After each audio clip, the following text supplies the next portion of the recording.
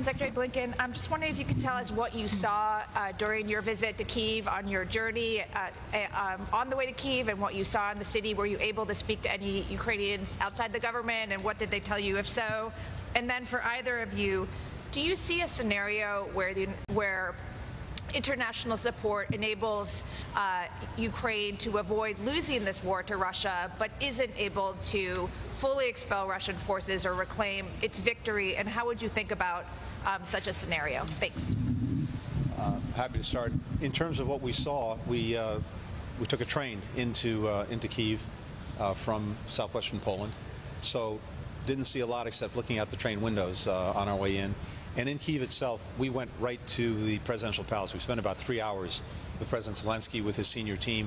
That was the entire focus of our visit. We wanted to focus on the work that needed to be done in looking at the game plan that we have, how we're moving forward across all of these different lines of effort. So that was the entire focus. There wasn't much of an opportunity to talk to average Ukrainians. We certainly saw people on the streets in Kiev, evidence of the fact that the battle for Kiev was won, and there is what looks, from the surface at least, to be normal life in Kiev. But that's in stark contrast to what's going on in other parts of Ukraine in the south and the east, where the Russian brutality is doing horrific things to people every single day. In terms of wars won and lost, again, I come back to the proposition that in terms of Russia's war aims, Russia has already failed, and Ukraine has already succeeded, because the principal aim that President Putin brought to this, in his own words, was to fully subsume Ukraine back into Russia, to take away its sovereignty and independence. And that has not happened,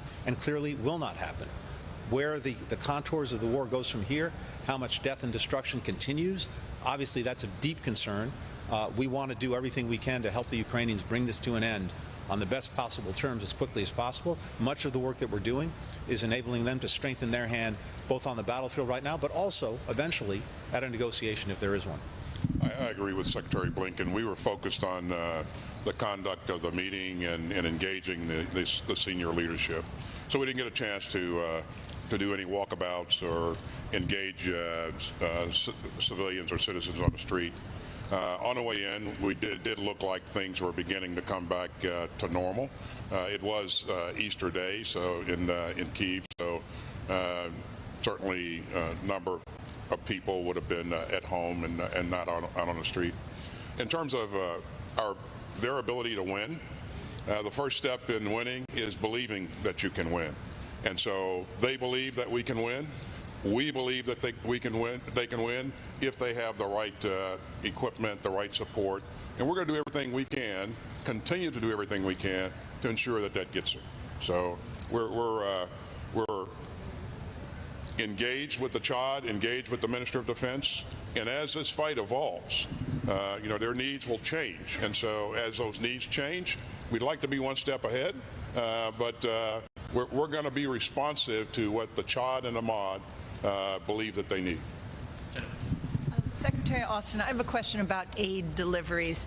How are you tracking the Stingers and the Javelins and those sensitive weapons? We're seeing more and more imagery of those weapons falling into the hands of Russian-backed forces in Donbass. Do you have a plan to track those weapons?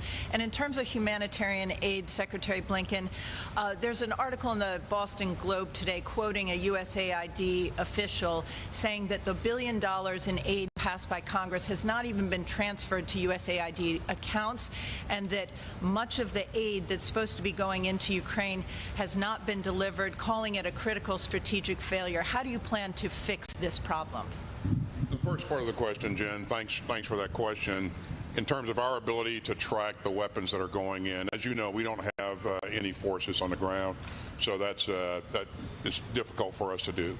We did have a very good discussion with both the Chad and the President, Minister of Defense, on the necessity to make sure that that those weapons are tracked, and as best possible to make sure that they're protected from falling in the hands of adversaries. Now, when you're in a fight, as you know, if a specific battle is lost, then you have less control over that, over your ability to control items. But they are focused on this issue, and they know we are concerned about it, and we'll continue to engage. So. And Jennifer, in terms of the humanitarian assistance, Hundreds of millions of dollars of assistance has already gotten in, not only to Ukraine, but to surrounding countries that are caring for Ukrainians who've been displaced, who are refugees. Literally every day as we speak, aid is going in. This is aid. If you're here in a few hours, this won't be here. It's going to be on a plane, on its way, or some other means, on its way to Ukraine, and then it is dispersed throughout the country. We've had detailed conversations with our Ukrainian partners about making sure that once the assistance gets into Ukraine, it then is dispersed, as Secretary of Defense was saying about the weaponry, in an effective way. And if there are bottlenecks there or challenges there, we're working through them. But what I'm seeing, at least, is that aid is getting here and other distribution points. It's getting out the door incredibly quickly. Again, this place is going to look different 5 or 6 hours from now than it does right now. Will. Thank you so much. Secretary Austin, you mentioned, keeping abreast with what the Ukrainians need. We've seen, certainly some 155mm howitzers and other things being processed through here. What did President Zelensky say he needs next? And for Secretary Blinken, I understand you may have spoken with the UN Secretary General about his upcoming visits. What is the strategy for engaging, for his engagement or for world engagement with Moscow and with Kiev to see it into this thing? As you've heard us talk or say in the past, recent past, the nature of the fight has evolved because the terrain that they're now focused on is a different type of terrain. So they need long-range fires. You've heard them express a need for tanks. And we are doing everything that we can to get them the types of support, the types of artillery and munitions that will be effective in this stage of the fight. And so we'll get a chance to, we've done a lot. As you know, you've seen what we've done here in recent past with the recent $800 million authorization provided by the President. Allows us to provide 5 battalions of 155 howitzers, hundreds of thousands of rounds of artillery. And so we're also engaging our colleagues in other countries for the same type of capability. And we see indications early on that they're going to be many countries are going to come forward and provide additional munitions and howitzers. So we're going to push as hard as we can, as quickly as we can, to get them what they need. This will be a great topic of conversation for our meeting tomorrow as we go down to Ramstein. And in terms of the Secretary General, I spoke to the UN Secretary General on Friday, and he is heading to Moscow early this week.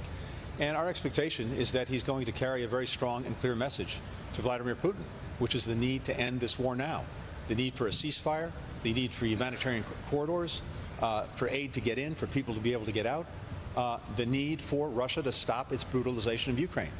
It's a clear, direct message that he should be carrying on behalf of virtually the entire international community. John. Are you defining America's goals for success any differently in Ukraine now than you were at the beginning of this war? And if so, what are those goals today?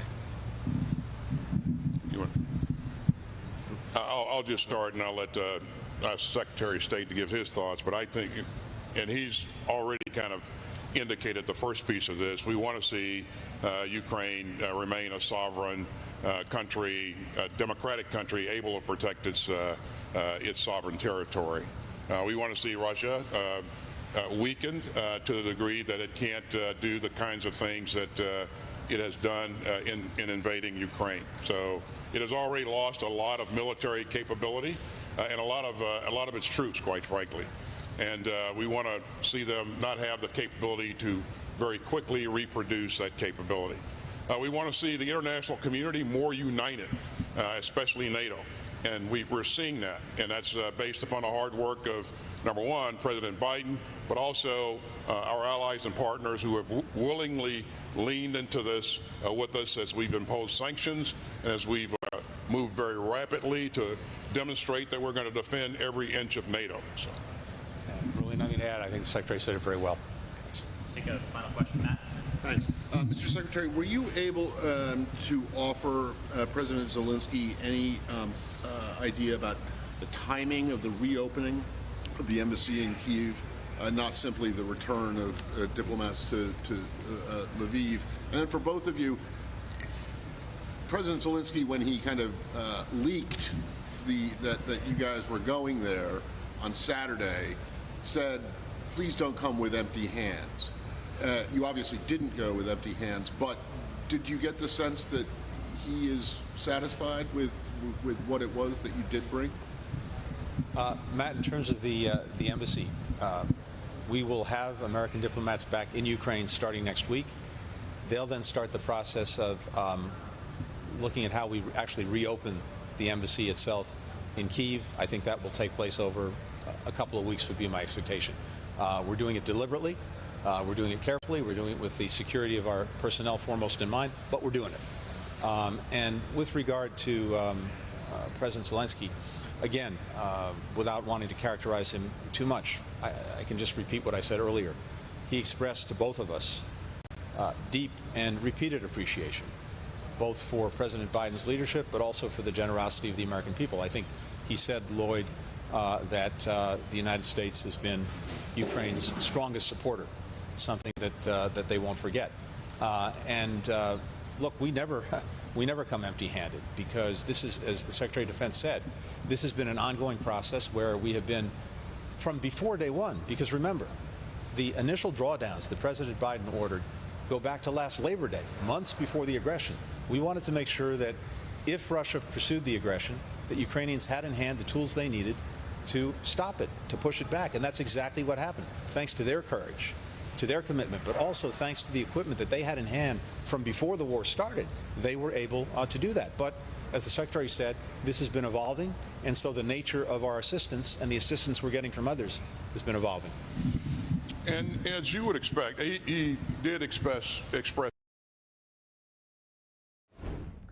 All right, so abruptly ending right there. You're watching live now from Fox 7 Daytona Everett. You were listening in to Secretary Blinken and Secretary Austin after their meeting with President Zelensky of Ukraine here. We'll recap that in just a moment, but want to play for you a little bit of video as President Biden has arrived back at Joint Base Andrews today, returning to Washington after spending the weekend in Delaware. Before heading back to the White House, though, Biden expressing his happiness over the results of the French election. He also went on to say that while he hasn't yet spoken to Secretary Blinken or Secretary Austin about their meeting with Zelensky in Kiev, he did say he thought the meeting went well. After Blinken and Austin's meeting with Zelensky, the U.S. vowed to provide another $700 million in military financing, also announcing the U.S. Embassy in Ukraine will be reopening soon. Let's play out those remarks for you from Biden. Well, feel good about the French election, number one. Number two, I tried to talk to him last night. We've spoken to staff, but he was at the Eiffel Tower having a good time. So I'm going to be talking to him today. And Mr. President, did you speak with Secretary Blinken or Secretary Austin after their trip to Ukraine? We're going to be doing that now. I spoke to him before and on the way, but I haven't spoken. What did you think of their trip? And what did you think of their trip? How do you think it went, sir? Good. You okay? Said it went good. So it went good. Okay, so he says he thinks it went good. That is all that we've gotten from President Biden there. Of course, there was a White House briefing earlier with the press secretary. We'll be getting into that as she dove into lots of topics today, including the expiration of Title 42. We'll get into that later here. But as you heard from both the secretaries, Ukrainian President Zelensky really vowing that he says they're going to win this war, and with the help of the United States, he thinks that they will be able to achieve that goal fully. Fox News correspondent Griff Jenkins reports from Kiev with the latest on that. Russia has already failed, and Ukraine has already succeeded. It's a high-profile visit that was shrouded in secrecy. The Secretaries of State and Defense meeting with Ukrainian officials as the Russian invasion entered its 61st day. President Volodymyr Zelensky says it's an important sign of solidarity with a key Western ally. We consider the United States to be a leader among those countries that are future guarantors of Ukraine's security. Secretary of State Antony Blinken announcing American diplomats will return to Ukraine, eventually hoping to reopen the embassy here in Kiev in the coming weeks. And Defense Secretary Lloyd Austin unveiled another military aid package worth $713 million. With more possibly coming as the fight for the Donbas region intensifies. You should know, the people of Ukraine should know that we will continue to do everything possible to ensure that you're successful.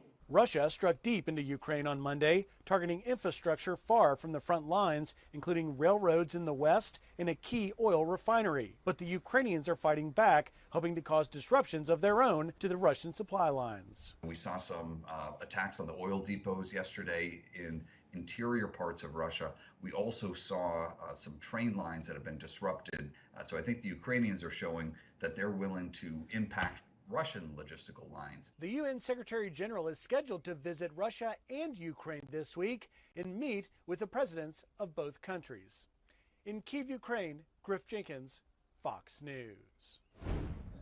Great reporting right there. Want to alert you of some breaking news that we are following here. There should be a press conference starting at any minute. This is regarding, unfortunately, the body of a 10-year-old Wisconsin girl who went missing yesterday evening.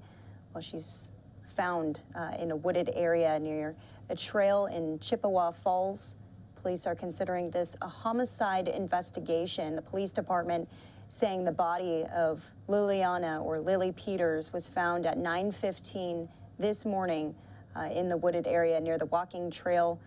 And they're going to be giving us an update here as they get set up. We're going to take one last commercial break for the hour here. Hopefully it'll get underway in the next couple of minutes. You're watching Live Now from Fox. We'll be right back.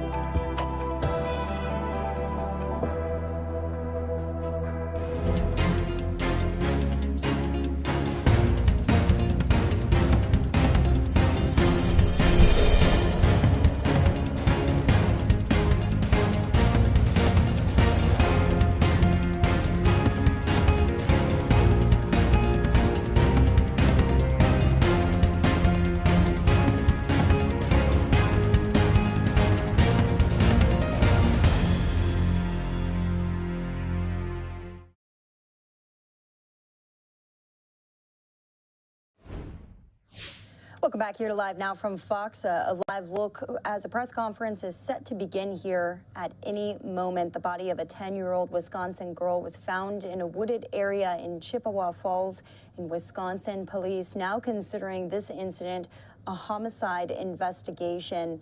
The body, again, was found in a wooded area on Sunday evening, or she went missing on Sunday evening. The body was found this morning here. The Chippewa Police Department to hold an investigation press conference here, give us the latest details, as this is clearly a developing breaking news situation. We'll be taking that live for you here in just a minute, but as we await that, we want to go into some of the other top stories of the day as we are following, again, the crisis at the border as the expiration date for Title 42 is looming, and many lawmakers making their way to the border themselves to see what the situation is. Fox's Madeline Rivera brings us this report. With less than a month before Title 42 is expected to end, House Republicans are stepping up their efforts to push the Biden administration to keep it. A country without a secure border is not a country. A delegation led by House Minority Leader Kevin McCarthy toured Eagle Pass, Texas Monday, warning the crisis at the southern border is about to get even worse if the policy is overturned. There were more than 221,000 encounters with migrants along the southwest border in March, 33% higher than the month before. It is a mistake at this point to end Title 42 because it will create a massive influx of immigrants. The Department of Homeland Security says it is taking steps to try and mitigate the expected surge. But more Democrats, especially those facing tough re-election bids in the midterms, are turning against the administration's decision to lift Title 42. Right now, some of the actions by the administration is not helping Democrats. Though Democrats are split on the issue, they agree what's truly necessary is comprehensive immigration reform. Title 42 was a policy that was designed to prevent COVID spread. It can't be a Band-Aid to immigration policy. In a new letter Monday, top House Republicans doubled down on their criticism of Homeland Security Secretary Alejandro Mayorkas. He's expected to be grilled about the border during a House Judiciary Committee hearing on Thursday. In Washington, Mallory Rivera, Fox News. And let's go out now to that press conference in Wisconsin as Chippewa police are updating on the body that was found of a 10-year-old missing girl that went missing this weekend. Here's the latest. We've established a tip line, and we encourage anyone with information to call the tip line at 1-800-263-5906. And again, that number is 1-800-263-5906. Our investigators are following up with leads and tips actively. The people of our community are honest, hardworking, and kind-hearted. It is almost impossible to believe that something this horrific could happen in our city, and an event like this threatens our sense of security. However, I believe we will come together as a community to overcome this fear. A number of resources are being utilized in the search for answers in this tragic case. We currently have representatives from the Wisconsin Department of Criminal Investigations, the Wisconsin State Crime Lab, as well as many local law enforcement agencies assisting in this investigation who are working tirelessly to uncover the truth. We also have victim advocates who are working with the family. I would ask in closing that if anyone has any information about this case, that they please reach out to that tip line. And again, that's at 1-800-263-5906. There's a few questions. I will try to answer some of them. Chief Calum, Courtney Godfrey with Fox 9. You said you want people to remain vigilant. The school district even came out and said, parents, if you can, pick up your kids, don't let them walk or bike. It sounds to me like you think this person could still be around, that people may be in danger. Can you just expand on that? Well, the simple fact is that we have not made an arrest in this case, so the suspect is still at large. So in that case, we just want to be extra vigilant and make sure that if there are any tips, anyone has any information, to go ahead and call that tip line. We have a lot of investigators that are working on those all the time. Chief, could you talk about a timeline possibly? We saw in the release that 9 o'clock is when a family member called, but could you please just describe when she was last seen, when she left her aunt's home, help folks know what they should be looking for, as a certain time from yesterday? Sure. I can appreciate asking that question, and those are things that everyone wants to know about. But timelines and things like that are really things that are speaking about this active investigation, and I can't really go into those right now. How quickly were you able to determine that this was a homicide investigation? Once we located the deceased, at that point, to transition from a missing person into what we believe to be a homicide investigation. Based on evidence at the scene? That was at the point that we made the decision to transition that. So I can't speak as to what the evidence is or specifics as to that decision making, but why we went to that decision. But that was at that time. Is that a route that she would have taken home then from her aunt's house to her home? And again, those are things that our investigators are still looking into, conducting interviews and things of that nature. So I don't have any more information on that, unfortunately, right now. At this point, we're not saying cause of death. We're not saying how or Were there obvious signs of what caused the death? At this point, no, we're not saying that. We're only a day into the investigation. This is a major incident, and we want to make sure we do it correctly, properly. And at this point, we don't have that information to give out. Is there any indication as to whether the suspect knew really if there was any prior knowledge of who she was? Right. At this point, we really can't say because, again, we're developing that information right now. Our investigators are following up on leads, and I don't really have anything to give out on that particular case. This is pretty scary for this community, for parents especially. What can you say to parents in Chippewa Falls tonight? What I would say to parents in Chippewa Falls is that Chippewa Falls is a safe community. This is a very rare occurrence. However, we have to be cognizant to the fact that it will require some additional vigilance here today. So I guess that's what I would say at this point. Well, Chief, you told the community that there could be a danger out there and to be vigilant, right? What do they need to be vigilant for? What should they be looking for? What are the things that should concern them right now? That's a good question. Anything that's suspicious. Things that are suspicious, based on some of the information maybe we've already given out, if they think something might be relevant to this case, they should really call that tip number. So I'll take one more question. Chief, Lion Google said that they're cooperating with your investigation. Can you tell us anything about surveillance video or anything that's available from their property? Our investigators are following up on all leads, and Lion Googles has been helpful in providing us a location to stage, and we're looking into those areas as well. So, okay, thank you very much. Thank you, Chief. When's the next press conference? We will have to get back to them. Okay. Okay. Yep, that was. All right, so no word on when the next press conference will be. Chippewa Police giving this update as we are just now getting video in of 10-year-old Lily Peters, who was found at 9:15 this morning in a wooded area near Walking Trail in Chippewa Falls. Again, that body unfortunately being discovered today. She went missing on Sunday evening. They're asking for any help from the community here as the investigation is now being labeled as a homicide incident after a pretty devastating weekend out in Wisconsin in general. Lots of crime is what we're hearing from officials here. So just some of the video from the scene, and we'll keep you updated as we get more information in here. A pretty short press conference from Chippewa Police, but this is chopper video and overhead view of the location that she was found here. So more to come on that. More to come here on Live Now from Fox. We'll be right back after this commercial break.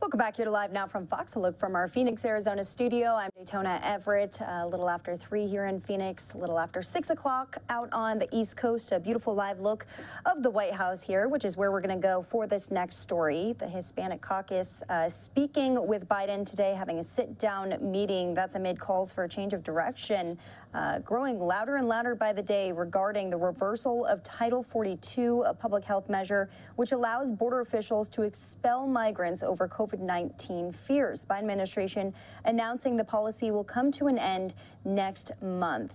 Republicans in total opposition, a group of them traveling to the border to make their case about why it should be kept in place. And now we're getting in this tweet, the latest from the Attorney General out in Missouri, a lawsuit originally filed by Missouri, Louisiana, and Arizona. They have obtained this temporary restraining order to keep Title 42 in place. They say this is a huge victory for border security, but the fight continues on. So this is, again, majorly a Republican initiative here being seen with some pushback from the other side of the aisle here. We're going to hear from a bipartisan group of lawmakers, the Hispanic caucus, outside of the White House today regarding Title 42 and the situation at the border. Let's take a listen. Our deputy chair, as well as our vice chair of diversity and inclusion, Adriano Espaillat, our vice chair of communications, Teresa Leger Fernandez, touched on our proposed set of executive actions on immigration reform, because we know the time is now to modernize our broken immigration system, boost our economy, and let our communities know that they are not forgotten, no son olvidados. We have our Vice Chair of Member Engagement and Steering, Representative Tony Cardenas, who made sure our students had a voice at the table and presented policy solutions to help level the playing field for Hispanic students. And then we close with Vice Chair of the Democratic Caucus, Pete Aguilar, with a discussion on the importance of quality health care for our Latino communities. Our members will speak shortly on each topic. I want to emphasize the urgency of securing a pathway to citizenship for the farm workers and meat packers who fed America, the construction workers who build American cities, the restaurant and hotel workers who serve our families, and the nurses, doctors, and healthcare workers who have cared for us during this public health crisis. So overall, the executive orders and actions presented will inspire younger generations to engage with us and the Biden administration, empower them, and send a clear message that they are not forgotten, no son olvidados, y que no nos vamos a rendir. With the administration, we will work to ensure that Hispanic communities across the country understand the impact of historic legislation like the American Rescue Plan and the bipartisan infrastructure law that the Biden administration has pushed across the finish line. And thanks to their investments and the CHC advocacy, Hispanic communities across the country will see improvements in their quality of life. El mensaje es que estamos aquí, no nos vamos a rendir. The American issue and American story is the Hispanic story. The Hispanic story is the American story. The Hispanic issues are American issues, and that's why our caucus is dedicated to continue moving forward to improve the lives of all Americans and Hispanic families throughout our country. We thank the Biden administration for meeting with us today and look forward to working together to continue to deliver for Hispanic communities across the country. I'd like to invite the Deputy Chair of the CHC, Representative Nanette Barragan, to give a few remarks. Thank you. I just wanted to highlight the issue that I spoke about, which was Title 42. Thanking the President and the CDC for working on this issue. And now that there's vaccines and there's testing and other ways to handle COVID, as we've seen across the country, and the mask mandates coming off, to stick with the date that was announced of the removal of Title 42, which is May 23rd.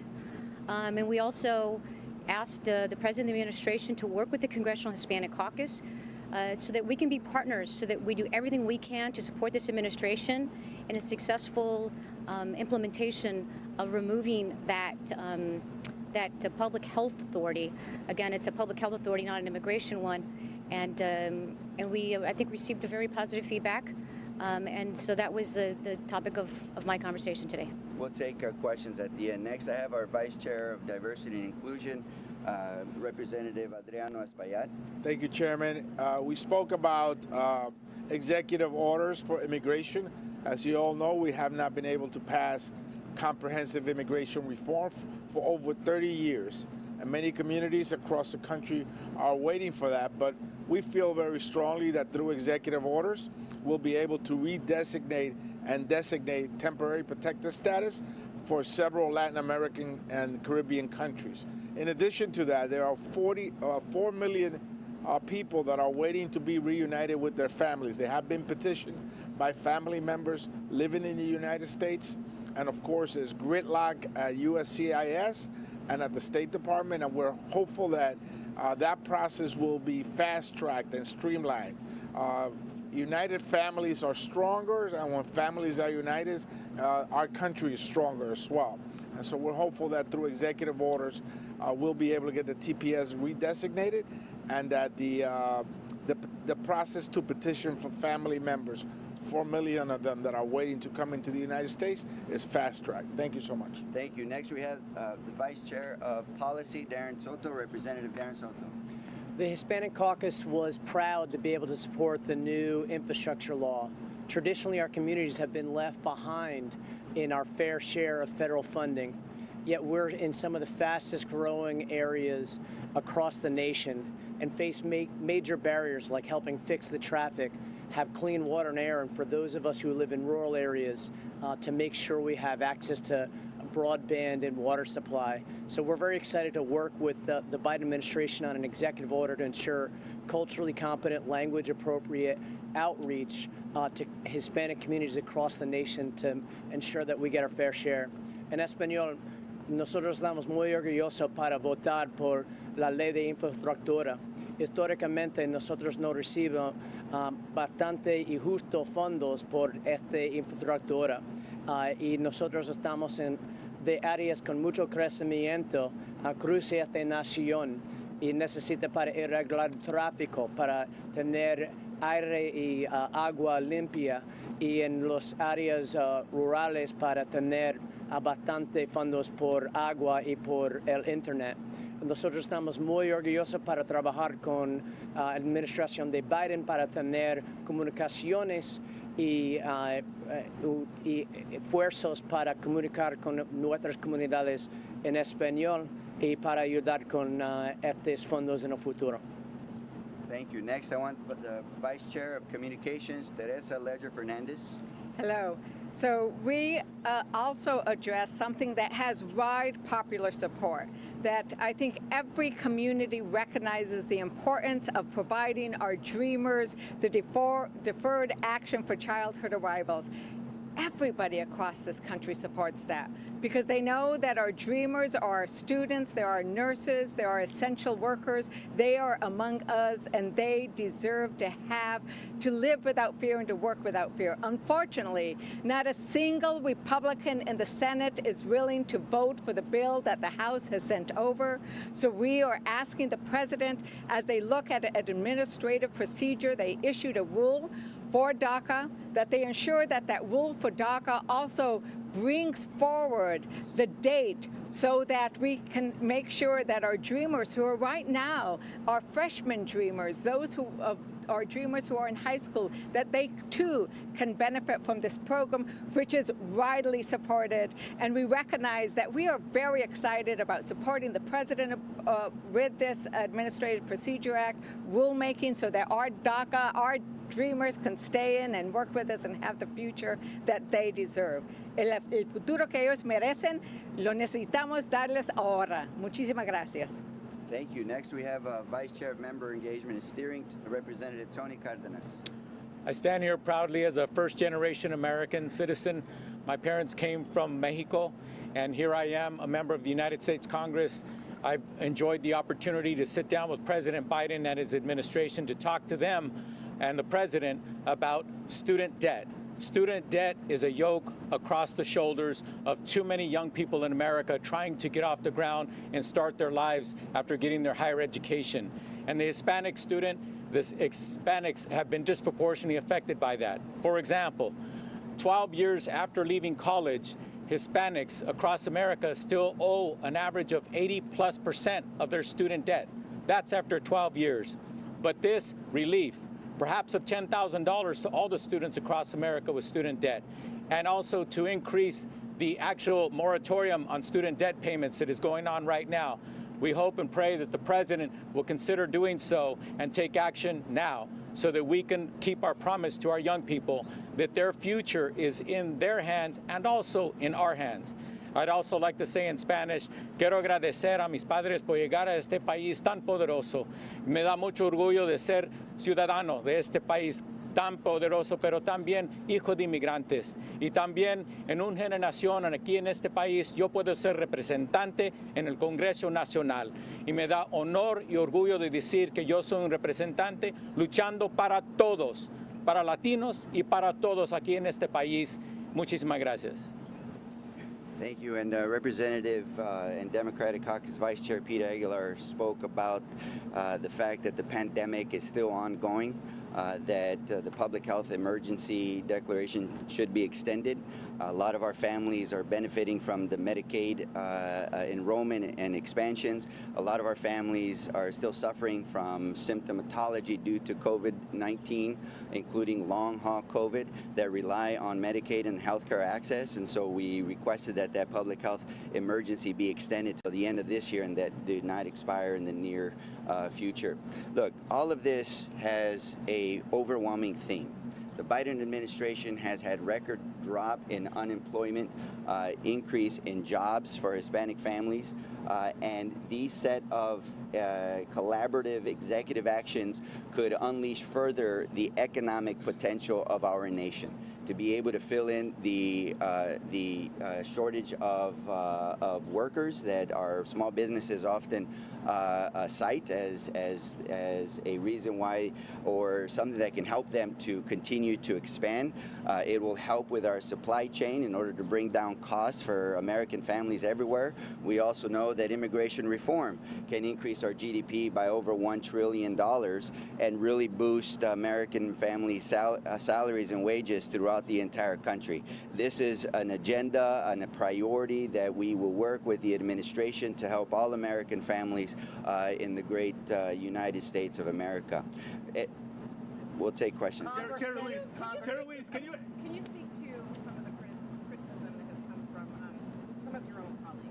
Congressman Cuellar is saying, for example, that the president is not listening to border communities. You've heard this from others along the border when it comes to Title 42. Secretary Mayorkas is publicly complaining to members of Congress, saying that border and Catholic charities are already overwhelmed and that the onslaught, that what is expected to be a large number of people coming forward come May 23rd is going to overwhelm an already burdened system. Can you speak to those expressed concerns? And also, did you get a sense that the White House has a specific plan? Did the president detail any kind of specifics on what they are going to do about what their own administration says will be a large number of people coming 23rd? So the Congressional Hispanic Caucus made it very clear that the Title 42 policy is a public health emergency policy that was instituted under the Trump administration during his hate and fear anti-immigrant agenda. And that because we have changed the face of the pandemic due to the heroic efforts of the Biden administration, the American Rescue Plan, and Congress being able to fund the vaccines to put kids in school, shots in arms, money in people's pockets, people in jobs, that we are in a different position now than we were in the past. There's ample vaccines available. There is the ability to test and quarantine that work. And so Title 42 should be lifted, and that we should focus on border management policy in order to make sure that they have the resources in order to move forward. In terms of plans, the details will soon be forthcoming with Secretary Mayorkas, who is going to be on the Hill. Yes, sir. Why isn't Alexandria Ocasio-Cortez ever invited to these meetings at the White House? If the Hispanic Caucus wanted to leverage its full might, why not bring the member with the biggest platform to speak here? Well, I think that the CAC leadership was invited to come, and so we just came. So next. Did the president specifically address during your meeting some of these concerns that have been raised by some of your colleagues, including Democrats, about the administration's preparedness as it gets ready for Title 42? You know, we talked about preparedness, we talked about border management, we talked about the importance of funding and resources that are needed, and so those conversations happened. We also talked about the importance of the public health approach with vaccinations, tests, and quarantine. We've set up a specific task force that is looking at the border management issues in the next coming months, which is going to be led by Representative Nanette Barragan, who's also the chair of the subcommittee in the Department of Homeland Security that addresses the border. What is the view of the caucus? What is the view? What is the view? Congresista, ¿podría usted explicarnos? Hace unos minutos se conoce que hay una corte que ha decidido en favor de Missouri, Louisiana y otro estado, impidiendo que el título 42 sea suspendido. Significa que el título 42 se va a mantener al menos por ahora, posiblemente pasado el 23 de mayo. ¿Le preocupa a usted que esa decisión impida la intención que el gobierno tiene de suspenderlo? ¿Y le preocupa a usted el hecho de que más gente se sigue conglomerando en los campamentos? Usted ha visitado los campamentos que están del lado de la frontera de México, que se cree más hacinamiento. I can try in Spanish. Primeramente, estábamos en la junta con el presidente, yo no había visto la orden, yo soy abogada, pero todavía no la he visto. Lo que te puedo decir es, lo que me están diciendo es, esta orden del juez no dice que el CDC ya no puede decir que el Title 42 se puede quitar. Ellas no es que dice eso. Lo que me dicen, y todavía no lo he visto yo, es que no quieren que en el Departamento de Homeland Security empiece a hacer las cosas para eliminar el Title 42. Y eso es lo que dice el orden, que no pueden hacerlo. Pero quiero verlo y todavía no sabemos qué tan grande es el orden en todos los estados o qué vamos a hacer. Acaba de pasar, so quiero todavía ver el orden. I was going to ask the same question. Do you mind reiterating what you just said about this new Missouri temporary restraining order? Sure. So we have been in the meeting with the president and literally walked out and saw the headline. So as a lawyer, I can tell you I haven't seen the order. From what I've been told that the order says is, number one, we don't know the scope of the order. Number two, that it was a lawsuit over asking a judge to stop the Department of Homeland Security from starting to remove and into the phase of removing Title 42, does not give authority to have the CDC reverse the decision that they made.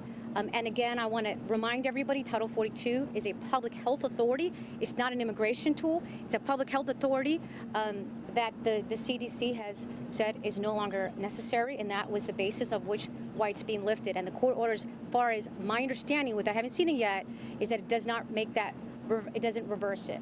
And Did the president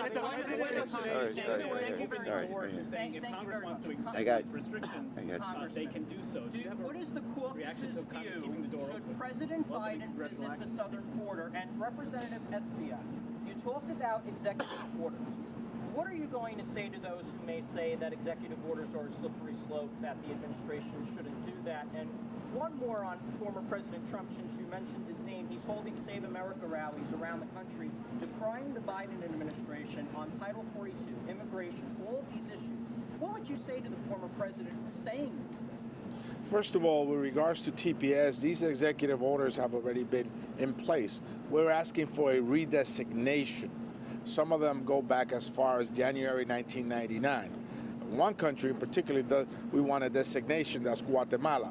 So this has been done in the past. And with regards to expediting family reunification, that's an administrative task.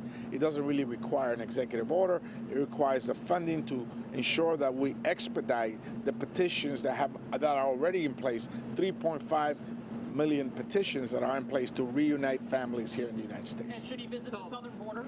That's the decision that the president will make. I think that we're going to end the conversation with this one. So, thank you. Thank you. Just the last question. Thank you. I think that's enough for this press conference. We have to get on our band. So I appreciate it. Remain in Mexico that's coming up before the court tomorrow. So once again, the Hispanic caucus right there coming out and speaking outside of the White House after a meeting with President Biden. And in regards to what they were saying at the very end there, this is what we're talking about, this lawsuit originally filed by Missouri, Louisiana, and Arizona. They are saying that they want to keep Title 42 in place, saying that this is essential for border security.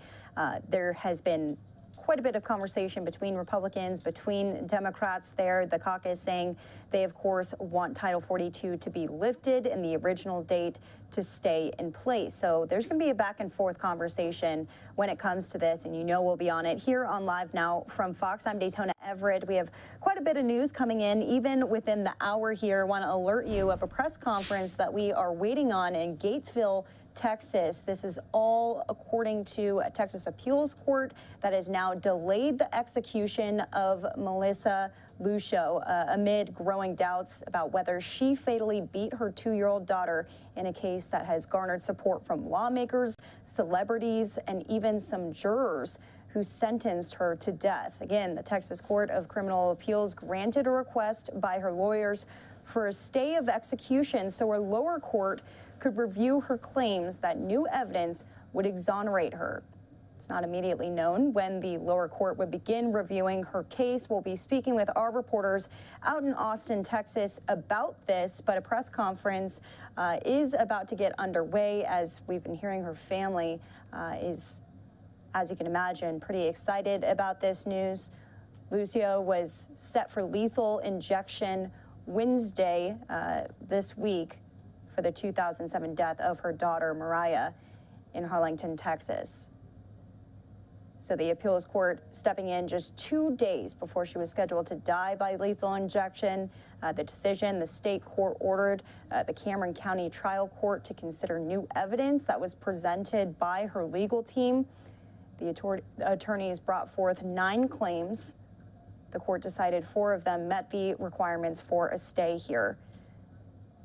So I believe we'll be hearing from her legal team and possibly some family members here as the media is there. They are present. They just rushed to the door, getting photos of some of the family members of Lucio. So more to come on that and more to come from across the country on all of the top stories here on Live Now from Fox. We'll be back after this 2-minute break.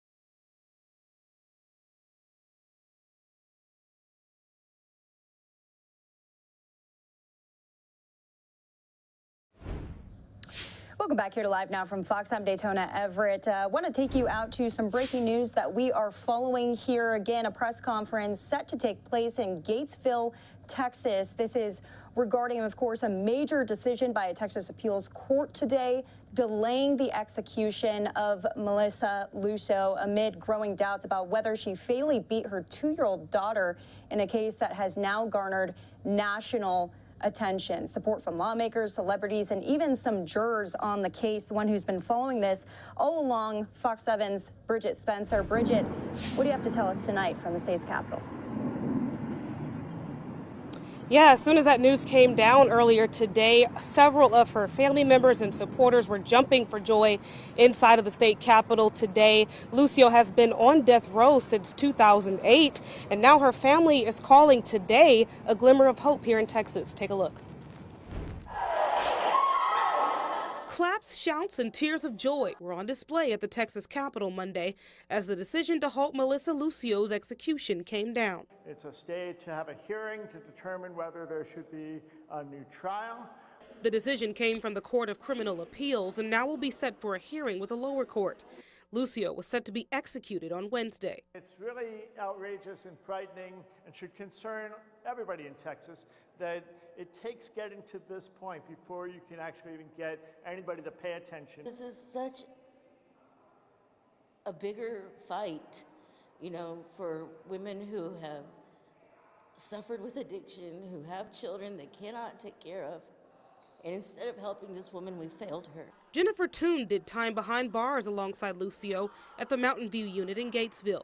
She was among many supporters calling for her immediate release while the case is being reviewed. This is not right. This is not who we are as the state of Texas. These are not our values, and Melissa deserves a fair trial.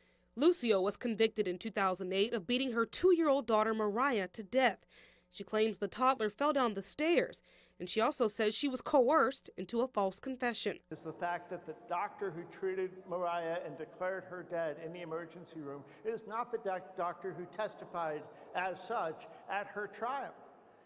The actual doctor that declared her dead and examined her said in one of these declarations in the appeals that he saw no evidence of child abuse. Supporters say political corruption on behalf of the DA at the time, Armando Villalobos, the new evidence, and the alleged coerced confession should all exonerate her. I'm happy to see a glimmer of hope from Texas. I cannot believe that it took this to do the right thing. And Lucio's case was also under review today by the Texas Board of Pardons and Paroles. They ended up stopping that review because of this stay that was issued by the Court of Criminal Appeals. And at this point, what's next? Well, a hearing will take place in Cameron County, and they're going to review all of this new evidence that her supporters say could exonerate her. To get back over to you. Yeah, we actually have those supporters speaking out right now. Fox 7's Bridget Spencer live for us at the Capitol in Austin, Texas. Thank you so much. Thank you. Well, let's go out to some of those supporters. You heard a few of them in her story right there, but this is live right now. Family members and just and community members as well speaking out. Let's take a listen. She is innocent. We know she's innocent. The court is going to show that she's innocent. We are really grateful and appreciative of all of the work of Kiev Shardle and all of the lawyers involved, the Innocence Project, everybody that has, Vanessa Potkin with the Innocence Project, and there's too many people. Richard Ellis, of course, is the primary attorney for Melissa Lucio. None of this, what happened today, would have been possible without the attorneys and without this crew and without this film. Amen. So we're grateful. And we're also waiting for Melissa to come home. Yes. So we have a number of people here. We're going to give you a moment to hear John and hear what he has to say, and Bobby and Michelle. But we hope you'll also hear what some of the other folks that are here have to say, because we've got organizers who have been working their butts off in Cameron County. We've got LULAC is here, so many others. So please, give us your attention to John Lucio.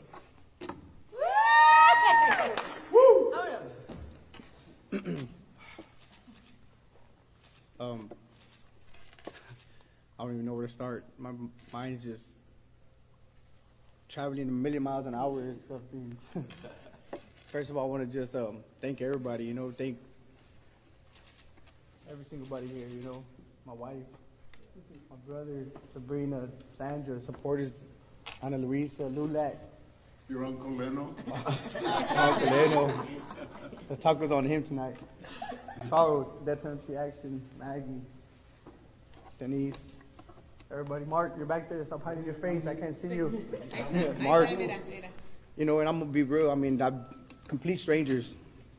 Complete strangers. Sabrina, the film director, Sandra from Arizona. I find it really, really amazing. We are all believers in God, and we believe that God sent these people in our lives. My mother's a big believer in God. Her prayer had been persistent like that widow in the Bible, and her prayers have been answered.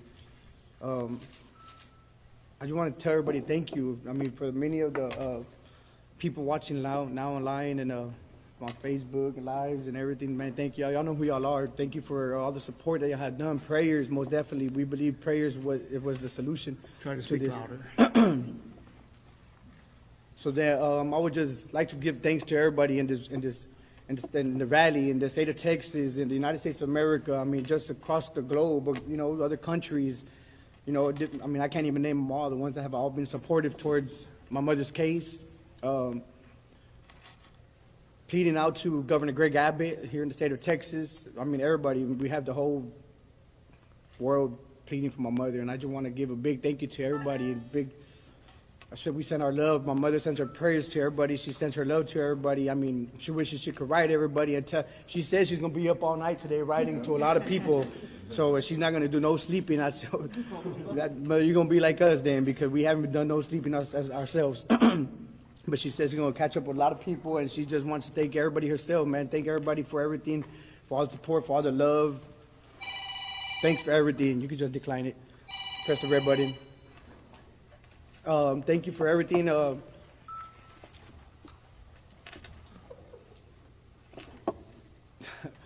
There's so much to say. I'm just trying to get in order. I'm sorry. I want to thank the legal team too. Above all, the legal team. They've done an incredible job.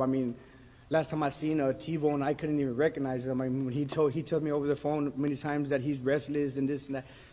I seen it in his face at the committee meeting in Austin, Texas, and it was just, he looks tired, and I believe everybody here in this team is tired. Everybody's been putting up these fights, and we're very thankful for it. T-Bone, we love you guys. Elizabeth, we love you. Tim, we love you. Grinch, we love you guys. Thank you for Richard Ellis, the lead attorney out of California. We love you guys. Y'all made this happen. We're just one big old team, putting up the fight for my mother, Melissa Elizabeth Lucio. Today, we got the great news. We're actually in the middle of an interview, and we got the great news. I got a phone call, and when we received that phone call, the phone call was T-Bone, the lawyer, and he asked me if I had received the great news. He asked me if I received the news, and I didn't know what the news was. And I said, no, sir, I haven't. And he says, your mother got a stay of execution. Yes. Right. She got a stay of execution, and she won't be heading to Huntsville Wednesday, which was, at that time, it was hard, like, April 27th is still there until when I see April 27th pass and it's April 28th, that's when it's really going to be, it's exciting, it's overwhelming, it's the same way she's been on execution with the death row, with the execution date, and it was hard for us to believe. Many people have asked if we had prepared for this. No, we haven't, the same thing with the stay of execution, April 27th is still there. We just live day for day, and we're just, we're going to believe in God, and we're going to continue believing in Him and keep our faith up with Him, and keep on fighting this fight till we bring her home. She's no longer going to be executed. And my mother will be free soon. And I just want to say thank you, and God bless everybody. Amen. Yes. What did she say when you shared the news with her? If you could kind of walk the experience Sure, not a problem.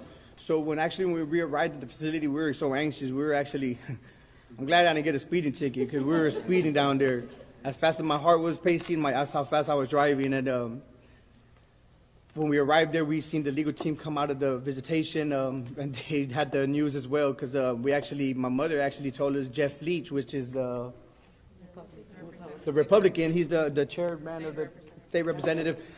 He's the one that actually called my mother, and the warden went down there and shared the news with her. And so Jeff Leach got to tell my mom. She calling? Oh. We can put her on the micro. Oh, that'll be nice. You think they'll let her? Bobby, can you put her on the micro? Bring my mom over here.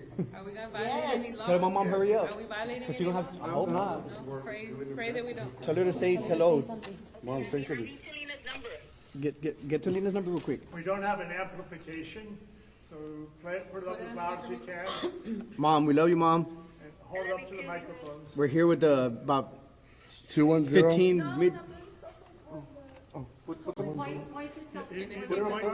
a second. Go ahead. Give the number away. Wait a second. Hey, we know. Relax. Everybody be calling that number. Now come back, Bobby. Come back, hurry.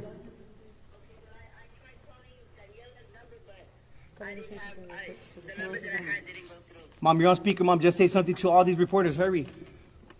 I just want to say thank you to everybody who has supported me and given me love.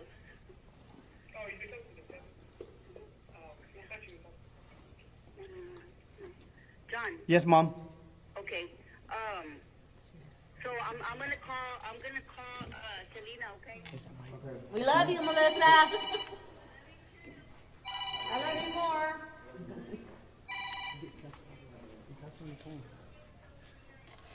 So where did I leave off? I'm so sorry, guys. My mother was just. You were speeding. The legal team had just walked out. Oh, so yes, the legal team actually walked out, and when they walked out, they came to celebrate with us. They had asked us.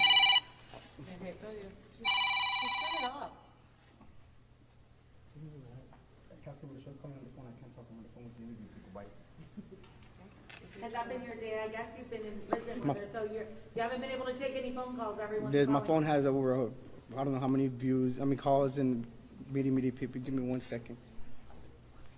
I'm sorry. Take your time. We ain't in no rush no more. That's what I'm talking about. I love you. So we arrived there. Sorry for the pause. We arrived there, and the legal team is out there coming out, and of course we see the excitement in their faces. You know, they're excited. They're as happy as we are. You know, these people actually love my mother too, just like these people here do. You know, and they come out and they shared the news with us as well, and we were like, yes, we're so excited. We had a big old hug, and it was just so exciting. I mean, it was just overwhelming in a positive, you know.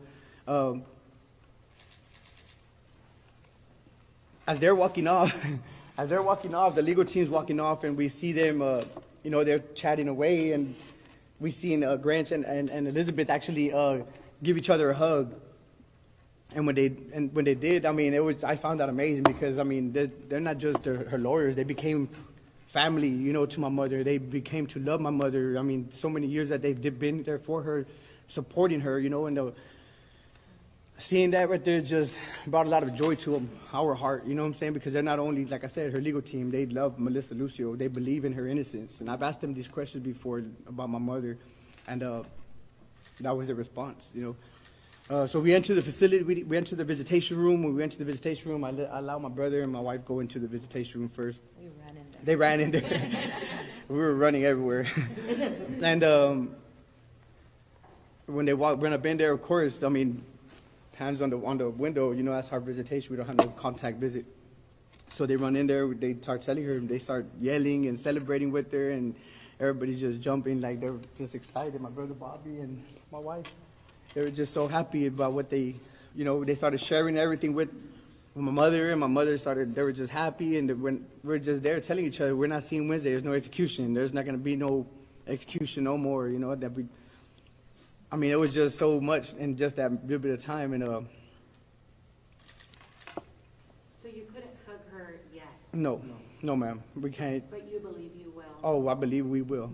there's no more execution. I don't see death penalty being her case anymore. You believe it when? When do you think that might happen? Honestly, we asked my mother the same thing. We talked about that. It's been 15 long years, you know, and so we said it ourselves. I mean, God forbid. I mean, but if it takes another 2 years, 3 years, 4 years, it really don't matter. I mean, we're gonna hug her regardless, you know. And I mean, it'll be soon because hug her. Yeah, I'm not too sure about that. We actually tried to request a hug today, and I don't think it was possible. But we'll find out. Legal terms, perhaps. I think what we can do is we can have legal counsel get a hold of you, because it's a little complicated. It's not as easy as some of us think, but and we're all trying to sort all of that out. So, John, can we hear from your brother Robert? Sure, not a problem at all. Y'all have any more questions? Anybody?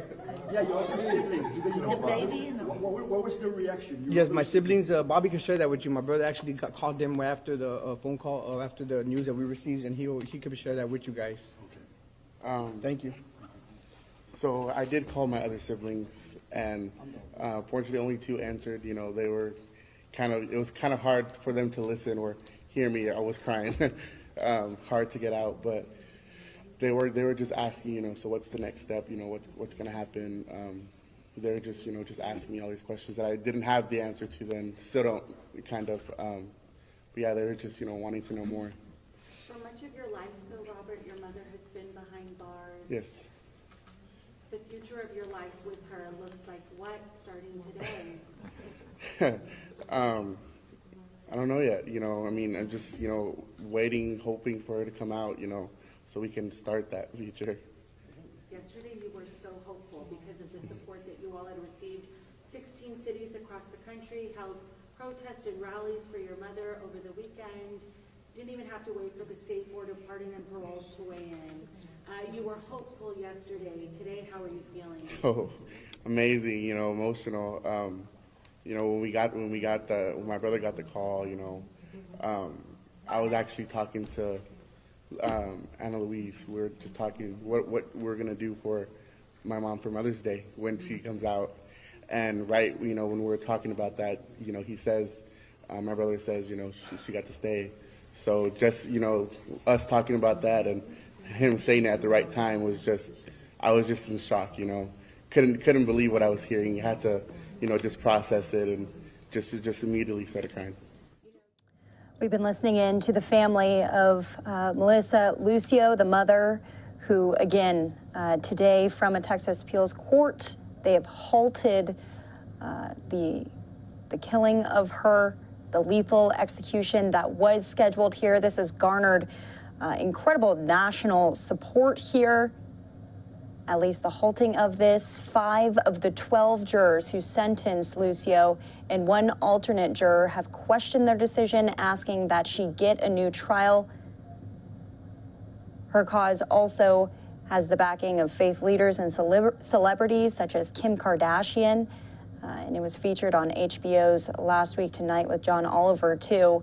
So this is just the beginning of this story for Melissa Lucio. Her family obviously hopeful that she will be fully released here soon. So we're going to step away from this for a moment here. We're going to go out to a quick commercial break. When we come back, another historic mission today coming in with the AX-1 mission here, a private space mission to the International Space Station, returning to Earth today. We'll have a live report from down on the ground when we come back.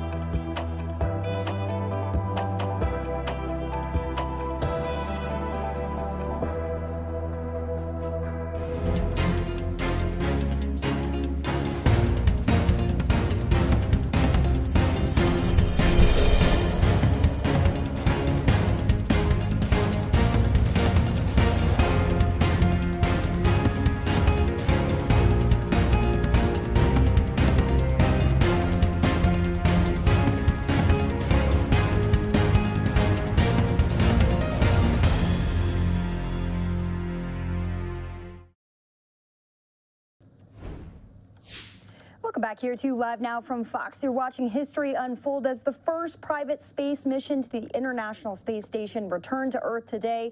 AX-1 is the first in a series of private space missions planned by Axiom Space and the first step towards the company's ultimate goal of building a space city. Fox's Caroline Elliott is live in Cape Canaveral, where the mission launched from in early April. Caroline, how did things go today? This is so exciting. Things went very well in Daytona. The crew landed safely off the coast of Jacksonville earlier today after an extended stay at the International Space Station. The mission was scheduled to last 10 days, but after a ton of weather delays, the crew ended up spending 17 days in space. And let me tell you, a lot of money and a lot of time went into making this possible. Now, the crew of 4 spent the last 9 months training and spent tens of millions of dollars for the ticket. During their time at the space station, the AX-1 crew completed 25 science experiments for partner organizations, including the Mayo Clinic. And these experiments serve as the first step to one day make living in space a reality. Long-term vision is to build a space city, right, where people actually can work, live.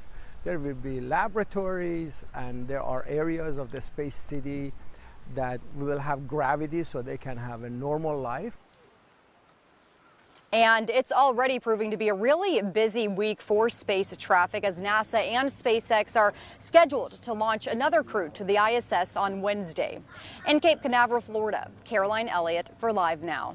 Well, Caroline, looks like a beautiful day for them to be touching down too, right? Absolutely gorgeous weather. That was actually an issue for, when they were trying to splash down was the weather. But because the weather was in good condition today, they were finally able to come back to Earth. Daytona. Good news on that front. We're actually going to play a little bit more of the touchdown, of the splashdown here, literally. So we'll listen in to some of the production from SpaceX a little bit earlier. Take a listen. There we go. We're seeing the drones deploy now. Live view from onboard Dragon Endeavour of those drogue parachutes. Capsule's going about 350 miles per hour. Nominal ascent rate for 2 healthy drogues.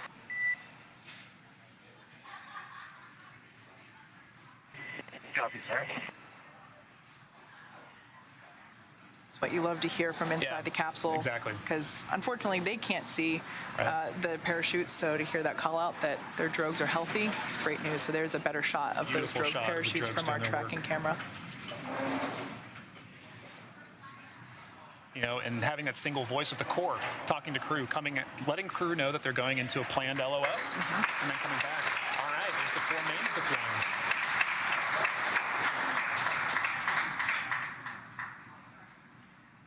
All right, so we have visual on 4 mains. So there we heard that confirmation of 4 mains deploying. And descent rate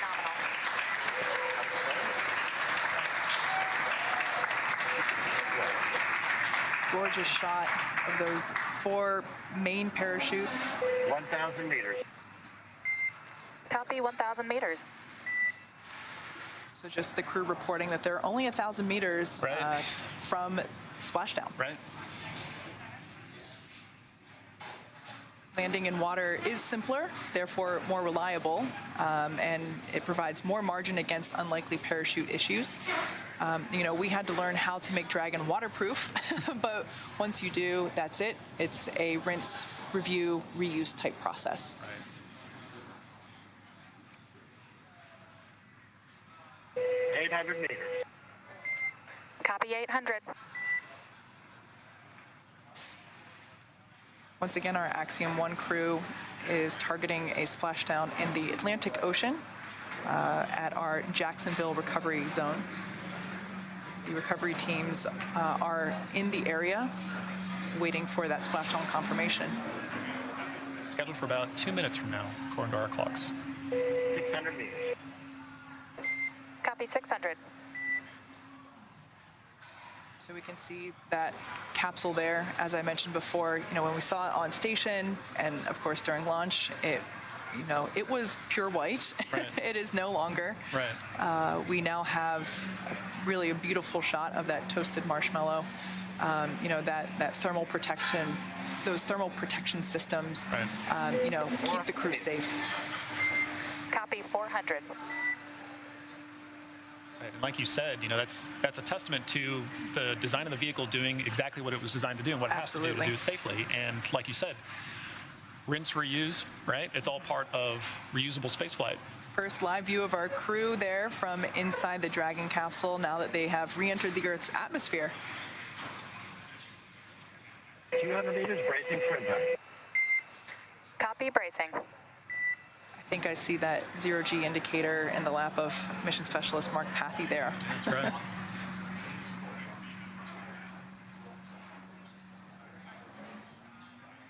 The crew is looking comfortable in their view that we saw there, ready to splash down just a few moments from now.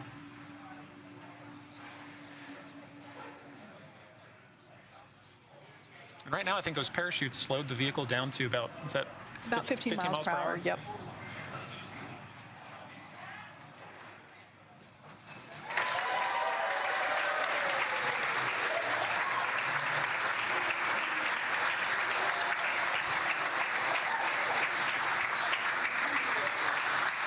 As you can tell by the cheers behind us, we can confirm that the Dragon capsule with the AX-1 crew has splashed down. Dragon Endeavour has returned home with the Axiom 1 crew. Dragon SpaceX, we see splashdown and mains cut.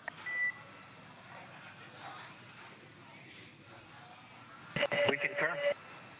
The SpaceX recovery ship and team that you see there on your screen has been waiting for Dragon splashdown, and they're now making their way to that location.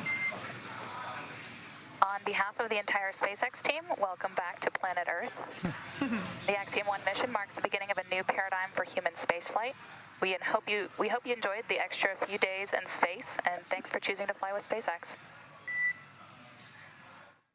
So pretty cool images right there as we just witnessed the splashdown. There's also some of the crew that was able to come in and speak a little bit as they stepped out onto Earth and ground here. Always interesting and cool to see that. We'll be playing it out later into the evening here, but we want to hit on some of the other news of the day. This one everyone's talking about, especially online. Tesla CEO Elon Musk reaching a deal to buy Twitter for $44 billion. The company's board has initially adopted a poison pill defense that would have made a takeover pretty expensive, but they decided to negotiate after Musk updated his proposal to show that he had secured financing. Under Musk's leadership, he's promising a more lenient approach to policing content, saying Twitter is not living up to its potential as a platform of free speech. So the one person that we thought to bring on, the co-founder, Mike Mathis, of First and 14th Institute. Mike, thanks for being with us here on the show. We always appreciate it. This has been the talker of the last weeks, the last month, probably over the past year.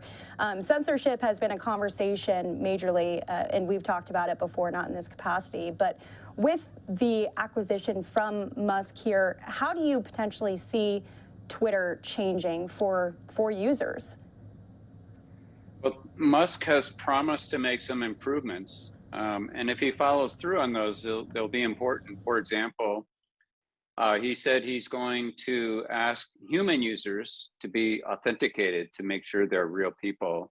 And by the same token, he says he will work to eliminate or reduce the spam bots, which are these automated, Twitter accounts that just spam people with responses or try to embarrass them and send nasty comments, all of that kind of thing. And he says he'll be fair to all users. So I think if he follows through on that, conservative users who have been unhappy with Twitter will come back and it could potentially improve the business. As a business, Twitter has not added value as a company literally since their IPO in 2013, and at the same time we've watched Facebook and YouTube, Google, and other companies increase their value tremendously. So I think there's every opportunity for Elon Musk to improve not only the user experience, but also the business for Twitter. So here's the thing, though, which is my thought. Just like any politician promising a lot of things, saying that they're going to put all these changes into place, do you think it's actually doable? Do you think that Musk will be able to follow through with a lot of these initiatives?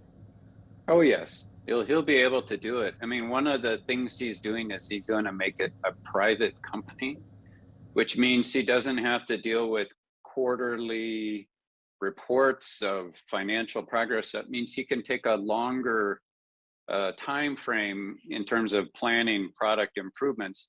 And he may have to make a lot of changes, you know, in the key people in the company in order to make it more equal and free as a platform and consistently applied rules. He can make it more transparent, so the rules are published, and therefore it'll be a lot more straightforward for users and Twitter to, when they have disputes about content moderation, they can see the rules as long as they're transparently published. You know, one of the problems today is it's not transparent, and when Twitter boots somebody off of the network or shadow bans them, which means they just lower their reach or the viral reach, people don't know why that happened. And so those are all improvements that I think Elon Musk can make for Twitter's experience. Well, one notable person booted off of Twitter, former President Donald Trump. There's a lot of speculation swirling around whether or not he'll be allowed back on Twitter, and if he would even rejoin. What are your thoughts? I think he would rejoin. I don't know, but I predict he will be allowed to rejoin. You know, he has a massive audience. It would be a huge news event for Twitter. I think Trump would like to go where the audience is the biggest. You know, he's looking for a big megaphone. I think this, if Trump is allowed back on Twitter, it will have, you know, a crushing blow to the business concept of Truth Social and Getter and some of the other platforms that have been launched in an attempt to attract those users who are kind of disenchanted with the kind of liberal bias of Twitter and other platforms. So if Twitter welcomes back these conservative users, for example, Mark Levin announced today he's coming back to Twitter. And if they let Trump back, I would be shocked if Trump doesn't take them up on that opportunity to go back and kind of say, you know, I told you, you should have never booted me off in the first place. It's unfair, and, you know, to use it as his personal megaphone. Well, you mentioned other platforms right there with some major changes possibly in the future for Twitter. Do you think that this will have an effect on Facebook, on Instagram, you know, on all of these other spheres that everyone's on as well? It will, especially if it's successful. If Elon is successful and Twitter grows and people become comfortable with the transparency rules that he's talking about, that will put pressure on Facebook, Instagram, YouTube, you know, Reddit, all the platforms will have to look at that.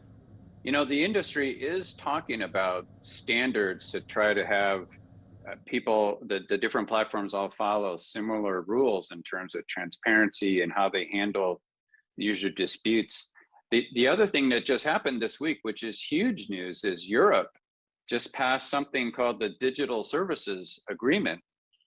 And this is kind of similar to the principles that Elon is talking about, but all of the platforms that operate in Europe will be required to make their algorithms transparent.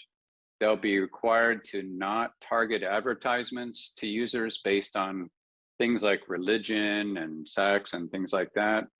And they will be required to remove illegal or criminal content. So there's a lot of changes coming to this industry, you know, obviously from Elon Musk and Twitter, but also from Europe passing these new rules, which will have a big effect on these global platforms. Well, I want to highlight from the White House today, the press secretary, Jen Psaki, was asked about this deal with Musk here, and she said, no matter who owns or runs Twitter, the president has been long concerned about the power of large social media platforms the power they have over everyday lives, has long argued that tech platforms must be held accountable for the harms that they cause. This is the response from the White House here with Musk. Do you think there's going to be any changes with new ownership? Changes from the White House? I think the White House did not express similar concerns when Jeff Bezos bought the Washington Post, or the fact that Mark Zuckerberg controls, Facebook effectively. So I think the industry, and the reason, as you know, the First and 14th Institute is created, the industry does need some guardrails, and all of the platforms need to follow consistent rules around content moderation and equal treatment for all users, and being transparent with their rules and their enforcement actions, and having an independent appeals mechanism. So I do think there will be movement on this. I've been very active on Capitol Hill. In fact, I was just there last week. And I predict, after the midterm elections, there might be some activity on this topic in Congress, at least. Well, we'll be watching that here on Live Now from Fox. Mike Mathis with the First and 14th Institute. Any last thoughts on this today? I'm excited. I think it's a great day. Elon Musk is saying the right thing, so we'll see if he follows through and makes Twitter more fair and transparent, as he's talking about. Yeah, exactly. The follow through is key. Well, thank you so much for your expertise. We'll talk to you soon. All right. Thank you. Bye. And we're going to continue to get analysis on this through the rest of the evening, as everyone is talking about. It could drastically change your user experience on Twitter and maybe some other platforms too. So more on that and more on the other top stories of the day when we come back here on Live Now from Fox.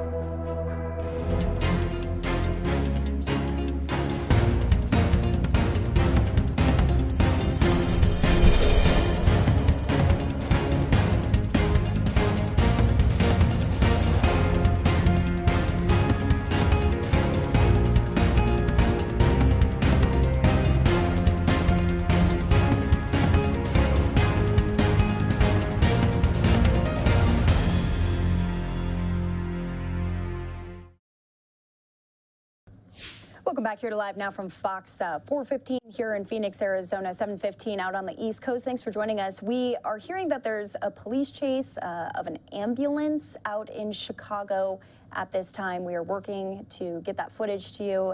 If we get it, we'll take it out live for you over the air. Haven't gotten any aerials of it quite yet. Just wanted to make it known to everyone. But we do have some other live events still going on. This is a press conference with the family of Melissa Lucio right now. Again, her execution now delayed after there's been growing doubts about whether she fatally beat her 2-year-old daughter to death. It's a case that's garnered support from lawmakers, celebrities, even jurors who sentenced her to death. Her family and the rest of the community speaking out here. We're going to listen in live out in Texas. Unjustly, you're treating the rest of us unjustly. Because when you see one of me, it's not just me. It connects to somebody else, and it's going to continue connecting. Because why? Because this is our community. Without unity, you have nothing. You have nothing. We the people. En español. Buenas tardes a todos. Les damos las gracias por apoyarnos. Let me go back to English. Thank you, everybody, for reaching out to the governor, to the reaching out to the Innocence Project, sending your text messages, your emails, your phone calls, sharing it, tweeting it, Facebook, all book. Every time you shared it, it meant something because it gave that seed, it planted that seed. John, we talked about a mustard seed faith. That's the smallest seed that there is, but when you look at the tree and how huge it is, it makes an impact.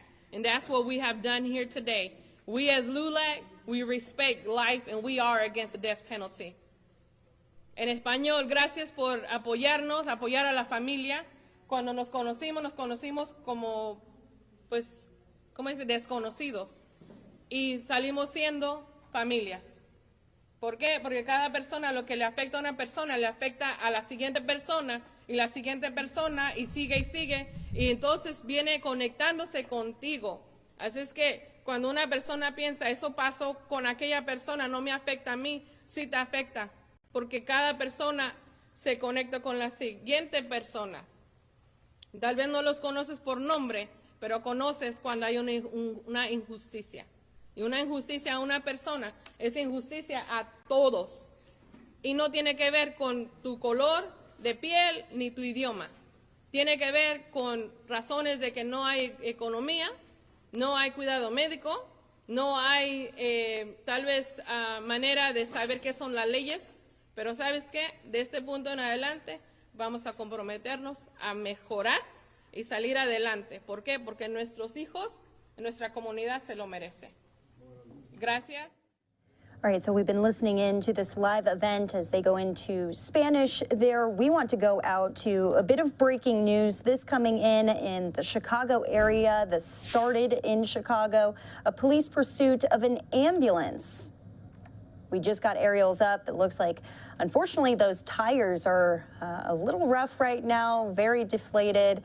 The driver putting his or her hand outside of the window, possibly signaling to someone, holding something. As always, we are live, raw, and unfiltered. Now police coming up on the side of the ambulance. We're not sure how this all started, but it is a Chicago fire ambulance there. As I said, the tires completely blown out. Now the ambulance pulling off to the side, almost coming to a complete stop. This is what we do. We take you out to live events. We take you out to breaking news as it happens. Viewer discretion always advised, although it does seem as though this driver is cooperating with police.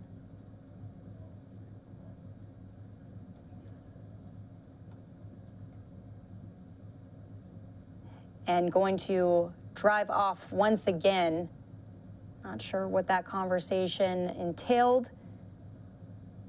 Also not sure how much longer this ambulance will be able to continue with several flat tires. That bottom left completely deflated and blown out.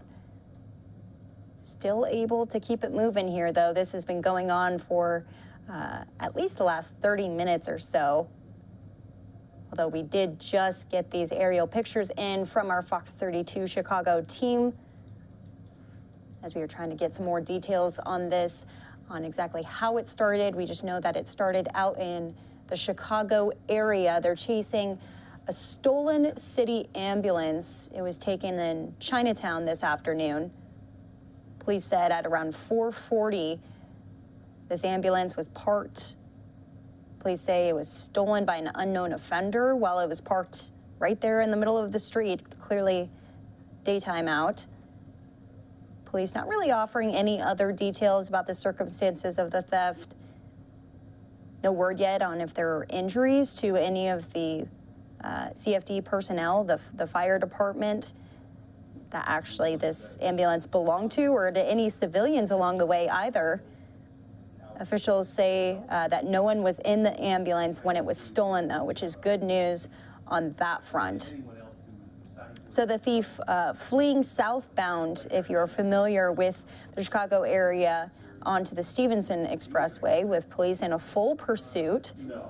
And then 6 o'clock, the ambulance making its way nearly to Braidwood. And then, as I was saying, the back left tire blowing out, now just driving on these rims here.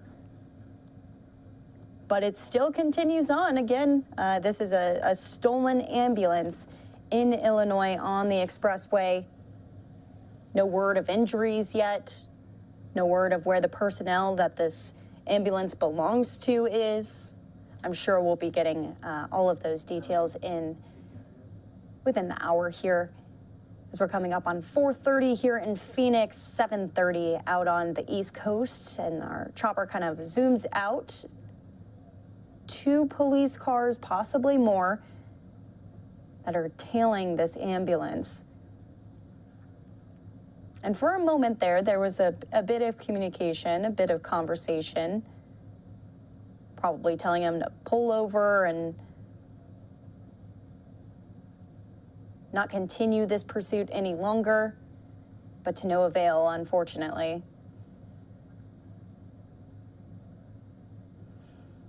We're also only hearing of 1 person in the ambulance. There could be more.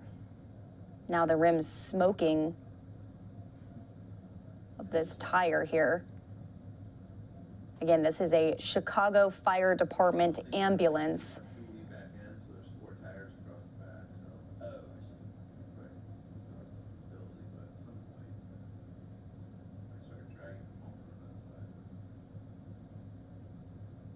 So this is going to be somewhat of a waiting game here on just how much longer this ambulance can push it. The driver just continuing along, even though police officers drove up next to them. The driver's hands kind of flailing outside of the window, holding what looked like a cell phone and talking and in full contact with the police officers, but then just continuing on its way here. As we said, though, thankfully, no one inside of the ambulance.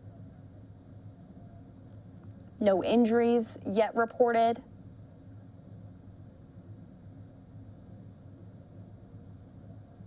Possibly more than 1 person in the front of the ambulance here. That's always the concern with police pursuits. Typically, we don't have as many pursuits out in Chicago. The majority of them out in Los Angeles. So this is definitely a new one, and also of a stolen ambulance. Luckily, not too many drivers on the road here, even though it's starting to get into rush hour. People going home from work. But not a lot of people out on the road on this Monday evening here. Do you know, like, is it driving away from Chicago? So again, this is aerial pictures from Fox 32 in Chicago here, driving along the expressway. It all started in the Chicago area, the thief fleeing southbound on the Stevenson Expressway. And then around 6 o'clock local time not long ago, the ambulance making its way to Braidwood. That's when the tires blew out, and still the truck continuing along here. Not taking the exit, just staying on the expressway.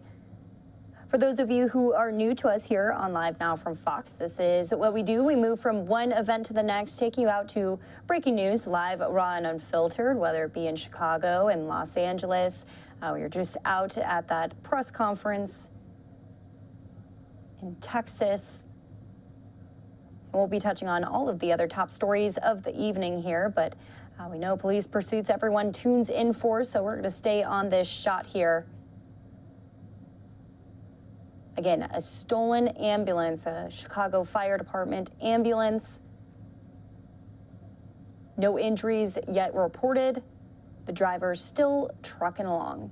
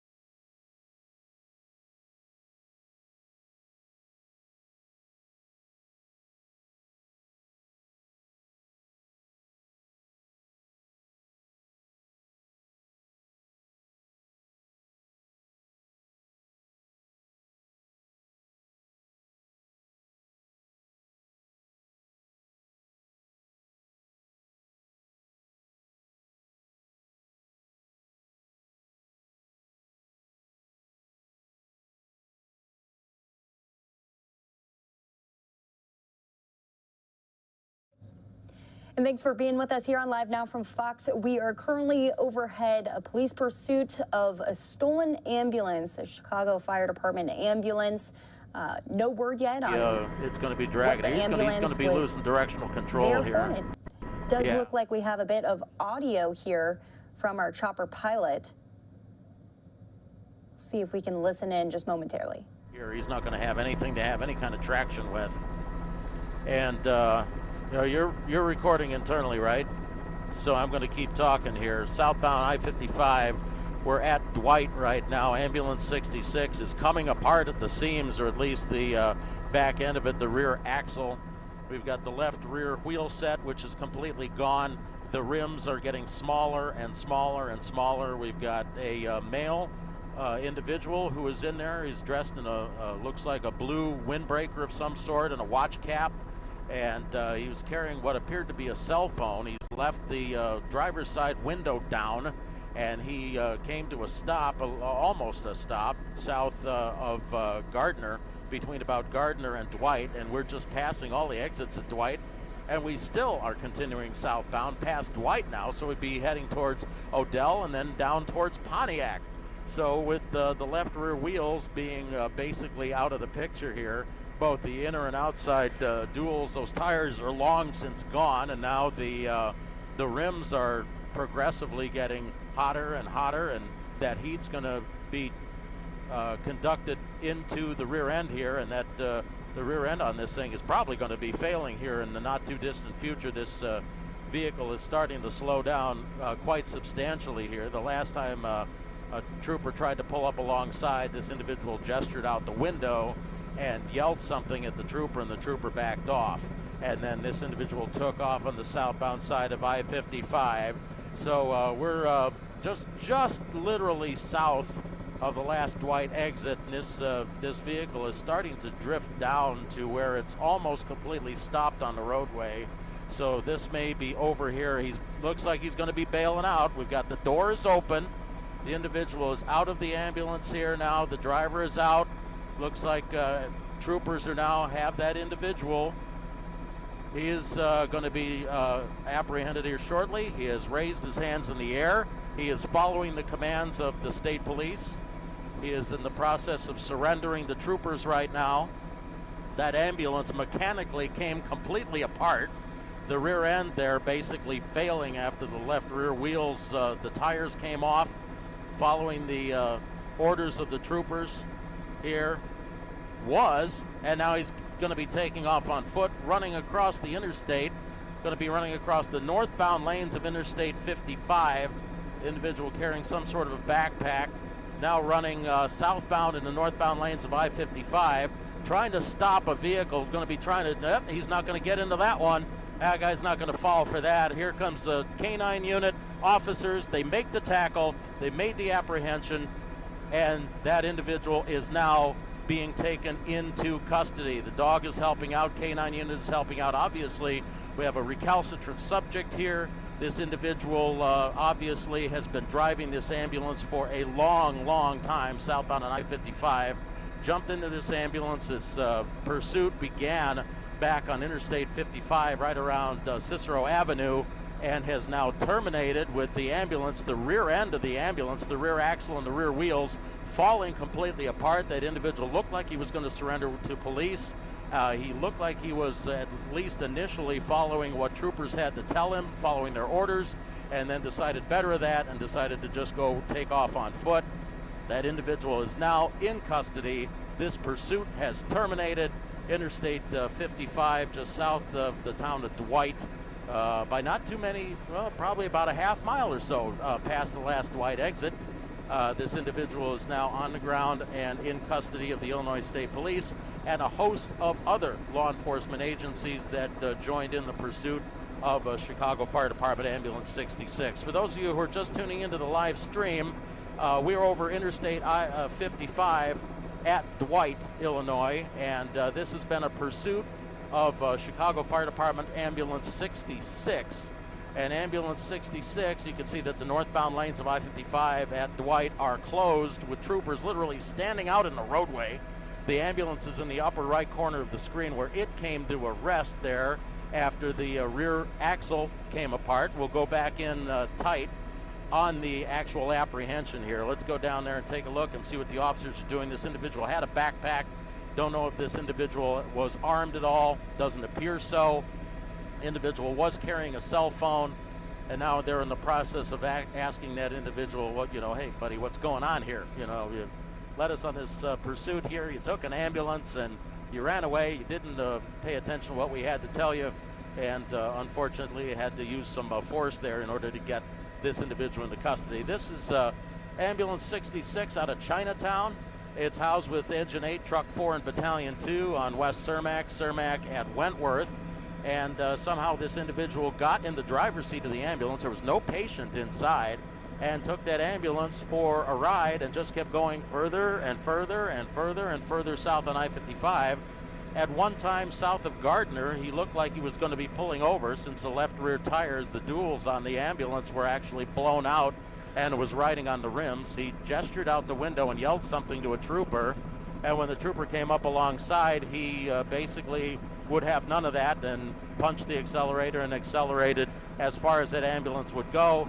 And basically, as the heat built up without the left rear tires on it, the rims started to really get kind of molten on there. Pieces were being thrown, pieces of shrapnel from the rims coming apart were being thrown back at pursuing officers there, so they backed off just a little bit so they wouldn't get damaged by any of the shrapnel coming out from underneath there as the rear axle kind of flew apart. And when that ambulance basically got to a mechanical state where it couldn't go any further south, this individual was forced to pull over. He got out, got down on his knees at orders of the troopers there who had him at gunpoint, and looked as though he was going to initially follow what their instructions were, and then decided better of that and took off on foot, ran across the northbound lanes, tried to almost jump into a quad cab pickup truck that was towing a trailer. That individual would have none of that and hit the accelerator, and that individual who is on the ground now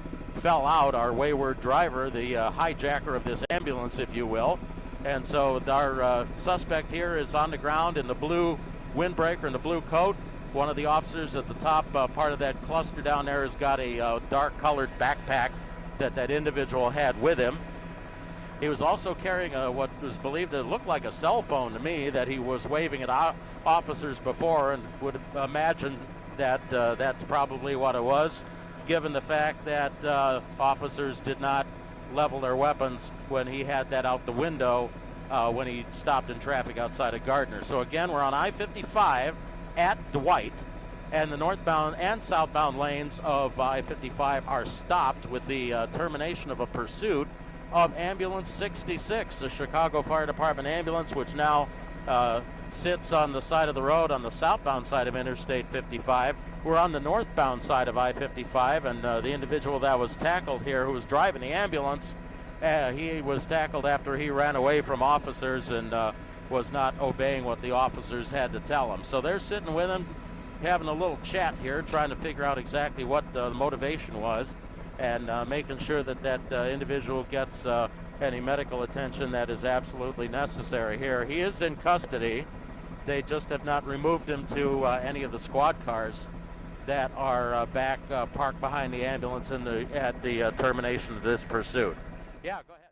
Well, this has been coverage from Fox 32 in Chicago, live overhead. The end of this pursuit, that person, that driver, that male, now going to be taken into custody after a quick foot pursuit. They're always happy to bring to you all of the news of the day here on Live Now from Fox. I'm Daytona Everett. We want to go out to an event in Palo Alto, Northern California, where thousands of nurses from Stanford Healthcare are going on strike to fight for fair labor contracts. Here's what they had to say. We need strong contracts that acknowledge our contributions, improve our working conditions, and ensue excellent patient care.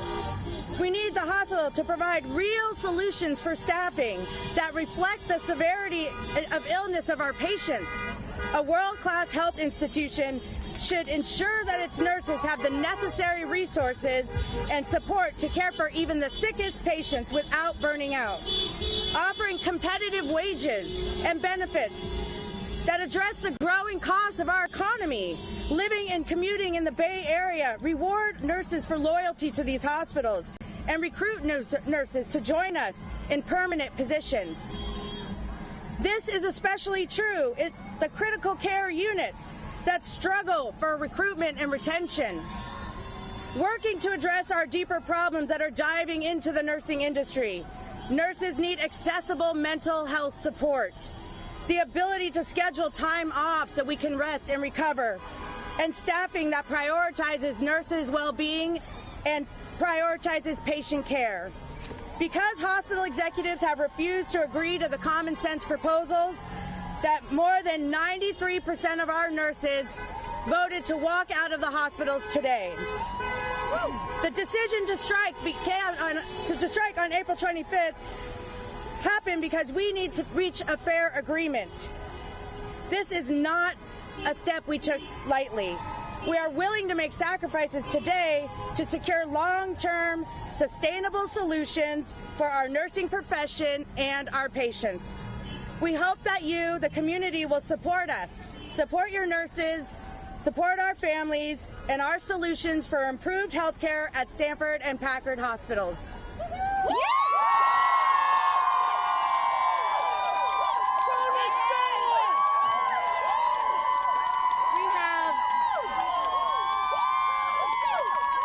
We have representatives from other unions that would like to speak on our behalf. Oh. Jennifer.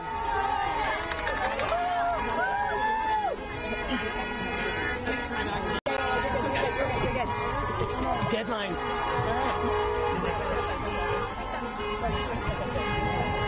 Thank you. Jennifer, your name and title. No, I'm with Valley Med, Santa Clara County Nurses Union. Jennifer, can you state your name and title? Sure. Hello, my name is Jennifer Hughes, and I'm a registered nurse who works at Valley Medical Center in San Jose. I'm also the vice president of RNPA Nursing Union, representing 3,500 nurses of Santa Clara County. I'm here today to show solidarity with our fellow nurses who work at Stanford and Lucile Packard Children's Hospitals. We denounce the hospital's decision to cut off health care benefits for striking nurses and their family. Shame on you, Stanford. Your nurses are the backbone of this industry, and they deserve the same respect and compassion that they gave to their patients during the last 2 years of this pandemic.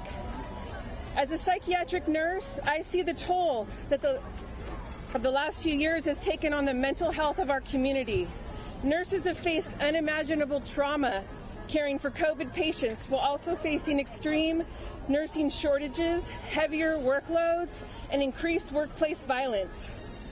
It's hard for Stanford nurses to have adequate access to mental health counseling. Please support your nurses by allocating them the yearly mental health stipend that they were negotiating for. In conclusion, RNPA Nurses Union stands in solidarity with our colleagues at Stanford and Lucile Packard Children's Hospitals, who deserve the industry-leading pay and benefits and safe working conditions that make their job sustainable so they can continue to provide excellent care to our community. Thank you.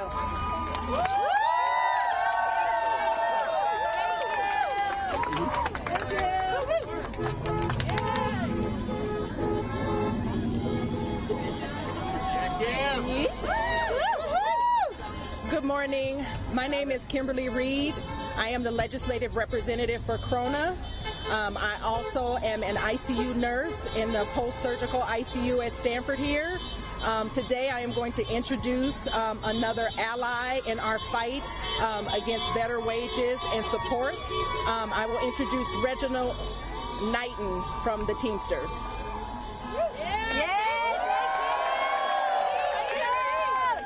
Good morning. Good morning. I'm Reginald Knighton, Teamster Local 853 Executive Board Trustee. We're here today to show solidarity and to show unity with the Kona nurses. The Stanford healthcare nurses have been on the forefront of this pandemic, of this trauma, and they've experienced trauma that we cannot even imagine, things that we would not ask ourselves to do. And yet we have a organization that is not willing to recognize what they've gone through. So we're here just to support them, to show that the unions across the country, and especially California, which have been at the forefront of fighting for all workers' rights, that we're here to make sure that the voices are being heard clearly, that Stanford healthcare nurses, Kona nurses, deserve to have a rightful contract and to be respected, and safety, the safety of these nurses, the solidarity, the strength, the security of these nurses are so much needed and is well deserved. So I want to say from the Teamsters, we're here to show our respect, and we stand with the Kona nurses.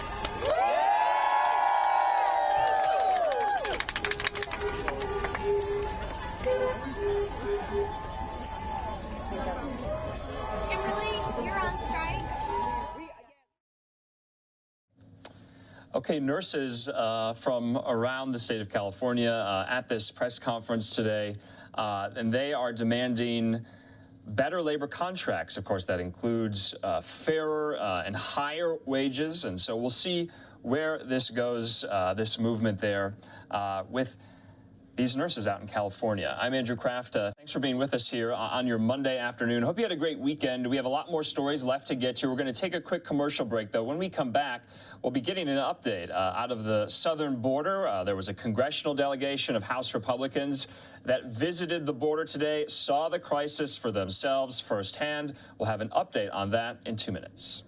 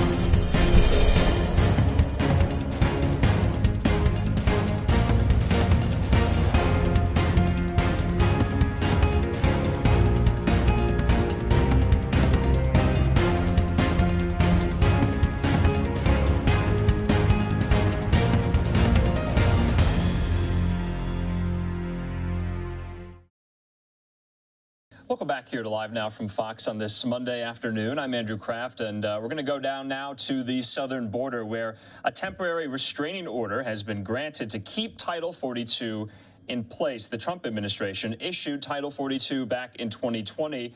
It turned away migrants due to the COVID-19 public health crisis. Joining me now from Eagle Pass, Texas, Fox News reporter Mills Hayes with the latest and an update on this congressional delegation of House Republicans that were there today. Mills, what did they say?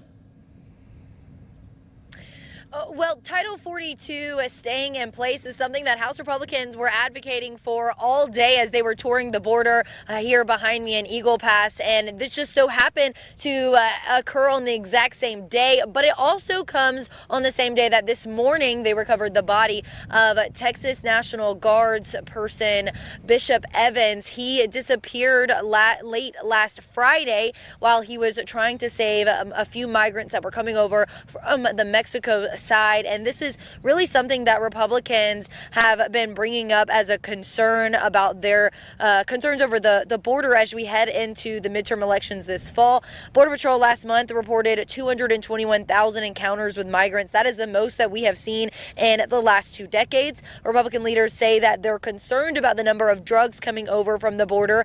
House Leader Kevin McCarthy said that about 7,000 people cross into the U.S. a day from Mexico, and he says that number would double if Title 42 is lifted.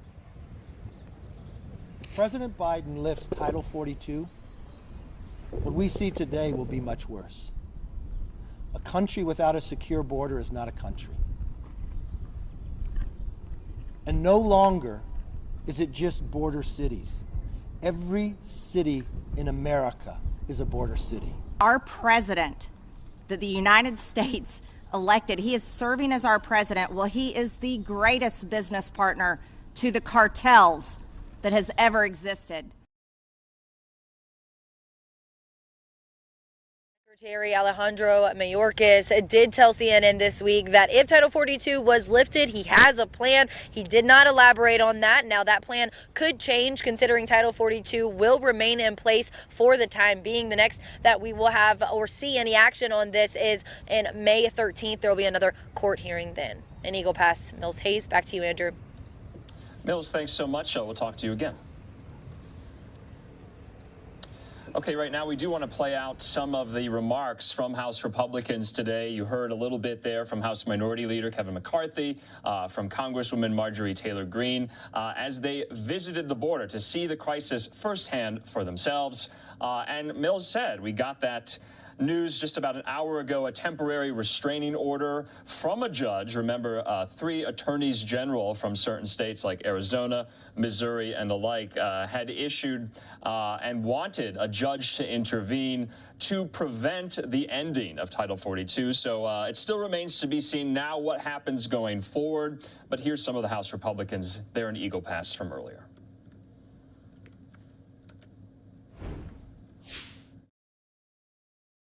One that he's worked very hard for. This is not our first trip down to the border. Been coming here for quite some time. We welcome and want to ask the Democrats to join us, actually. But before I begin, I want to say a message to Bishop Evans' grandmother. He was raised by his grandmother. Our thoughts and prayers are with you. But your grandson did not die in vain. He was a National Guard specialist. He's a human being. He risked his own life for a person he did not know because he could not watch that person drown. He gave his life. There are reports that the individual he's trying to save may have even been moving drugs. But we want you to know that your grandson did not die in vain. Today we had very thorough tour, starting with the border agents. I cannot thank them enough for the job they do. They are pushed to the limits.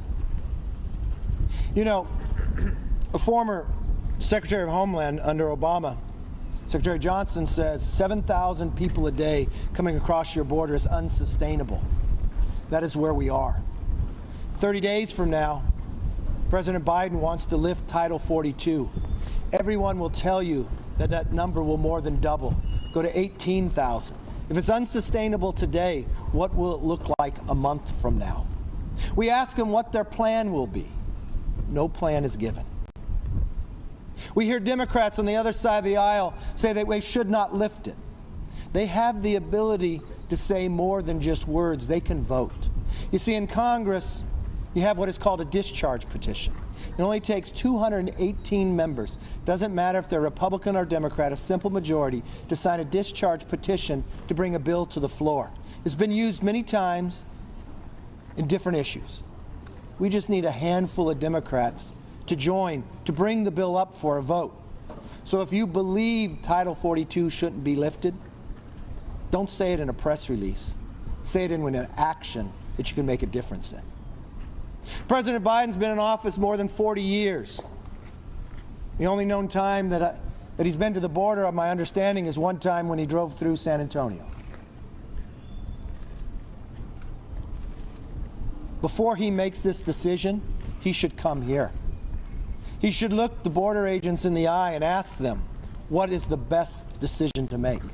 He should spend the time with the mayors and the ranchers and the city workers that we just had lunch with.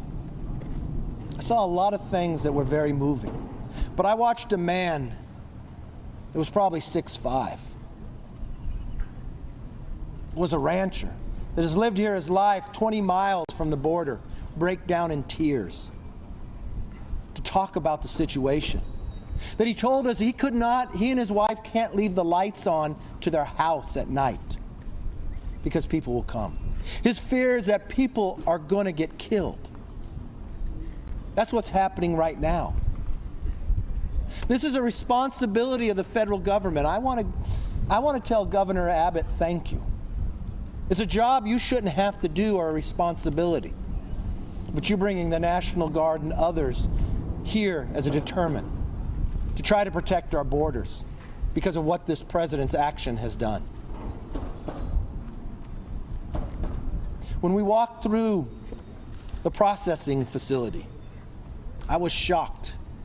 I saw a line of individuals that had just been picked up just a few minutes before, and a line of ICE agents in front of them.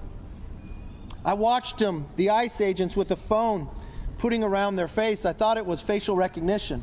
I was right about that, but I was wrong with what it was being used for. It was opening up the iPhones that the government was providing them. That's the way we are going to track somebody that has entered illegally, by providing a phone and pay for their calls. If President Biden lifts Title 42, what we see today will be much worse. A country without a secure border is not a country. And no longer is it just border cities. Every city in America is a border city. And if you wonder how that can be, just read your newspaper of who's died from fentanyl in the last week.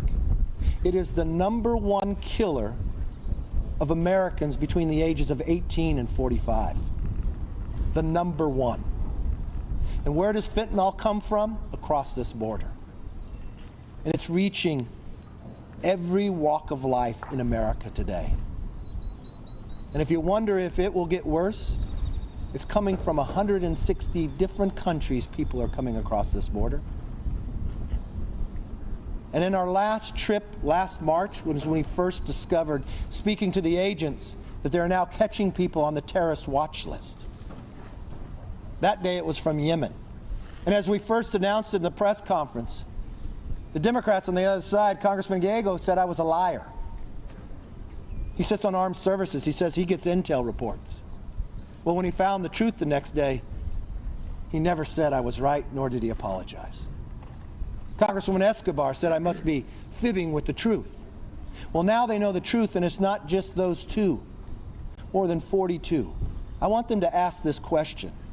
Why is somebody on the terrorist watch list from a country far away entering America? Who are they talking to, and what do they have planned? It's a responsibility to protect all Americans, and that's not happening. And if Title 42 is lifted, it will be much worse. It's not just unsustainable now, it'll be uncontrollable then. And if a Democrat believes it should be lifted, come here and see what's happening before you make that decision. The president owes it to the American people to at least find the truth before he makes a decision. With that, I'd like to turn it over to our conference chair, Elise Stefanik. Thank you, Leader McCarthy, and thank you to Representative Tony Gonzalez, who works so hard every day on behalf of the communities he represents. You know, when I think back to one of my first conversations with Tony, the number one issue he talked about that was important to his district is addressing the historic border crisis. We've heard that firsthand from Border Patrol agents. I hear that from Border Patrol agents in my district along the northern border who have been transferred here over and over and over again. But make no mistake, this is not just a crisis in South Texas. This is a United States of America crisis, and it's a crisis as a result of Joe Biden and House Democrats' failed policies. This has gotten worse and worse every single month. It's the worst past year since we've been keeping track of the numbers. And we know it's only going to get significantly worse with Joe Biden's decision to lift Title 42. Today I had the opportunity, as did my colleagues, to tour with our boat Border Patrol. And the two captains of our boat were the ones that recovered the body of Bishop Evans. Think about the emotional turmoil, the emotional anguish that these Border Patrol agents are going through every day, in addition to the National Guard and their families. Our hearts break. House Republicans are unified in securing the border and providing the support we need to our Border Patrol and our communities in South Texas and across the country. I now want to turn it over to the House Republican Policy Chair, Gary Palmer. Thank you, Elise. Thank you, Leader McCarthy and Congressman Gonzalez, for bringing us to the border. What we're witnessing is both a national tragedy and a human tragedy. I had the opportunity to speak with a few of the members of the National Guard who were part of Specialist Evans' unit, and the emotion is all over their face. They're struggling with this. And as Leader McCarthy said, our thoughts and prayers are with his grandmother. And we're determined that he did not die in vain.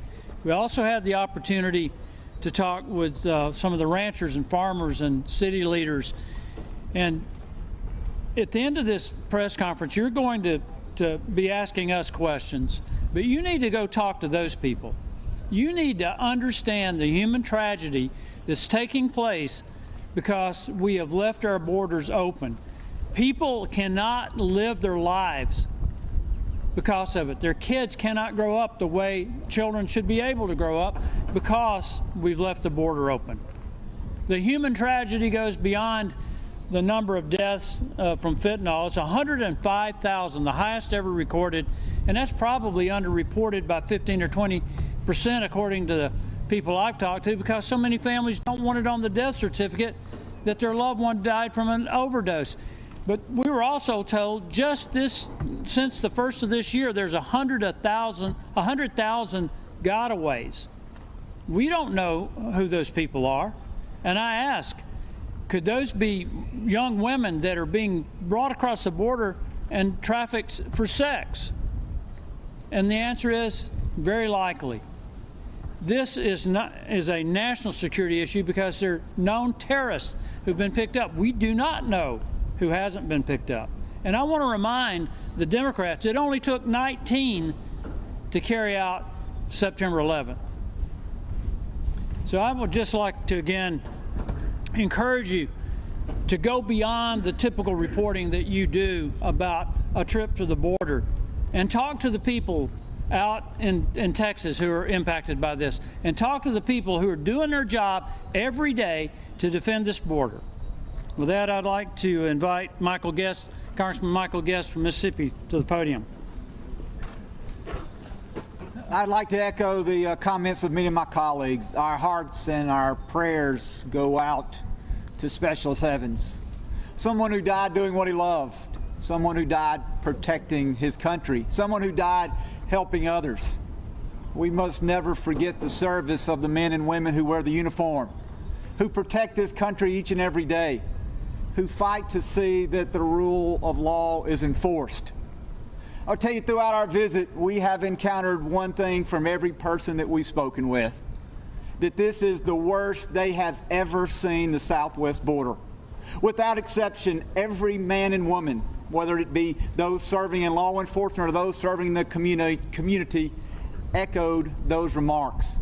We know that last month there were 221,000 immigrants who were apprehended across our southwest border.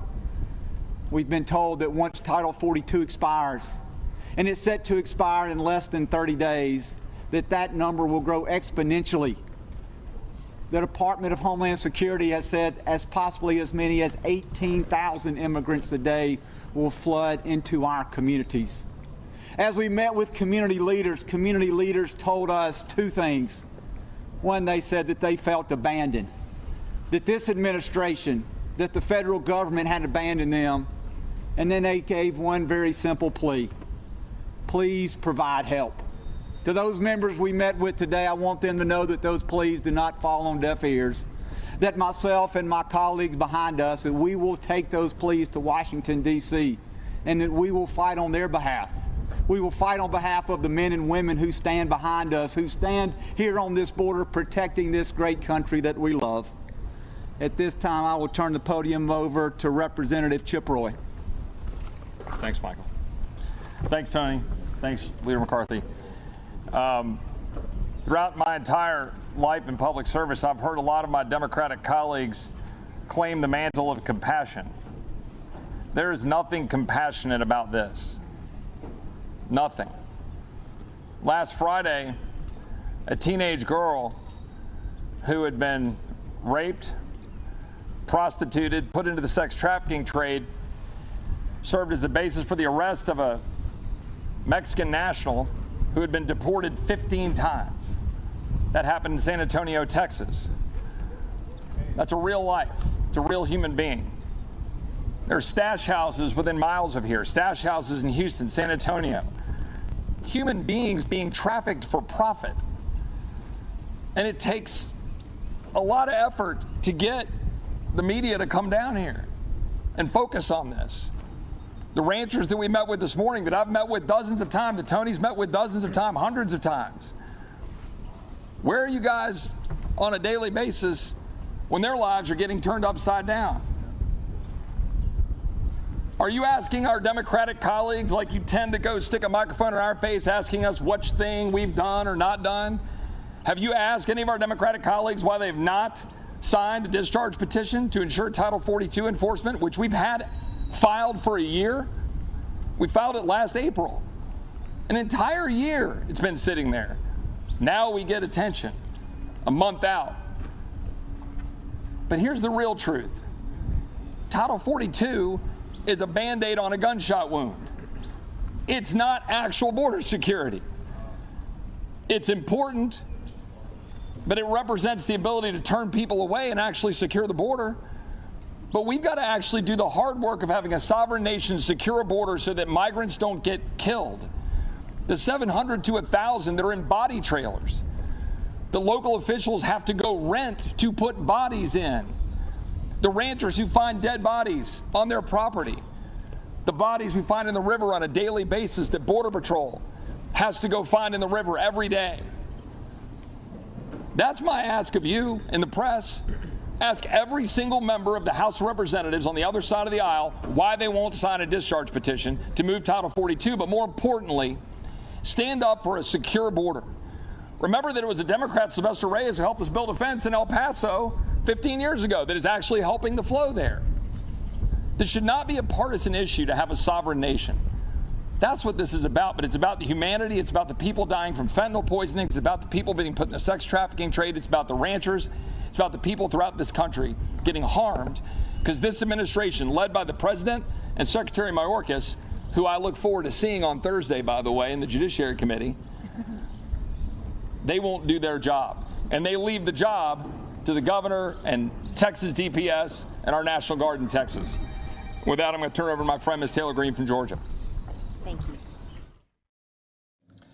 Okay, House Republicans today near the border with Mexico in Eagle Pass, Texas. We were just listening into Congressman Chip Roy. He represents a district in Texas, also previewing what should be a pretty good congressional hearing later this week in the House Judiciary Committee with DHS Secretary Alejandro Mayorkas. Although in Eagle Pass today, another really somber reminder of what so many, especially Texas law enforcement, Border Patrol, who put their lives on the line trying to assist those migrants who are coming into the United States illegally. And we have some of the procession for Specialist Bishop Evans. His body was found today, 3 days after he was reported missing in the Rio Grande near Eagle Pass. The local sheriff said Evans jumped into the river without his jacket or radio to help a woman who appeared in distress while trying to swim over from Mexico. And the body was found near the boat ramp of a bridge in Eagle Pass. And so you can see the procession today and the hearse and his colleagues salute Evans. Migrant rescues are common in the river along the Texas border, and we've seen a lot of them throughout the duration of the border crisis. But this Texas guardsman losing his life trying to assist and rescue some of these migrants who are trying to come to the United States. Right now, we also have a tweet in from Texas Governor Greg Abbott marking this somber moment as well. He says he's ordered flags to be lowered to half-staff to honor Texas Guard Specialist Bishop Evans, who died while serving in the line of duty during Operation Lone Star. This brave young man gave his last full measure of devotion to his state and country. It goes on to say his heroism will never be forgotten. We're going to be moving on to some of these other top headlines on what has been a very busy Monday so far. When we come back, we'll be talking more about Elon Musk's takeover of Twitter, what it will mean for the social media giant, and if some of the concerns so many are posting about this change, well, do they really have any merit? We'll get into that in a little bit.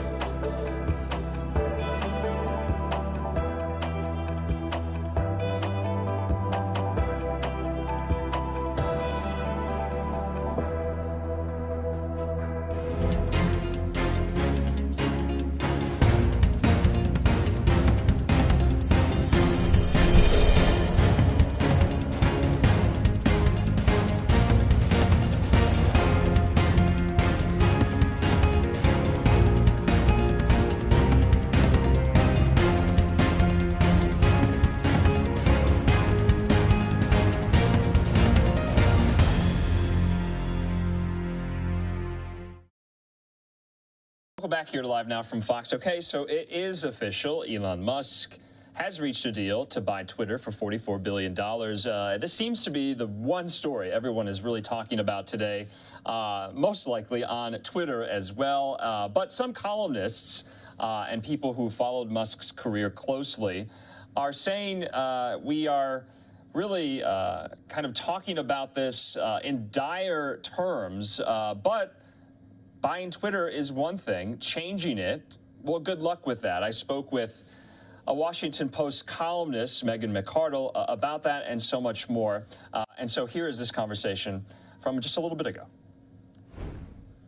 here on Live Now from Fox to discuss this major purchase or intended purchase by Elon Musk today for Twitter is Washington Post columnist Megan McArdle. Megan, good of you to be with us. And I read your piece in the Post today. Well, I think it was yesterday, rather. Yesterday. Anticipating the sale. You were somewhat pessimistic that it was going to go through or that Musk was actually going to get the financing, but now he has. What say you about that? Well, yeah, it wasn't even that I wondered if he could get the financing. It was more that I wondered if Elon Musk was actually going to care enough to pursue this. I mean, you know, you've had these announcements that he was going to buy, that he was going to take Tesla private. He was, he likes to troll people on Twitter. And I confess that I suspected that this was just another troll, but it's not. I mean, he secured the financing, and then today it looked like he was getting close to a deal with the board, and indeed they've announced that it looks like they're going to go through with it. It could close as soon as this week. So, or get settled. The terms could get settled as soon as this week. So I think that, you know, this is now happening. The question is, I think, first of all, this deal doesn't make a lot of financial sense for Elon Musk. He's going to be paying $1 billion a year in interest costs in order to do this deal, which is a lot even for Elon Musk. He's the richest dude in the world, but it's not like he has an actually unlimited money tree in his backyard. And so as he thinks harder about that, if he might sort of have second thoughts, and there are all sorts of ways that you can pull out of the deal before it actually closes if you want to. If it goes through, I think then the question is, what can he actually do with Twitter? He's floated a bunch of different things. He could make it a subscription model. He wants to get rid of the bots that are these automatic software programs that, you know, tweet at people, comb their tweets, pretend to be followers so that people can feel more important than they actually are. And I think that these are interesting ideas, but I'm sort of skeptical on the business basis. Is there really enough interest in Twitter to have, say, a $3 a month subscription? Yes, for people like me who are just addicts and we're on the site all day, every day. But are there enough of us to substitute for the advertising that is currently driving Twitter's profits? I think that's a big question. And here's the thing is Elon Musk can afford to lose some amount of money on this. He is, again, the richest man in the world, but he can't afford to lose unlimited amounts of money on it. So how much money is he willing to lose? And how much play does he have with the business model if indeed, you know, he really wants to change it to be more of a free speech, no holds barred, kind of old style internet platform rather than the heavily moderated place it is today? Yeah, and that kind of goes to the point, you know, you and I live on the site each and every day. But, you know, for those of, you know, Americans who are really big fans of Elon Musk, who are not on Twitter, this might not affect them so much. But for the people who are on the site, it seems like people have their hair on fire over this announcement today. And you see this kind of splitting, as is per usual, into ideological camps. We got word from, you know, Senator Elizabeth Warren. She says this deal is dangerous for our democracy. She tweeted that out. The NAACP president put out a statement saying that disinformation, misinformation, and hate speech have no place on Twitter. And they kind of are, you know, a 4-alarm fire status over at the NAACP, thinking that former President Trump is going to be let back on Twitter. But, you know, like you mentioned in your piece, this really might not have an impact on the day-to-day website itself, or even in the day-to-day, you know, up in the C-suite for workers who are employed by Twitter. So look, I think for the very big high-level decisions, is Trump going to be allowed to be on Twitter or not? Elon Musk can make that decision. He can make it stick. He can allow President Trump back onto Twitter if he wants to. But for the more common things that people have been worrying about, something for those who are not deeply in the know, something called shadow banning, where you're not actually banned from Twitter, but you don't show up in people's feeds. They've kind of just quietly de-emphasized your tweeting. You don't show up in the search engine when people search for your name. That stuff is harder to change. And the reason it's harder to change is, look, Twitter has 7,500 employees and Elon Musk is running other companies. It's hard enough to change a company when you are single-mindedly devoted to the task. And you talk to turnaround experts and it's amazing. You know, they'll say like, people just often have to take a nuke it from orbit approach to the company's workforce, where you just literally fire everyone and make them reapply for their jobs, or you move the company to another city, actual thing that has happened, in order to, that most of your workforce is not going to want to follow. And the reason that they do this is, look, people who are working at a company that works a certain way, they're there because they like the way the company works. So when you come in and say, we're going to do something completely different, they're going to tend to dig in. And the bigger the change, the more the digging in. And you would be surprised how often managers just spend trying to figure out how to get workers to do the thing that management has decided they will do. It's actually a lot harder than it sounds at any company.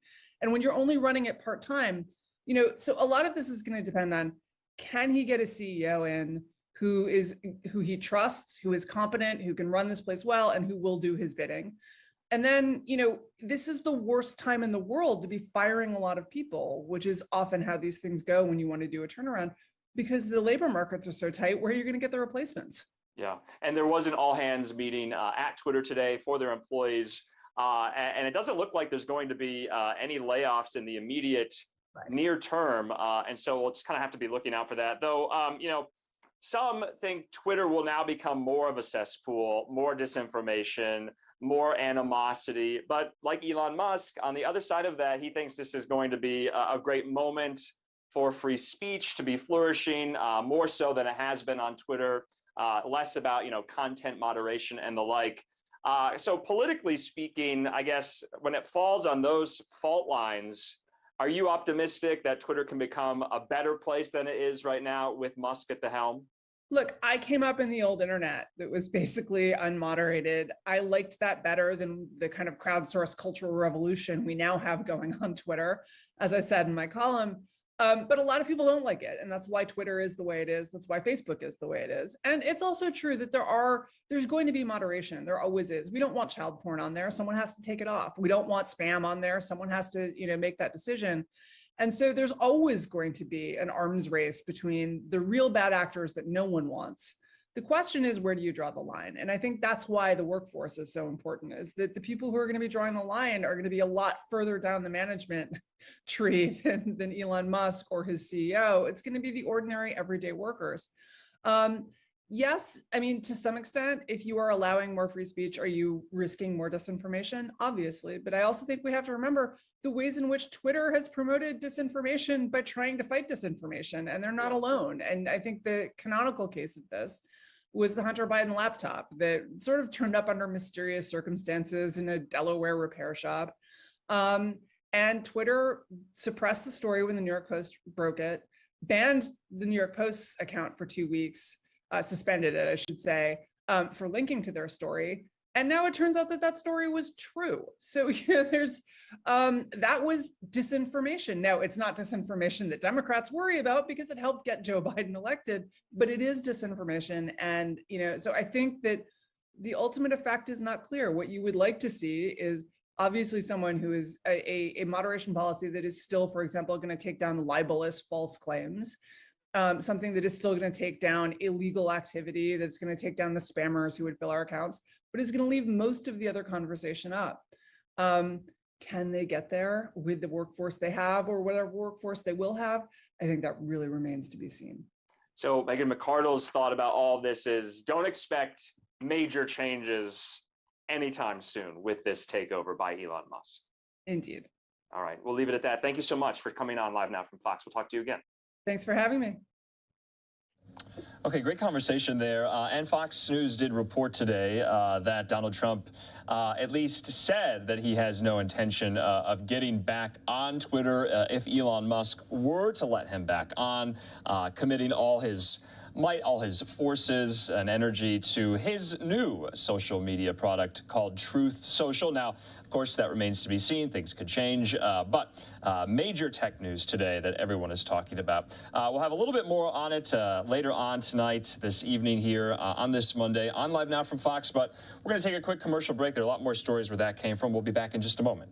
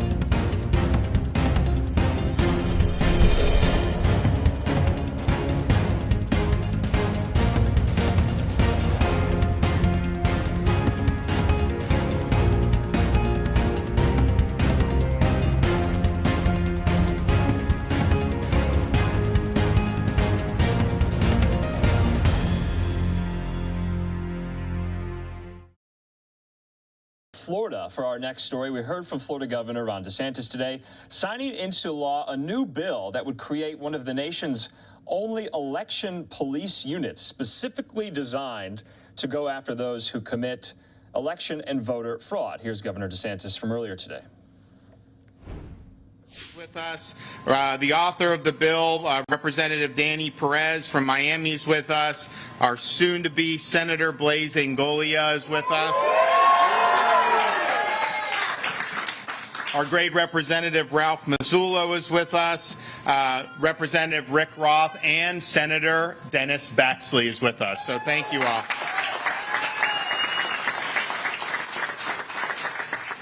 So we, if you remember, and throughout Florida, we've had some rough goes with elections over the years. We weren't always viewed as the state that had its act together. When I became governor, I said this is going to be a priority. A lot of people weren't talking about it, by the way, then in 2019. One of the first things we did as governor was accept the resignation of Brenda Snipes as supervisor of elections in Broward. We were able to remove the supervisor of election in Palm Beach County, and obviously those two counties had a lot of problems over the years. Those have gotten much better. We also, when COVID hit, we did not unconstitutionally change procedures. We followed the law. We applied the law just like it was, and the result was on election night, you counted 99% of the votes by midnight on election night in Florida. And then you looked at these other states, and it took them days, weeks. Some of them, like New York and California, it takes them over a month just to count the votes from one election.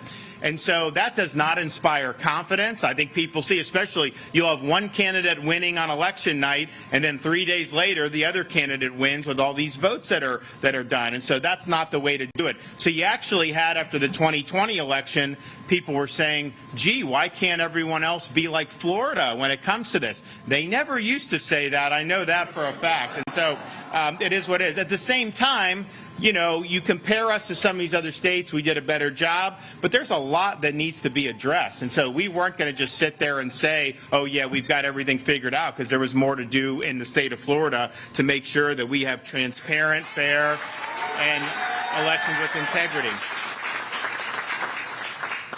So last year, we signed really landmark legislation that these folks were involved in passing, and we'll talk about this when I'm going to sign today. But last year we signed probably the strongest election integrity measures in the country. We did things like require voter ID when you request absentee ballots. We made sure that you can't just send unsolicited ballots out. California will send ballots to people that didn't live there for like 5 years. You just get a ballot showing up in like Omaha, Nebraska for California, and so we're not doing that. We've had absentee ballots, you can request them, but you're not doing unsolicited ballots, and that's something very important. Last year we also banned ballot harvesting in the state of Florida, and that's really, really important. And then finally, and maybe most importantly, we banned Zuckerbucks in the state of Florida. And if you think about I think it's terrible to have these Zuckerbucks. What they do is, Zuckerberg did over $400 million in 2020 election. They do it in these, quote, nonprofit groups. But what the groups would do, they wouldn't run commercials or do that. They'd go to these local election offices. They'd give them millions and millions of dollars, but then they'd bring their people in. They would do ballot harvesting. They would do mass mail ballots. And so it was effectively these private groups commandeering the actual machinery of the elections. We had never really seen anything like that. That is totally unacceptable, and that is not the way you have elections with integrity. And so we knew that we had to act very strongly against Zuckerbucks. It's interesting, this is now getting more scrutiny in more recent months. It was not necessarily being talked about hugely when we did it in Florida, but we knew it was important, so we got ahead of it. Now people are talking a little bit more about it, and so Zuckerberg himself has actually come up and said, in 2022, I'm not doing Zuckerbucks this year. I'm not doing it. But here's the thing. The fact that we ban Zuckerbucks, we don't have to worry about what he wants to do. He can't do it in Florida no matter what.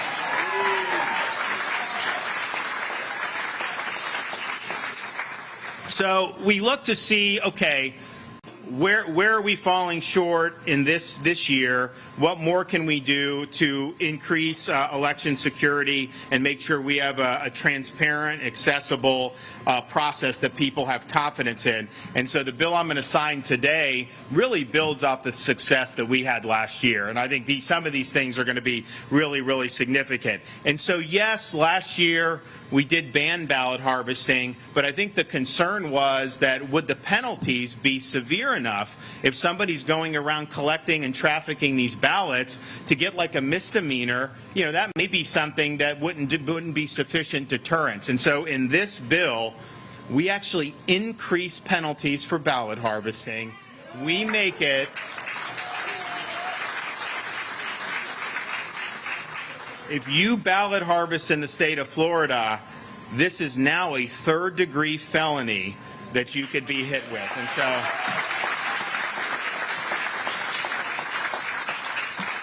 and I just think it's important. The secret ballot, you go into the polling place, you have a curtain or you have dividers, and you go and you make that choice yourself. You put it in the counter, and that's kind of how they do it. Well, when you do the absentee ballots, it's sent to your house.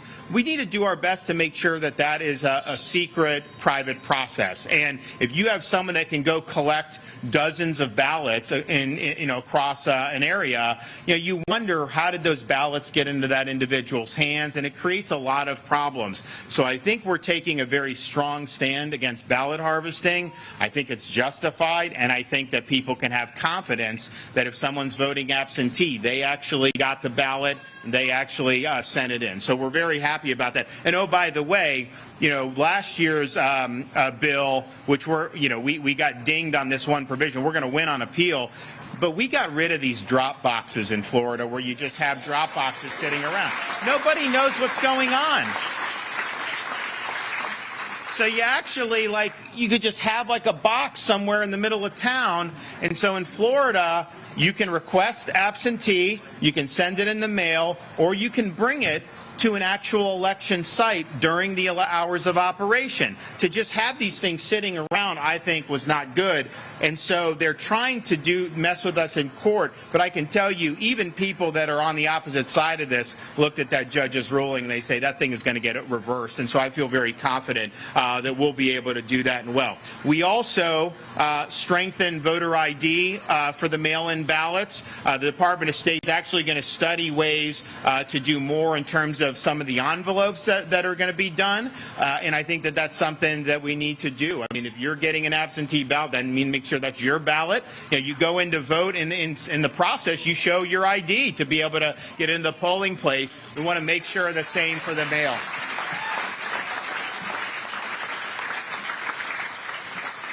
We also, in this bill, even though they're supposed to, and look, some supervisors have done a really good job at cleaning the voting rolls, but not all of them have done it. This bill now requires them to clean their voting rolls every year. And so I think it's important.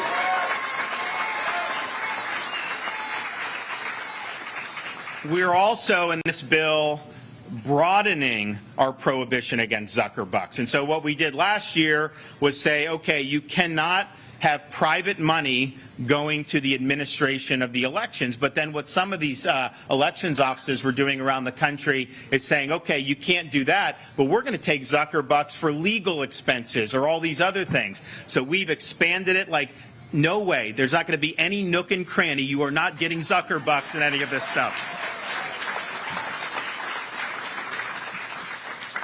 And then probably the most significant part of this bill is you can sit there and say no ballot harvesting, voter ID, all these things, clean the voter rolls. But how do you know that that's going to be enforceable? And the fact of the matter is, when people see something that they think may violate the law, if you call the supervisor of elections, well, they're not investigators. They're not law enforcement. But what are you going to do? You call like a state attorney's office? They're just not. They do other crimes. They're having to face someone robs a bank, all that other stuff. Some of them may not care as much about the election stuff. I think it's been mixed to how those reactions going to be. So we just want to make sure whatever laws are on the books, that those laws are enforced, and that if people know that we're going to enforce the law, I think everyone will be very happy. So we are creating, for the first time ever, in state government, an Office of Election Crimes and Security to be able to prosecute voter fraud.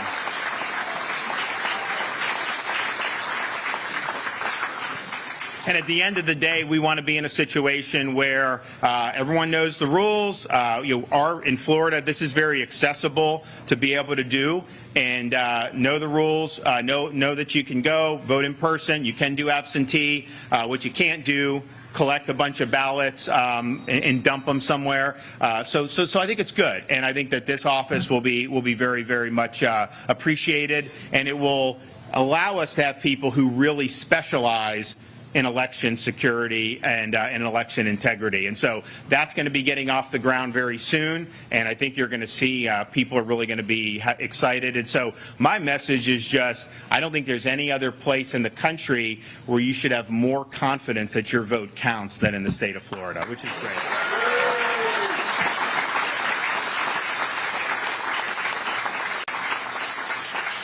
Well, we're happy to be joined. We've got a number of folks here that are going to be offering some thoughts on what they've been able to do. So we're going to bring up two of the key legislative leaders in this. The first, Senator Simpson, then Danny Perez. This is not necessarily easy stuff to do. There's a lot of stuff that gets thrown around on these debates, and for 2 years in a row, Senator Simpson's been able to get across the finish line in the Senate in Florida two major pieces of election integrity legislation. So, Wilton.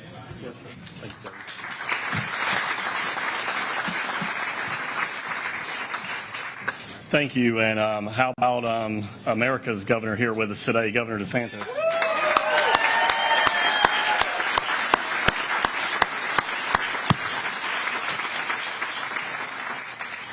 The foundation of a free state and a free country are fair and secure elections. It's why Governor DeSantis and this legislature have worked so hard passing not one but two of the strongest elections bills in the nation. Voters expect the rolls to be accurate and their personal information to be protected. They want a clear process in place for investigating fraud and other irregularities so that every legal vote is counted. We have more and more people moving in and around the state every day, as well as more out-of-state groups attempting to influence the outcome of our elections. Our laws have to keep up with these changes. This bill sends a very strong message to those who want to stuff ballot boxes or manufacture votes. Stay out of Florida. Florida is free economically, Florida is free from indoctrination, and Florida will stay free because of fair, transparent, and secure elections.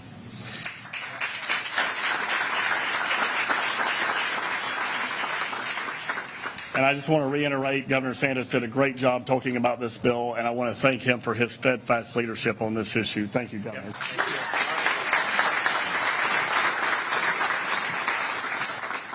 Okay, joining us from down in Miami-Dade County is Danny Perez from the State House.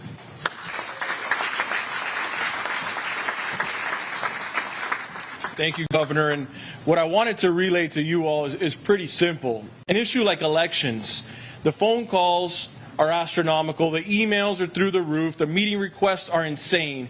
And when you notice the kickback that you're getting, it means you're doing the right thing. And on this issue, the governor, the Senate, and the House, under their leadership, accomplished a huge goal across Florida. People said, do you really need to touch elections law? Yes, we do. Well, what are you going to do? I said, well, we're going to make sure that this state has the safest and most secure election laws in the entire country. And we are one step closer, and it is a step in the right direction under the leadership of these gentlemen behind me. So thank them. Give them a round of applause because they deserve it.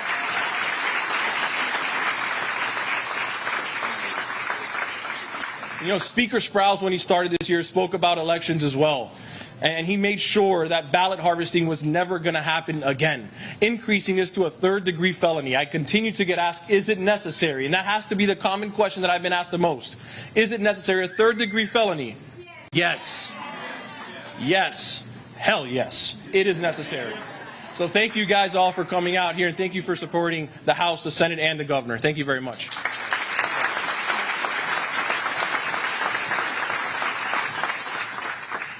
Okay, Secretary of State in the state of Florida, Laurel Lee.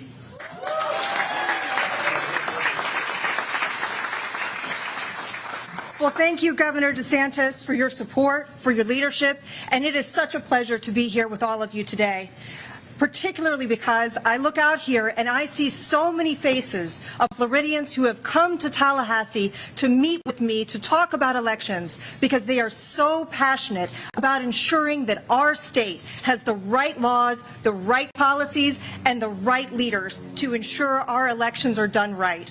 It is a credit to all of you that you're so committed to our process.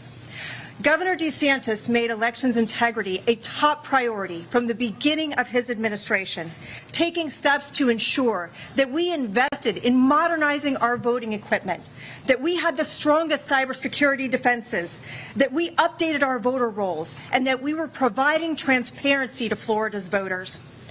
As Florida's chief elections official, I share the governor's strong commitment to elections integrity. It is the heart of what we do at the Florida Department of State.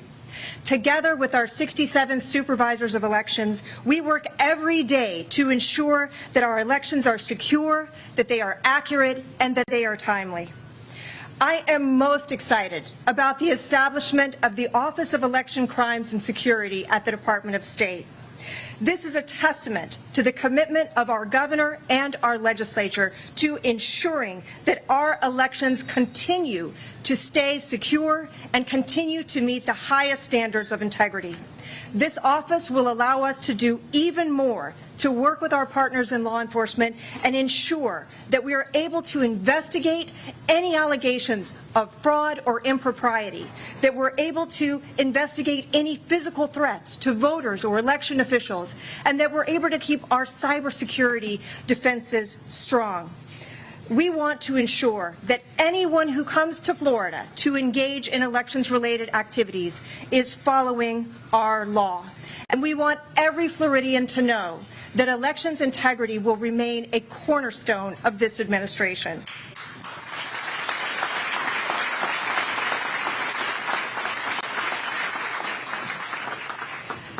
The Florida Department of State and our 67 supervisors of election stand ready to defend Florida's voting systems, our elections officials, and our voters.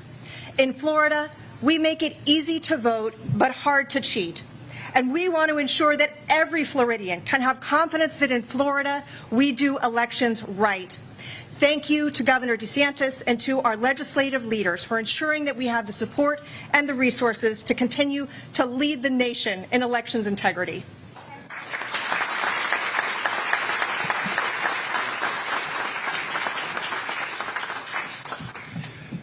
Now, this doesn't deal with voter registration, but I will tell you, people always ask how, we've led the country in net in-migration since COVID.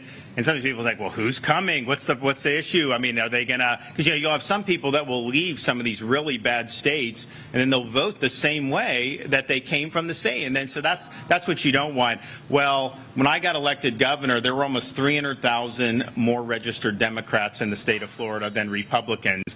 Today, there are over 120,000 more registered Republicans than Democrats.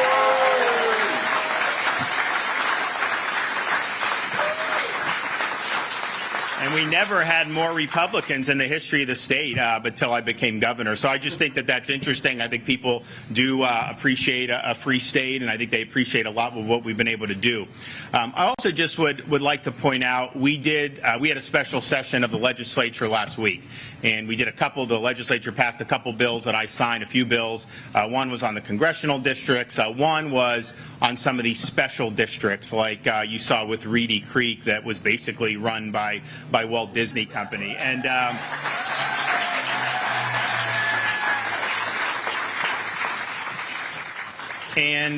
that was really the first step in what's going to be a process to make sure that Disney should not run its own government.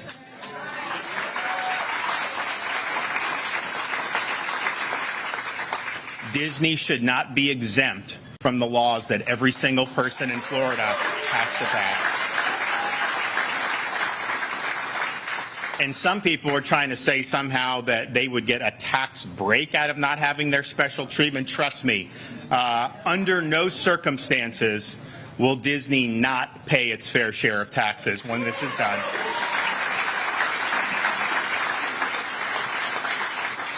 People have also said that somehow, because they've been able to run up tax-free debt with these bonds, that somehow the bonds are going to get dumped on a truck. No.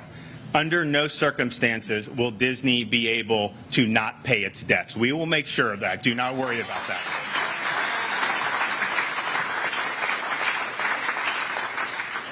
I'd also just like to say that the Florida, we have almost a $200 billion pension system for our state employees, and I don't make investment decisions on it, but I'm part of a board of administration that oversees it.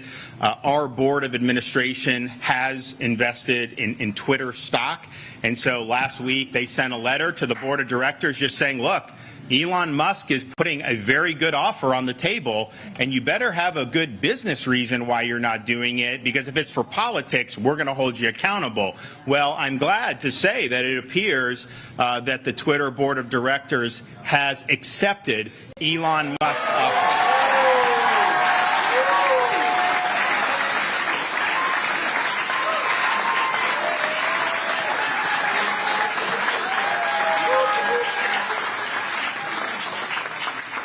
And I just think it's very telling that you have some of these legacy media outlets in D.C. and New York saying that this is such a bad thing because Musk believes in free speech. But it shows you what they've used these tech platforms to do. When these platforms first came on the scene, they billed themselves as being open platforms, as letting people share ideas. Indeed, they were used to go around a lot of those failed legacy media outlets like NBC and CNN that nobody trusts anymore.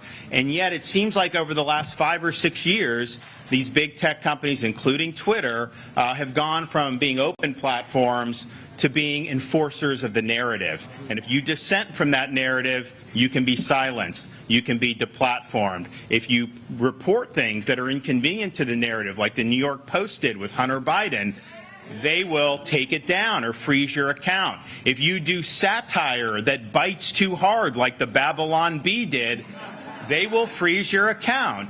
And so that is not healthy for a free society. And so my hope is that with Elon Musk taking this private, he's going to open it up and let people be able to speak. And here's all I know. The people that want to enforce orthodoxy and want to stifle dissent, they only do that because they know their ideas cannot stand scrutiny. They know that if people are able to speak their mind, that people will reject these phony narratives that they're always trying to shove down our throats. And so I think it's an important step. I look forward to seeing what ends up coming. I mean, not that it's the most important platform. There's a bunch of other platforms. But I think this is a blow for free speech. And I can tell you just from the shareholders' perspective in our state board of administration, we are 100% supportive of what the Twitter board of directors did to accept Elon Musk's offer.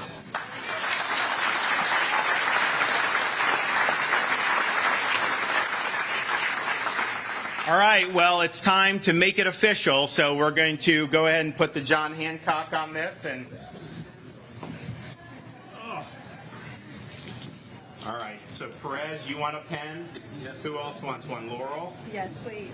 It's today. What is today's date? 25th. 25th? Okay. Yeah. Okay. So 25th of April. Time flies when you're having fun.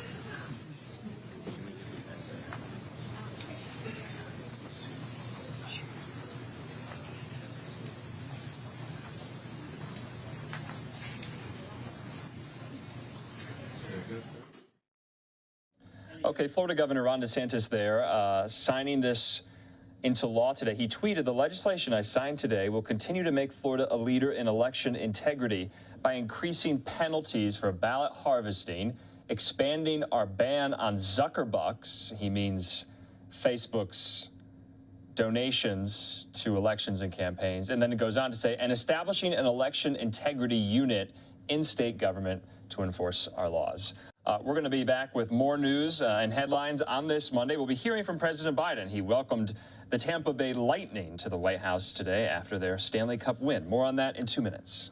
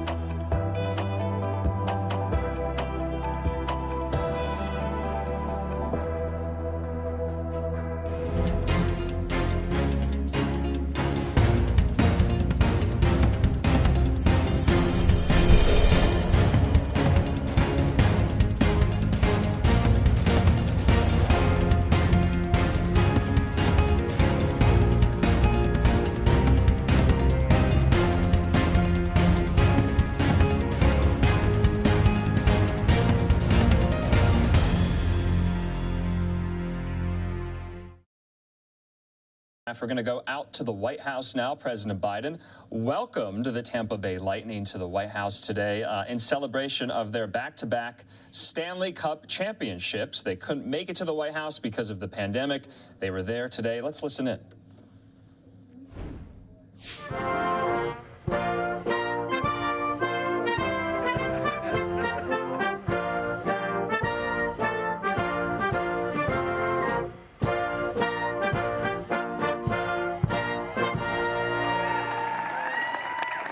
God for you guys.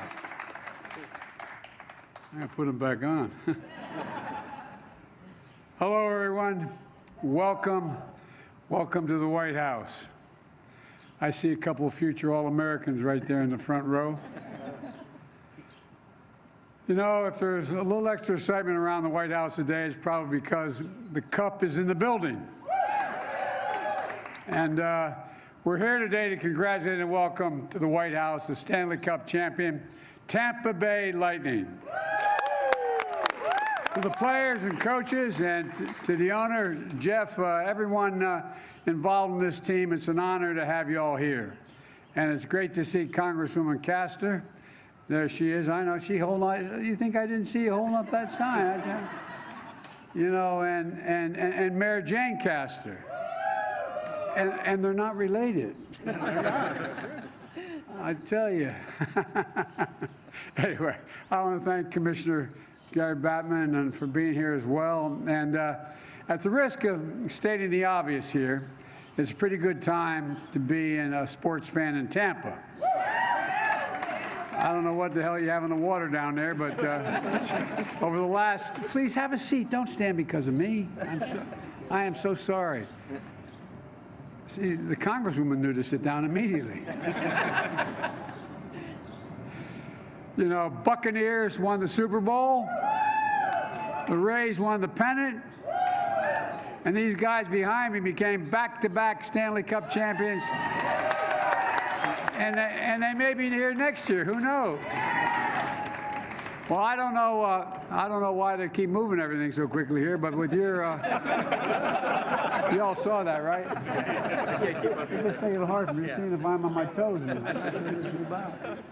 But I really did worry about whether you got something in the water down there. It's with your victory last season, this team joined rare company. one of only 8 teams over the last century to win 2 Stanley Cups in a row. The last century. And I know that those 2 championships are very different. In 2020, your fans watched you win from thousands of miles away as you competed in the bubble in Edmonton due to the pandemic. But this past season, you got to deliver something truly special, hosting the Cup on your home ice in front of the Tampa faithful. And don't underestimate what that feeling meant to so many fans, especially kids, and lifelong memories you created for countless families. Folks, the victory capped off an incredible run by one of the most well-rounded teams in recent memory, with outstanding players at every level, led by our captain, a Lightning stalwart of 14 seasons. Steve, 14 seasons? Yep. You're getting old, man. I don't know. I got to get some advice from Steve about this. Of course, you accomplished this victory not as an individual but as a team, pulling together when it mattered most. And now the names of every single one of you will be engraved in the Stanley Cup for all time.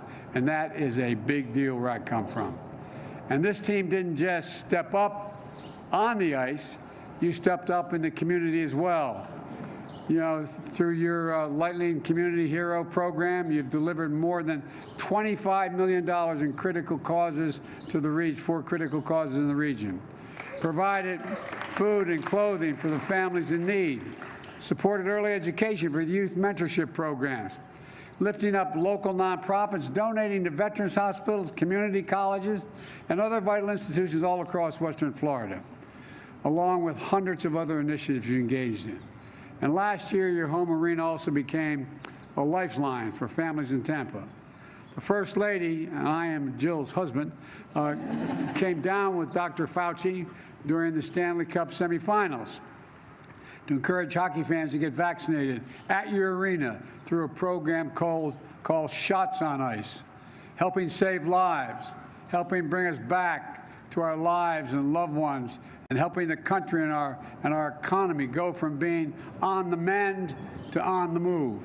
Look, I'm not saying that the First Lady being there at the arena during the playoffs is why you won, but just saying that she was there during the election season as well. She seems to show up when people win. And just something to think about. So thank you all for the great work you're doing in the community, and congratulations again for all the great work you've done on the ice. And I want to wish you good luck in the upcoming playoffs. Who knows, as I said, you may be here next year if you're willing to come back. But for now, let's bring up Jeff to say a few words. Jeff, the podium is yours. Right over here, okay. Thank you, Mr. President. Now, we don't get to be here very often, so you can stand up for me.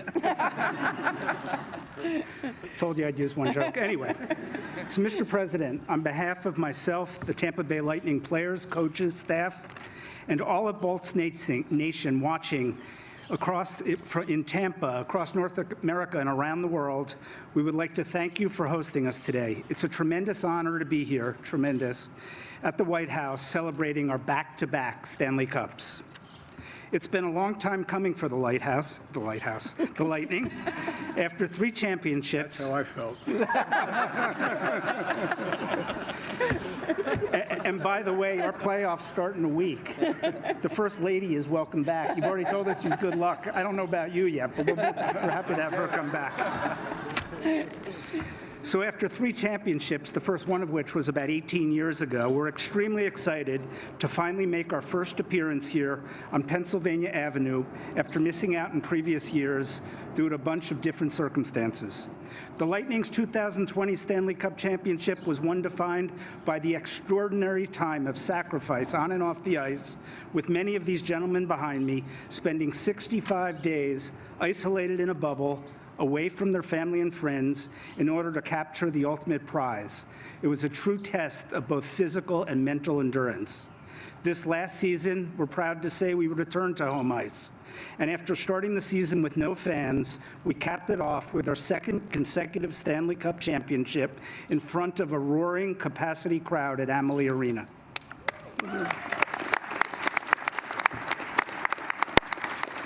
As we head back in the playoffs, exactly 1 week from now we expect to start, we know exactly why the Stanley Cup is the hardest trophy to win in sports.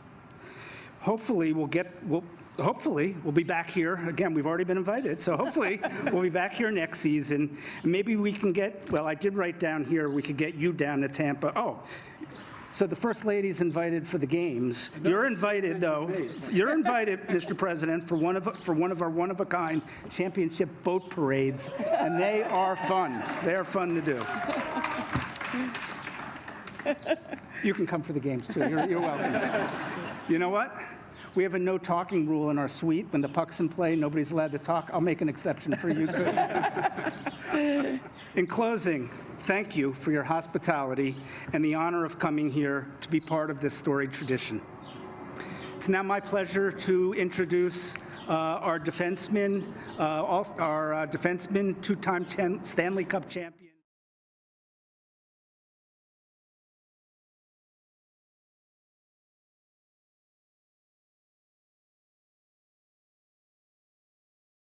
Okay, the Tampa Bay Lightning there at the White House with President Biden today, talking about their back-to-back Stanley Cup championships.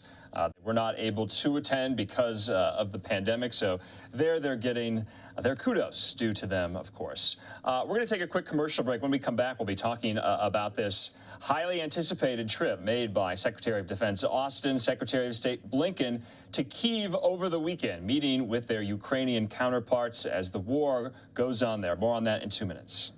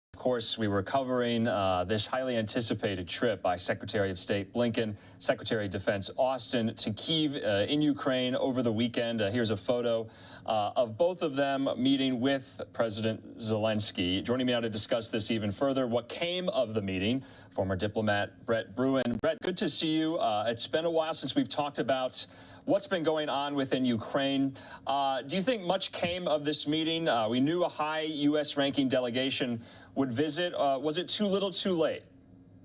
Well, I think it was important symbolism. Obviously, having such senior U.S. officials on the ground in Kiev helps to send a strong message both to Putin and to those Russian troops fighting now on the Eastern Front, but also it is a big morale boost for President Zelensky, for Ukrainian troops, for the Ukrainian people. So that was welcome, but as you said, there are obviously still a number of unmet expectations, and I believe President Zelensky has laid them out, including tougher sanctions on Russia to stop holding some of those cards back and to put them on the table, as well as additional weapons, albeit that, another $700 million in U.S. arms and U.S. economic support is important. The last thing I'll say, Andrew, is I think we need to start discussing, we need to start asking for a massive investment, a Marshall Plan-esque investment, rebuilding both Ukraine, but also, for that matter, other vulnerable former Soviet republics like Moldova and Georgia. Yeah, of course, and we heard from Zelensky last week. He was speaking virtually to the World Bank board of directors, saying that he essentially was requesting from them about $7 billion a month just to keep Ukraine afloat, essentially, because so much of the infrastructure, so much of the economy has been decimated because of the war. We also got some news, though, on the diplomatic front as well, especially regarding the U.S. Embassy possibly moving back to Kiev very, very soon. Do you think that's going to happen in the next couple of days, Brett? Well, Secretary Blinken is promising U.S. diplomats will be on the ground. What that means in practical terms is, for now, they're crossing over on a day-to-day basis over from Poland to Lviv. Honestly, I think we ought to have our folks back in the embassy in Kiev. One, it is a reinforced structure. It is as safe a building as you can get. And I think it's important both from a symbolic, but also from an intelligence and operational standpoint. And look, our people can live, and I did for a number of days in those embassies. We ought to have people back in Kiev. The flag ought to be flying again over the U.S. Embassy there. Yeah, and of course, this comes on the heels of other major European powers saying that they are going to be bringing their embassies back to Kiev. I think the latest last week, the UK announced it will do that, in fact. But also, we got some other diplomatic news as well. The name of a possible new ambassador to Ukraine. The Biden administration has not put forth a name for that position until just a couple of days ago. Who is that nominee now, and what do we know about her? Yeah, she's coming over, currently ambassador to Slovakia, a career diplomat, certainly somebody who brings in the experience, which, as we've talked about before, not all of President Biden's ambassadors to some of those key posts have that same experience. It's good to see. It is quite late. We needed to have an ambassador on the ground this time last year. I think it is certainly important to get her confirmed as quickly as possible. But also, I think it brings more scrutiny to this question of who we are sending overseas, especially to places like London, Paris, Berlin, at such a critical time for our security, for the stability and safety of Europe. I think we need to have experienced hands and not amateur diplomats. Of course, and her name is Bridget Brink. Like you said, she currently serves as the ambassador to Slovakia. Before we go, though, I just wanted to get your thoughts and opinions on some of these other European events that happened in the last couple of hours, that being the French presidential election, Macron having a pretty decisive victory against Marine Le Pen. Is this quite the broadside to Putin, that one of the major upholders of liberal Western democracy reelected to another 5-year term? Well, and let's not forget, for the audience following at home, that Putin has bankrolled, allegedly, and there's certainly a lot of evidence, financial trails from the Kremlin to Marine Le Pen, the French far-right candidate. So it was more than just a reinforcement of a strong European leader. It was a repudiation of what Putin has done several times now in French elections as well as elsewhere. I think also, I mean, this was a big victory. It was not a eking out of a victory. And while it may be somewhat narrower by a few few percentage points than the 2017 victory. That is certainly to be expected, and it gives Macron a mandate. I think without question, Macron is now the president of Europe. He is the leader of the European Union. He inherits that crown from Angela Merkel. He is now the person that Putin has to contend with on the European continent. And Brett, just last question. We're in day, I believe, 61 since the war began, a little over now 2 months since the invasion started. You've been following it so closely. Are you somewhat optimistic about Ukraine's role in all of this as a fighting force, and what will you be watching this week? You know, it's interesting. We heard from Ned Price, former State Department, current State Department spokesperson, just yesterday on the BBC Today show that they're now talking about Russia losing this conflict. You heard from Secretaries Austin and Blinken in Kiev that the Ukrainians seem to be getting an upper hand here. That being said, I don't think we can discount the underhanded, the unfair tactics that Putin is capable of, both in Ukraine, but I continue to sound the alarm that he is going to look for ways to hit Europe as well as the United States with some of those asymmetric attacks, whether it's on our politics, our economy, and we've got to have our guard up because Putin is going to try to get his revenge. Brett Bruen, as always, we appreciate your insight into all of this. We'll talk to you again. You bet. And we do want to take the opportunity now for you to hear from Secretary Blinken, from Secretary Austin, about their meetings with their Ukrainian counterparts, including Ukrainian President Volodymyr Zelensky. The meetings lasted for about 3 hours. Also, Fox News national security correspondent Jennifer Griffin was the only TV correspondent to be traveling with them. You'll hear her voice asking some of these questions about what exactly transpired in these meetings over the weekend. Here's that. Opportunity to demonstrate directly our strong support, our strong ongoing support for the Ukrainian government and for the Ukrainian people. This was, in our judgment, an important moment to be there, an important moment for Ukraine, for the war, an important moment to have face-to-face conversations in detail about the extraordinary support that we provided, security, economic, humanitarian, as well as the massive pressure that we've been exerting on Russia, and then to talk in detail about how we carry that forward across all of those fronts. I would say that without putting words in his mouth, President Zelensky expressed deep appreciation for President Biden's leadership and for the incredible generosity and support of the American people. In turn, we expressed deep admiration for his leadership, for the extraordinary courage of Ukrainians in standing up to and pushing back this Russian aggression.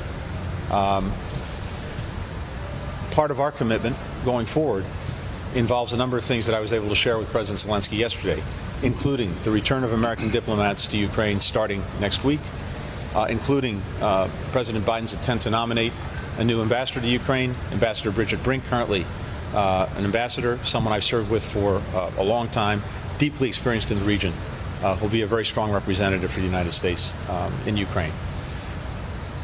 We had an opportunity as well to talk about where this goes from here. With the success that Ukraine has had, it's also true that Russia continues to try to brutalize parts of the country. And the death and destruction that we continue to see is horrific. But Ukrainians are standing up, they're standing strong, and they're doing that with the support that we have coordinated from literally around the world. The strategy that we've put in place, massive support for Ukraine, massive pressure against Russia, solidarity with more than 30 countries engaged in these efforts, is having real results. And we're seeing that when it comes to Russia's war aims, Russia is failing, Ukraine is succeeding. Russia has sought as its principal aim to totally subjugate Ukraine, to take away its sovereignty, to take away its independence. That has failed. It sought to assert the power of its military and its economy, we of course are seeing just the opposite. A military that is dramatically underperforming, an economy as a result of sanctions, as a result of a mass exodus from Russia that is in shambles. And it sought to divide the West and NATO. Of course, we're seeing exactly the opposite. An alliance more divided than I've ever seen it, and indeed, new countries considering applying for membership. The bottom line is this. We don't know how the rest of this war will unfold, but we do know that a sovereign, independent Ukraine will be around a lot longer than Vladimir Putin's on the scene. And our support for Ukraine going forward will continue.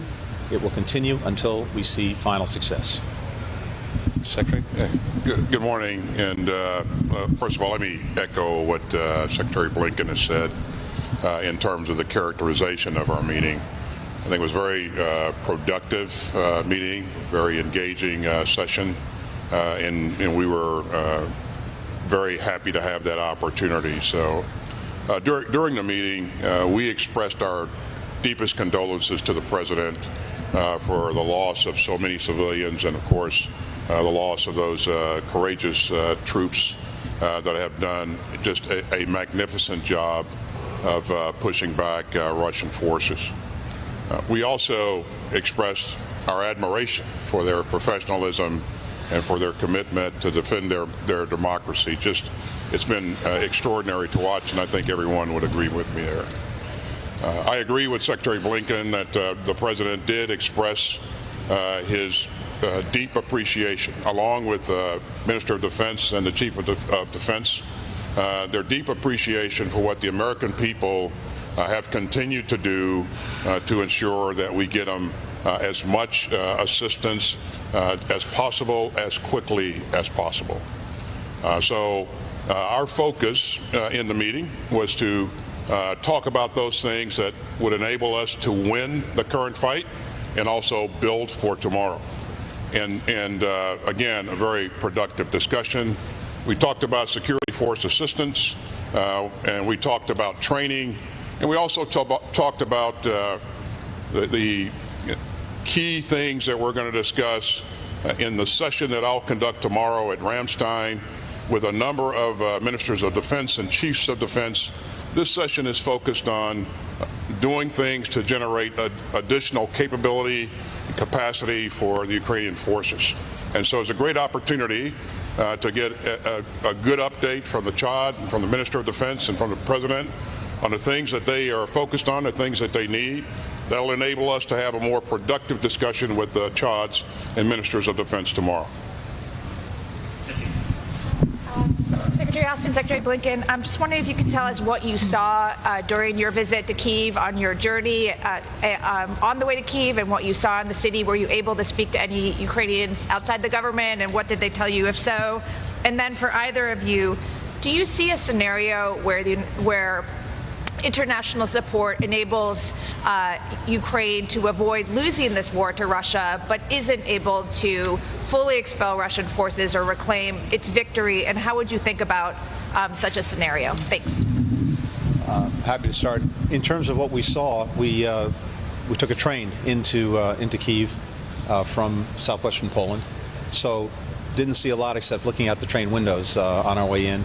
And in Kiev itself, we went right to the presidential palace. We spent about 3 hours with President Zelensky, with his senior team. That was the entire focus of our visit. We wanted to focus on the work that needed to be done in looking at the game plan that we have, how we're moving forward across all of these different lines of effort. So that was the entire focus. There wasn't much of an opportunity to talk to average Ukrainians. We certainly saw people on the streets in Kiev, evidence of the fact that the battle for Kiev was won, and there is what looks, from the surface at least, to be normal life in Kiev. But that's in stark contrast to what's going on in other parts of Ukraine in the south and the east, where the Russian brutality is doing horrific things to people every single day. In terms of wars won and lost, again, I come back to the proposition that in terms of Russia's war aims, Russia has already failed, and Ukraine has already succeeded, because the principal aim that President Putin brought to this, in his own words, was to fully subsume Ukraine back into Russia, to take away its sovereignty and independence. And that has not happened, and clearly will not happen. Where the contours of the war goes from here, how much death and destruction continues, obviously that's a deep concern. We want to do everything we can to help the Ukrainians bring this to an end on the best possible terms as quickly as possible. Much of the work that we're doing is enabling them to strengthen their hand both on the battlefield right now, but also eventually at a negotiation if there is one. I agree with Secretary Blinken. We were focused on the conduct of the meeting and engaging the senior leadership. So we didn't get a chance to do any walkabouts or engage civilians or citizens on the street. On the way in, it did look like things were beginning to come back to normal. It was Easter Day, so in Kiev, so certainly a number of people would have been at home and not out on the street. In terms of their ability to win, the first step in winning is believing that you can win. And so they believe that we can win. We believe that they can win if they have the right equipment, the right support. And we're going to do everything we can, continue to do everything we can to ensure that that gets there. So we're engaged with the Chad, engaged with the Minister of Defense, and as this fight evolves, their needs will change. And so as those needs change, we'd like to be one step ahead, but we're going to be responsive to what the Chad and the Ahmad believe that they need. Secretary Austin, I have a question about aid deliveries. How are you tracking the Stingers and the Javelins and those sensitive weapons? We're seeing more and more imagery of those weapons falling into the hands of Russian-backed forces in Donbass. Do you have a plan to track those weapons? And in terms of humanitarian aid, Secretary Blinken, there's an article in the Boston Globe today quoting a USAID official saying that the $1 billion in aid passed by Congress has not even been transferred to USAID accounts, and that much of the aid that's supposed to be going into Ukraine has not been delivered, calling it a critical strategic failure. How do you plan to fix this problem? The first part of the question, Jen, thanks for that question. In terms of our ability to track the weapons that are going in, as you know, we don't have any forces on the ground, so that is difficult for us to do. We did have a very good discussion with both the Chad and the President, Minister of Defense, on the necessity to make sure that that those weapons are tracked and as best possible to make sure that they're protected from falling in the hands of adversaries. Now, when you're in a fight, as you know, if a specific battle is lost, then you have less control over that, over your ability to control items.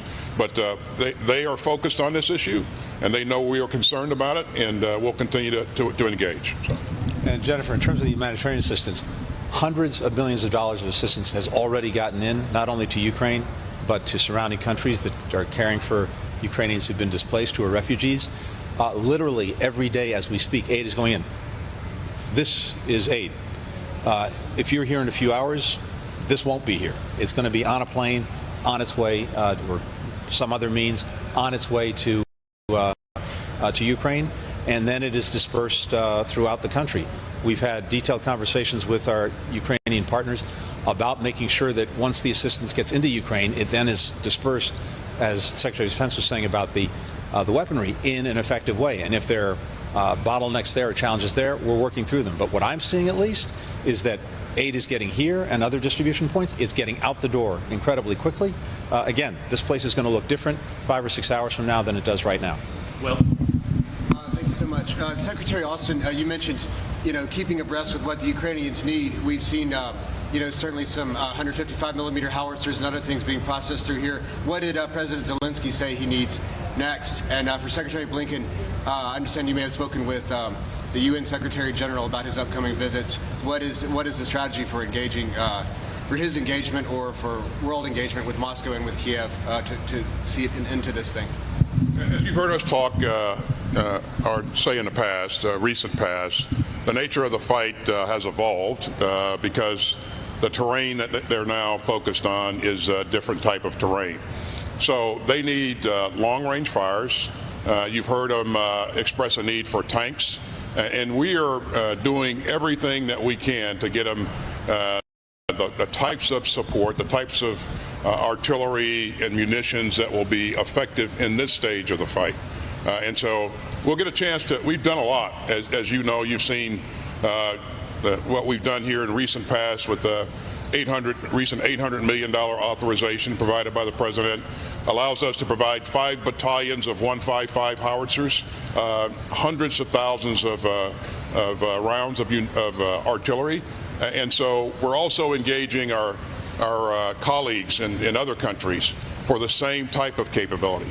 And we see indications early on that they're going to be many countries are going to come forward and provide additional munitions and howitzers. So we're going to push as hard as we can, as quickly as we can, to get them what they need. This will be a great topic of conversation for our meeting tomorrow as we go down to Ramstein. And in terms of the Secretary General, I spoke to the UN Secretary General on Friday, and he is heading to Moscow early this week.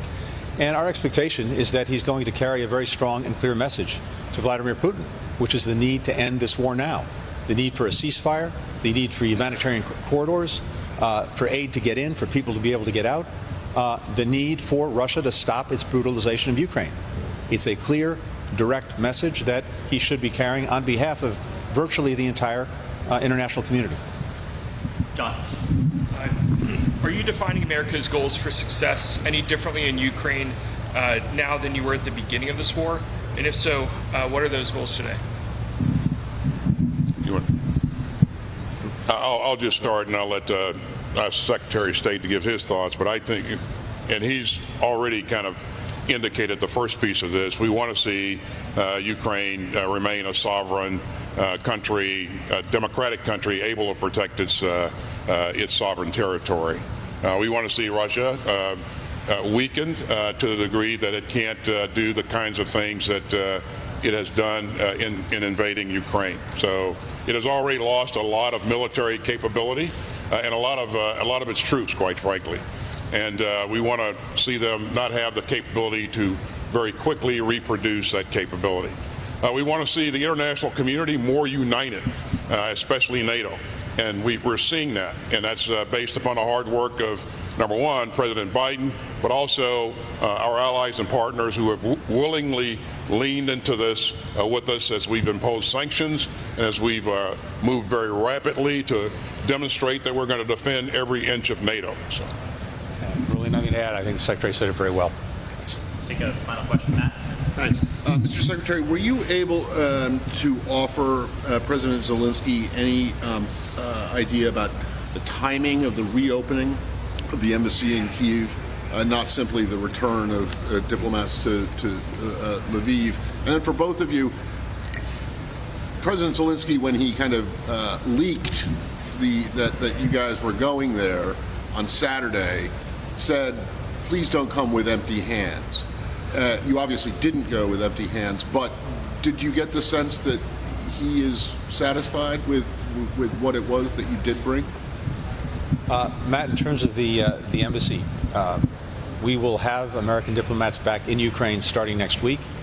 They'll then start the process of looking at how we actually reopen the embassy itself in Kiev. I think that will take place over a couple of weeks would be my expectation. We're doing it deliberately. We're doing it carefully. We're doing it with the security of our personnel foremost in mind, but we're doing it.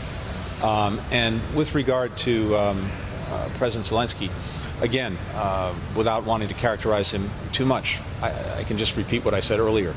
He expressed to both of us deep and repeated appreciation, both for President Biden's leadership, but also for the generosity of the American people. I think he said, Lloyd, that the United States has been Ukraine's strongest supporter, something that they won't forget. Look, we never come empty-handed, because this is, as the Secretary of Defense said, this has been an ongoing process where we have been from before day one. Because remember, the initial drawdowns that President Biden ordered go back to last Labor Day, months before the aggression. We wanted to make sure that if Russia pursued the aggression, that Ukrainians had in hand the tools they needed to stop it, to push it back. And that's exactly what happened, thanks to their courage, to their commitment, but also thanks to the equipment that they had in hand from before the war started. They were able to do that. But as the Secretary said, this has been evolving, and so the nature of our assistance and the assistance we're getting from others has been evolving. And as you would expect, he did express Okay, so we lost that there, but we were hearing from Secretary of State Blinken, Secretary of Defense Austin about their trip to visit Vladimir Zelensky in Kiev just yesterday. I want to put this photo up yet again of the photo they took together, and you can see them there. Now, Secretary Austin is going to Ramstein Air Base in Germany to meet with his European counterparts about what more European nations and the United States can do to provide military aid to Ukraine. We also know another diplomatic heavy hitter is visiting with both Russian President Putin and Ukrainian President Zelensky in the next couple of days, starting tomorrow. And that, of course, is UN Secretary General Antonio Guterres. He'll visit Moscow tomorrow, where he'll have a working meeting and lunch with Russian Foreign Minister Sergei Lavrov, and then he'll be received by President Vladimir Putin. So we'll see if anything comes of that meeting. It's a very high-level meeting, and see if the UN Secretary General can urge Vladimir Putin to call off hostilities and bring an end to the war and come to the negotiating table. I'm Andrew Kraft. We're going to take a quick commercial break. When we come back, we'll have the latest from Fairfax, Virginia. What happened in the Johnny Depp Amber Heard defamation trial? More on that after the break.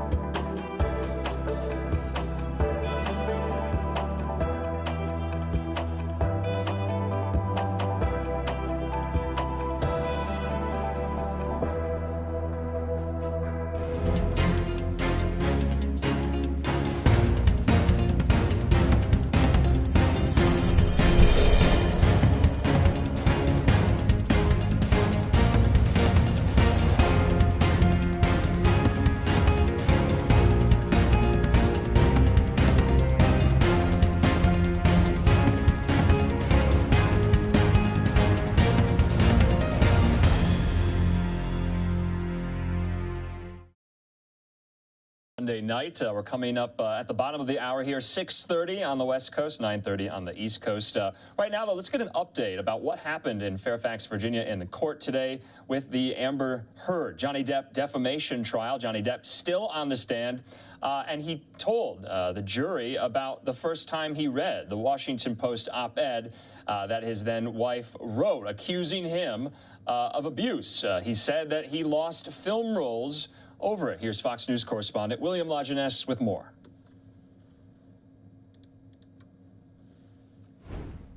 Actor Johnny Depp taking the stand again Monday in Virginia as his defamation trial against ex-wife Amber Heard enters week 3.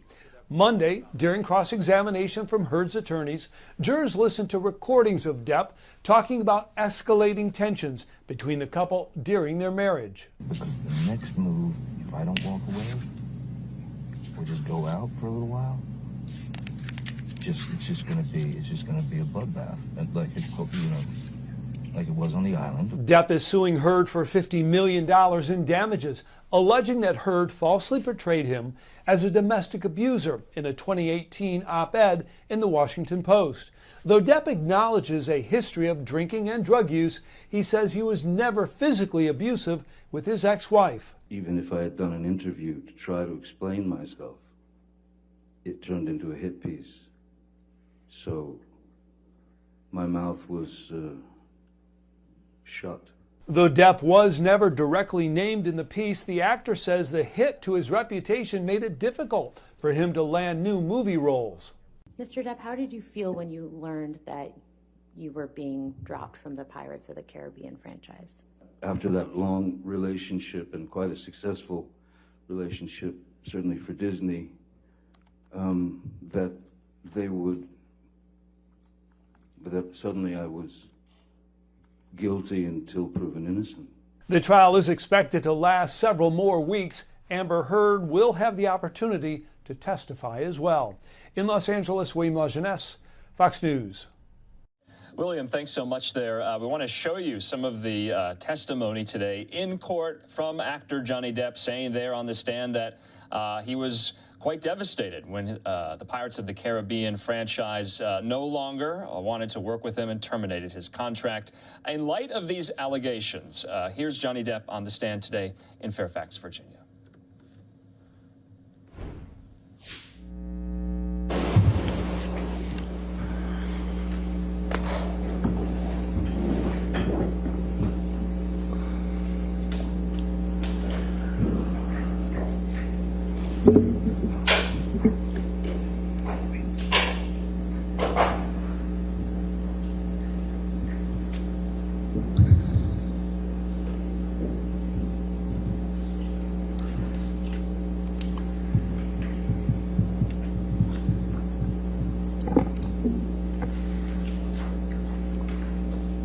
Your Honor, for the sake of time, I'll go ahead and may I ask the witness about the portions that we discussed, and then we can provide a redacted version. Okay.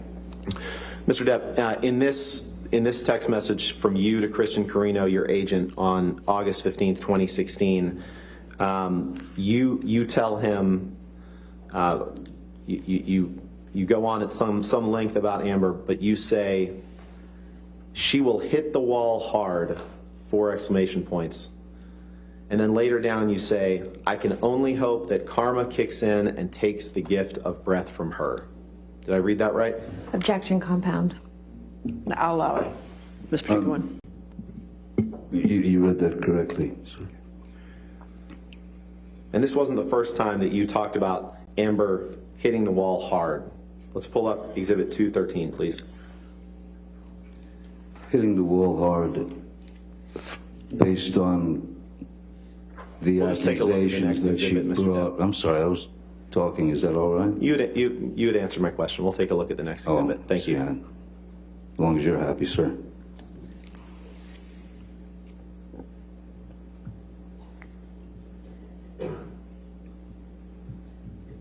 Mr. Depp, this is a text that you sent to Bruce Witkin on February 4th, 2014.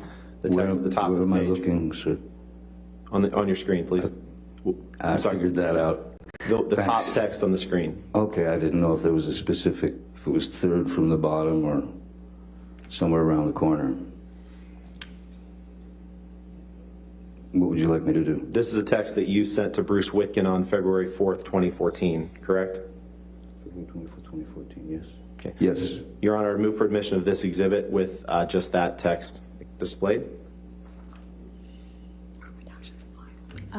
With the redactions applied and also the identifiers. Okay, Yep. redactions and identifiers. We have that ready. All right, 213, evidence with redactions.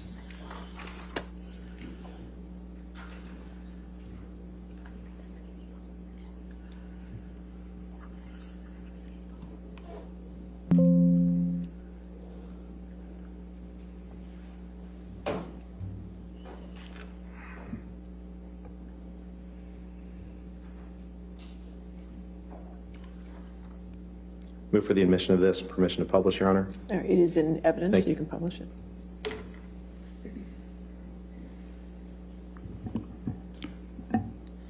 Mr. Depp, on February 4th, 2014, you tell Mr. Witkin, "Amber and I hit the wall hard."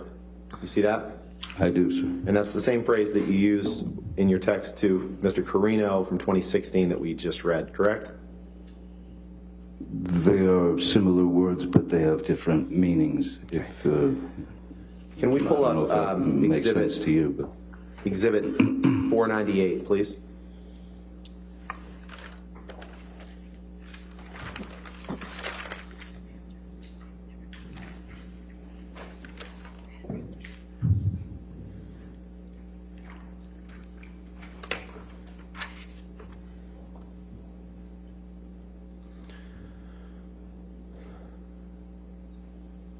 Mr. Depp, is this a text exchange that you had with Ms. Hurd on or about October 28th, 2015?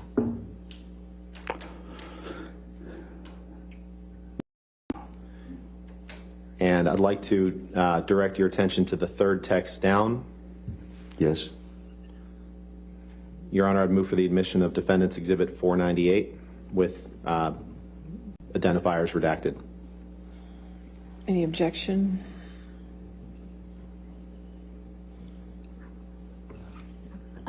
Relevance, Your Honor. All right, let's. May we approach? Okay, sure.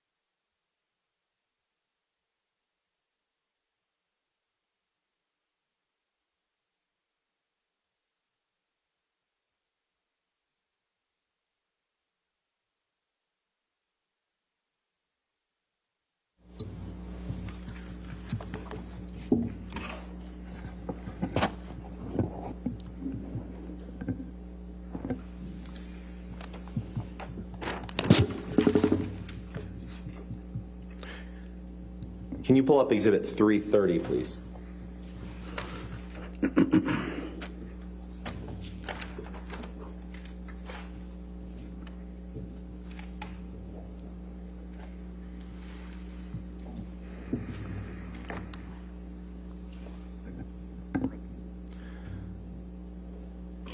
Mr. Depp, I'd like to turn your attention to the middle text on this page, which is a text from you to someone named Ryan A. On January 12th, 2015. Do you see that? January. I'm sorry, the second one from the last. Yes. January 12th? Yes. Yes, sir. Is that Ryan Adams, the singer? Yes, it is. Your Honor, move for admission of Defendant's Exhibit 330. Just plan on asking him about that text. Objection, relevance, Your Honor. Your Honor, I'm happy to approach if you want.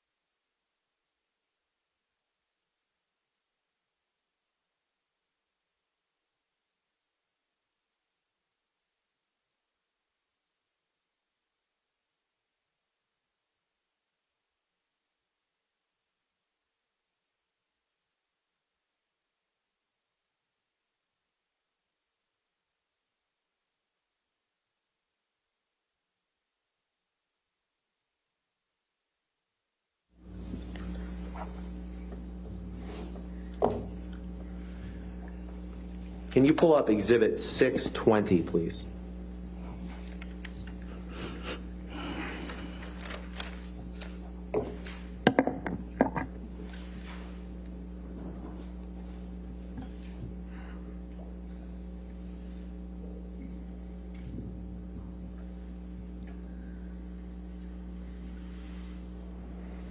Mr. Depp, I'd like to turn your attention to text number 40. Okay. It's the third one down. Yes. This is a text from you to Malcolm Connolly. Is that right? That's correct. Your Honor, I'd move for admission of this document with the third text down. If I just... Sure. I'm happy to approach to discuss if Your Honor would like.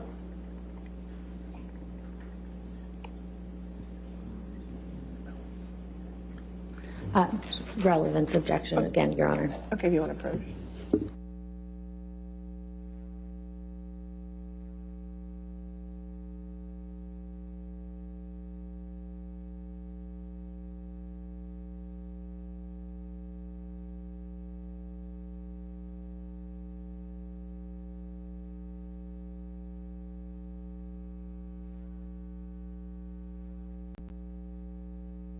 Redacted.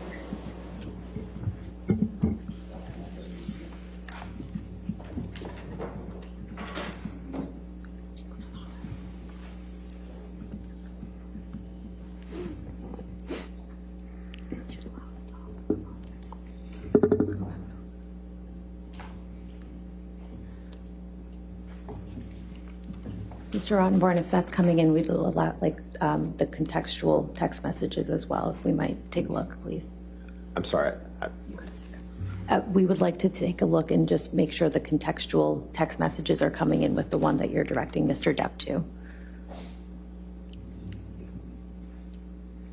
I'm just going to address the court. That was the text message that I would like to get in. If they're, I'm not sure what she's asking, Your Honor. We'll just go forward with that text message for now. Okay.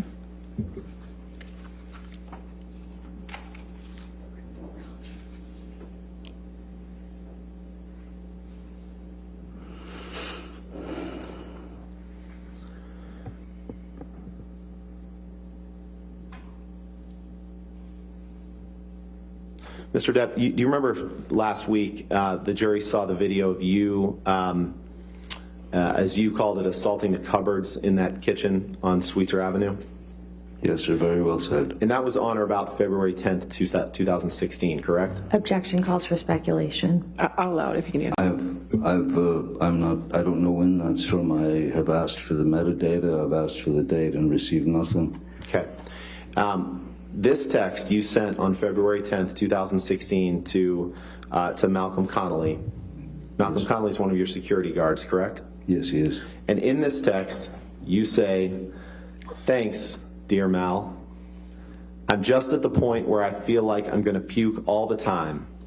Once I get this shit moving and get myself out of her level of shit, I will never mention this cunt's name again, ever again. And the first prick that asks about her gets a warning. Should the single-celled prick decide to push it, he never forgets me and will always be remembered throughout his life as the guy that got his fucking nose bit off, chewed up, and swallowed by Johnny Depp.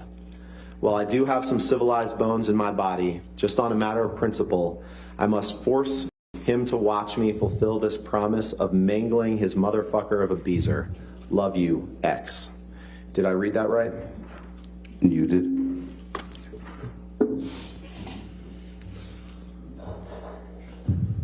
I'd like to turn to your views on Ms. Heard's career.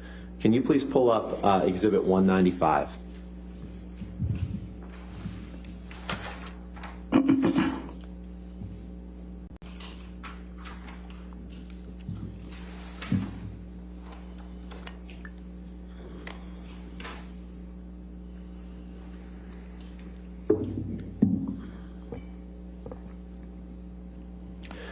I'd like to direct your attention to the second to last text from the bottom. This is a text message exchange between you and Ms. Heard on October 29th, 2013, correct?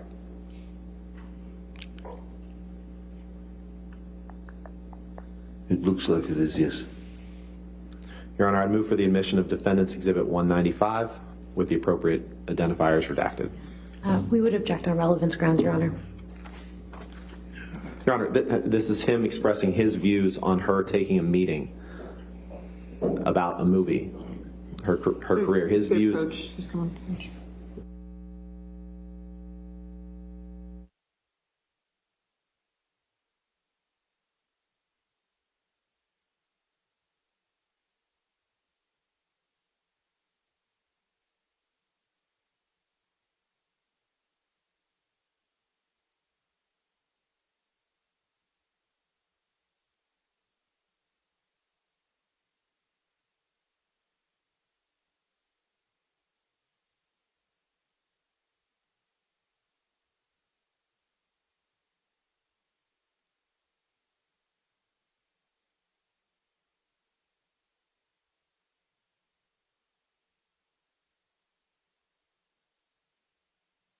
So 195 will be in evidence with, redacted with the identifiers off.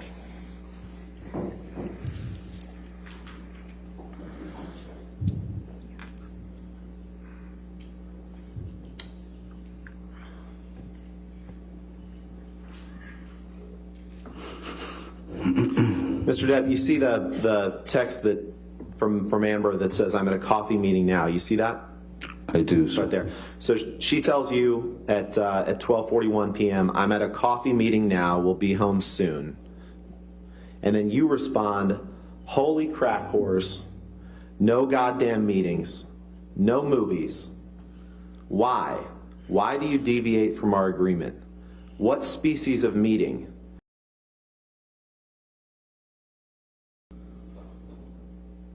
Did I read that right?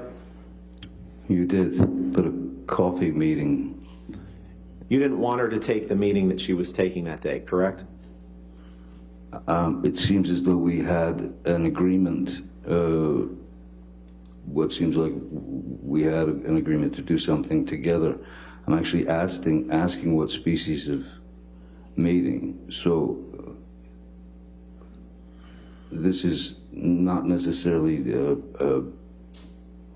an angry text. It's just, why do you deviate from our agreement? It's not about her doing films. How do you think she got Aquaman, sir? You tell her no goddamn meetings, no movies, because you didn't want her acting. You wanted to control her career, correct? Objection compound. That's Hold patently on, untrue, and it's a great guess. Sir. All right, yes, I'll sustain the objection. Next question. Sorry.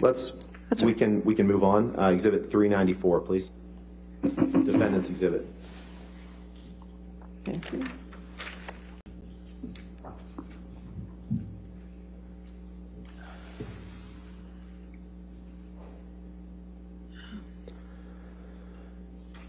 Mr. Depp, if you can take a look at the fourth text down. This is a text from you to Dr. Kipper on, it's in the timestamp issue. I believe it was sent on March 8th, 2015 in Australia, timestamped March 7th, 2015. Do you see that? I do, sir. Okay.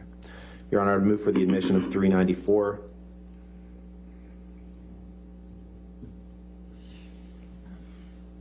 No objection with the proper redactions of the rest of the text messages and the identifiers. Okay. Thank you, Your Honor. 394 in evidence with redactions.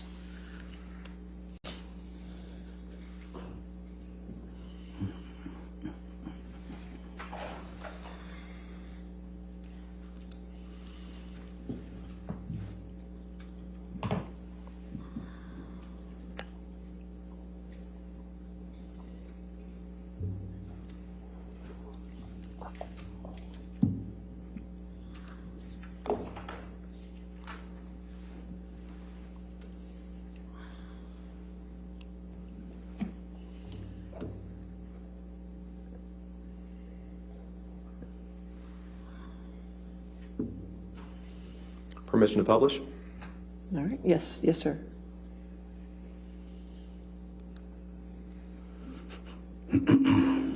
Mr. Depp, on this date, right after you had suffered an injury to your finger, you text Dr. Kipper and you say, "I just cannot live like this. I'm done. No more. The constant insults, the demeaning, belittling, most heartbreaking spew that is only released from a malicious..." You know what? Far more hurtful than her venomous and degrading, endless educational ranting is her hideously and purposely hurtful tirades and her goddamn shocking treatment of the man she was meant to love, above all. Here's the real deal, mate. Her obsession with herself is... She's so desperate for success and fame. That's probably why I was acquired, mate. Although she has hammered me with what a sad old man has-been I am, Cowan has done me the most cruel of favors. I'm so very sad, I cut the top of my middle finger off. What should I do? Except, of course, go to a hospital. I'm so embarrassed for jumping into... Did I read that right? Yes, Mr. Rottenborn. So even as you are ranting about Ms. Heard to Dr. Kipper, even as you were talking about her ambition and expressing your objections to that, you still admit to him that you cut the top of your middle finger off, correct? Objection, compound. Sustained as compound. You're complaining about her ambition in this text to her, to Dr. Kipper, correct? I'm realizing that her ambition is far stronger than her supposed feelings for me, yes. And there's nothing about this text that's trying to protect her. Protect her? From what? And you tell Dr. Kipper, I cut the top of my middle finger off in this text, correct? It's just the way it was worded.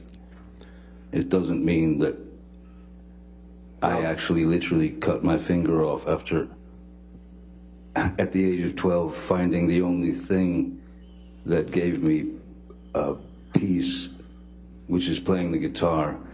Very unlikely. Why didn't I start lopping off digits when I was 13 then? Just the way it was worded.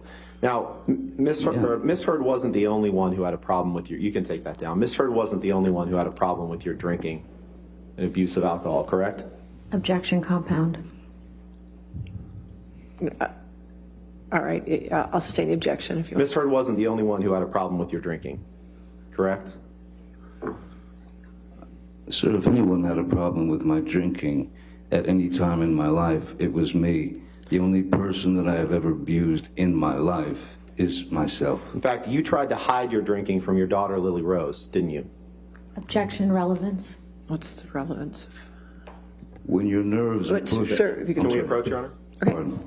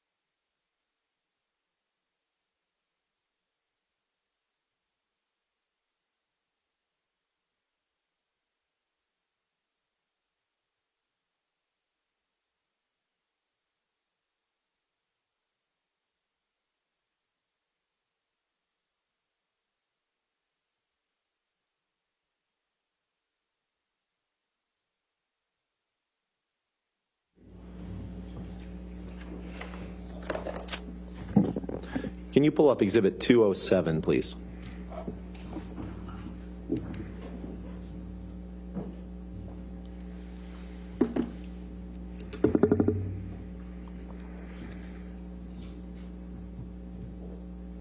Can you scroll down, please?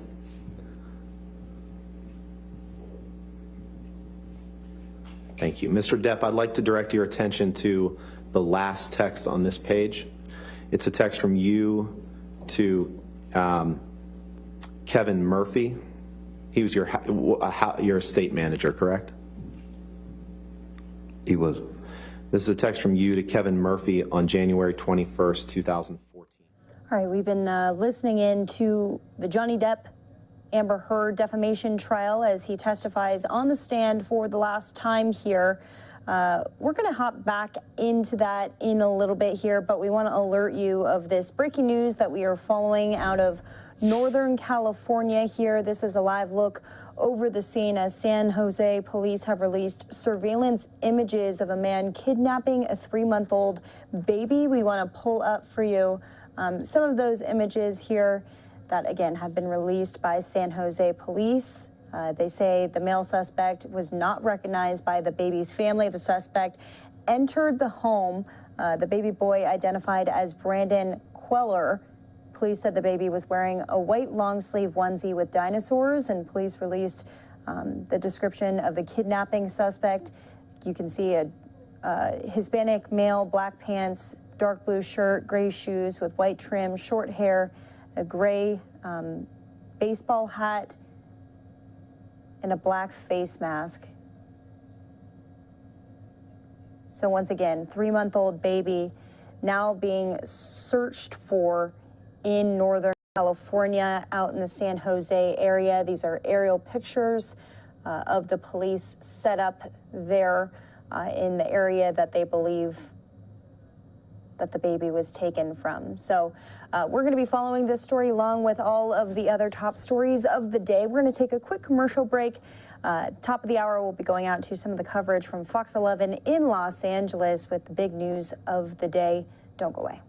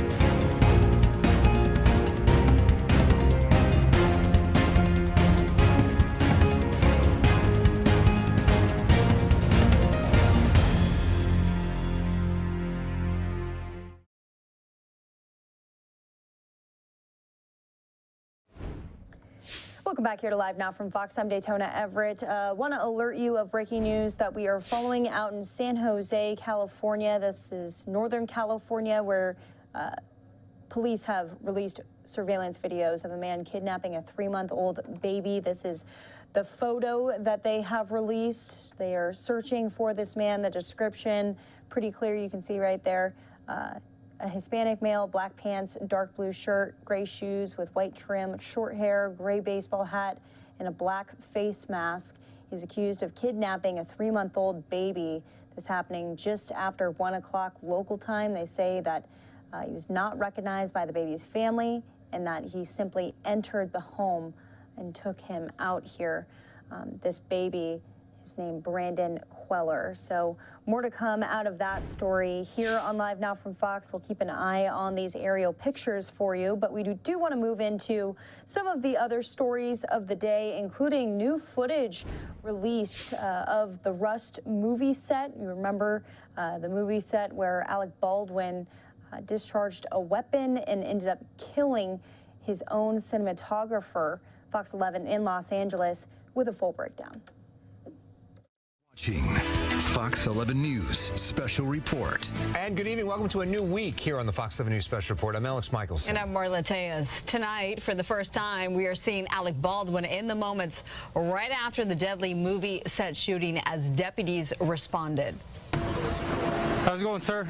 So my understanding, you were in the room when the lady, when someone was shot? Holding the gun, yeah. Okay, alrighty. What do you need? Well, I know your name, so it's call you back, okay? Let me get with my lieutenant and see where we want you to hang out, okay? Whatever you want to do. Whatever. Yes, sir. All right, give me just a second. All right, here you are seeing a seemingly compliant Alec Baldwin interact with the deputy. This deadly shooting happened back in October when Baldwin was rehearsing a scene.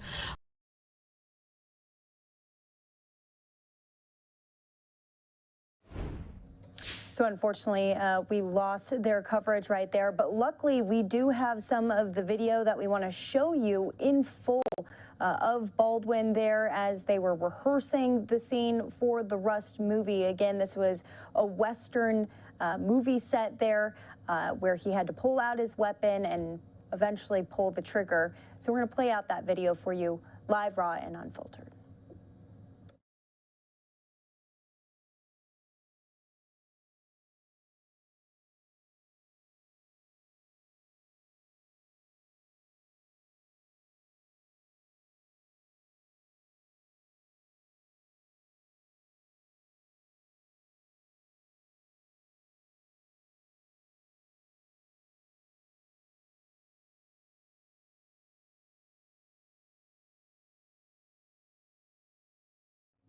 So here we have it, Alec Baldwin kind of rehearsing for one of the scenes in this movie 6 months following the Rust movie shooting, which resulted in the death of cinematographer Helena Hutchins. The Santa Fe County Sheriff's Office released everything that they've collected in the investigation so far. These files all related to the Rust movie set investigation. They include dash camera footage from deputies and detectives, incident reports, crime scene photos, examination reports, witness interviews, set video, and staff photos collected through the course of the investigation. The investigation's still open, and it remains ongoing. This video of when police showed up on the scene here, they started interviewing and talking to Baldwin.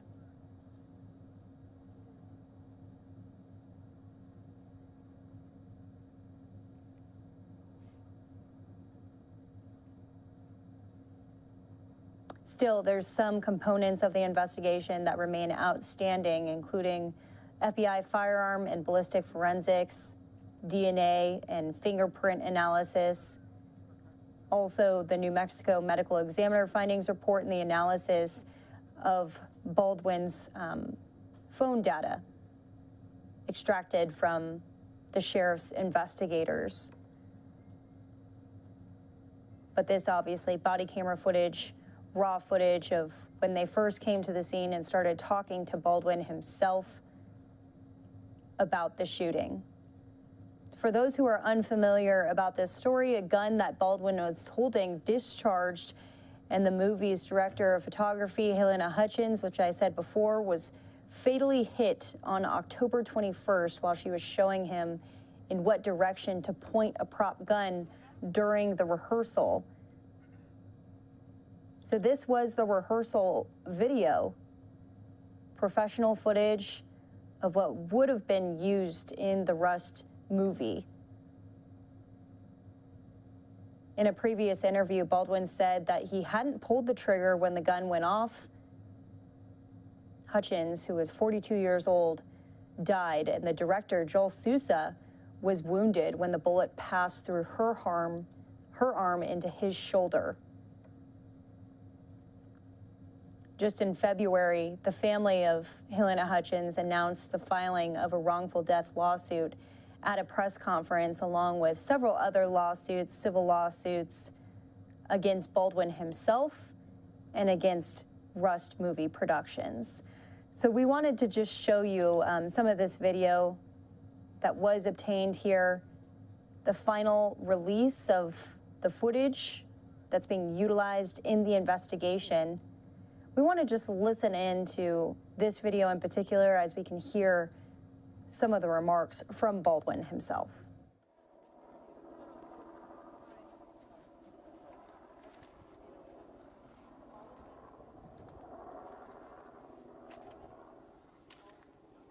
So this is our crime scene tech. We're going to document the clothes. We're going to have them change out, take the clothes, and then we can follow up that back to the police. And talk to them if he wants, and we'll go from there. Okay. Press isn't in here yet. Right. No, she's with us. Could you hold on 1 second, please?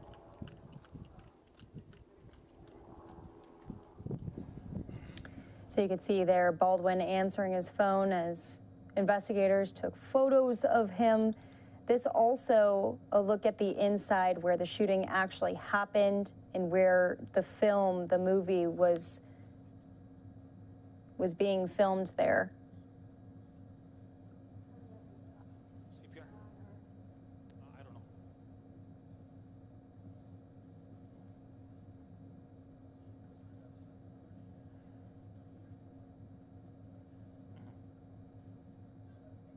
So there we have it. Always showing you all of these things live, raw, and unfiltered as we have them here. We're going to be keeping our eyes on not only that wrongful death lawsuit filed from the Hutchins family, but on all of the other lawsuits for people who were involved, as many of the production members are now suing Baldwin and suing the production company as a whole. More to come on this and more to come after this commercial break. We'll see you back here in 2 minutes on Live Now.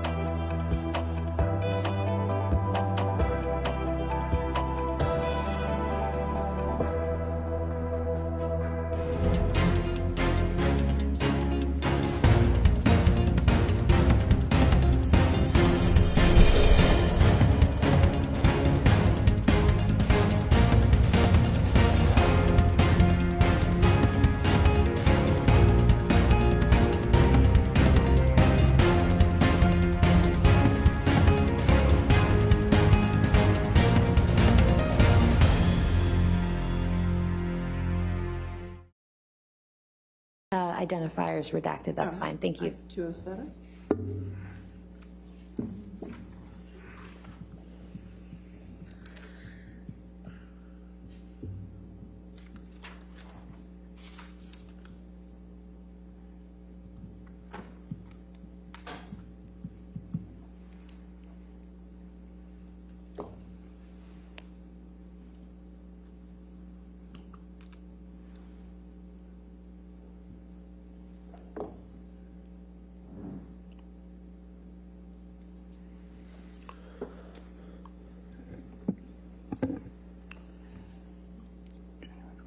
Permission to publish? Yes, sir. And in this text to Kevin Murphy on January 21st, 2014, you say, just trying to get over my shocking discussion with Vanessa that lasted 5+ hours. Vanessa's your former partner, correct? She's the mother of my children, yes. The mother of your children, that's right. And then you say, I feel ill and have invested my guts into some side corner. Now, Lily Rose hates me because she thinks I'm drinking, and she's right. But I can't. Thanks for that one, Vanessa. Come to master in main house. Did I read that correctly? You did. Can you pull up Exhibit 1092, please?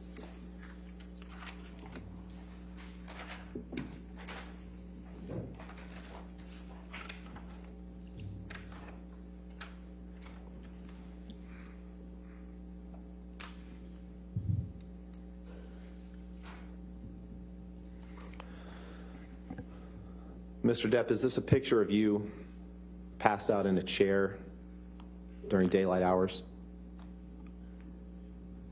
Again, isn't passed out, that's a very specific term. Sleep could be one, passed out. Let's try it this way. This is a picture of you in a chair, correct?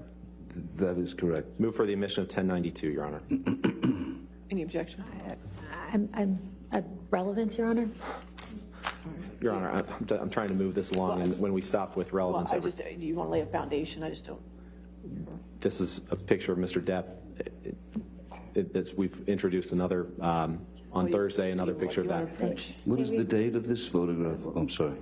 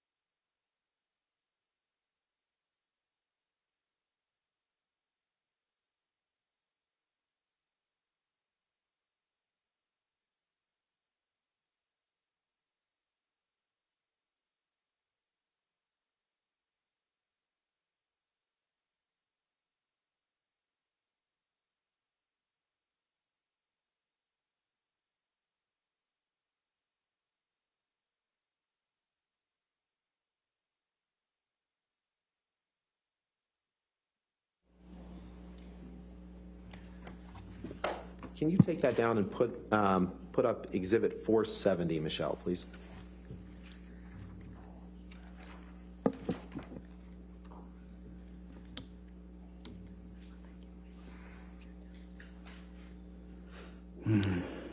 Mr. Depp, is the bottom text on this page a text exchange or a text message from you to your personal assistant, Stephen Deuters, on September 3rd, 2015?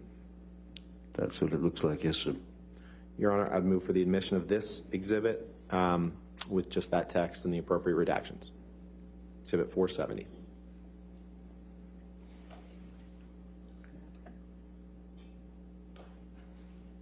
Yeah. Again, of relevance, Your Honor. And cumulative. I'll allow this one if we just. Thank you, Your Honor. With the redactions.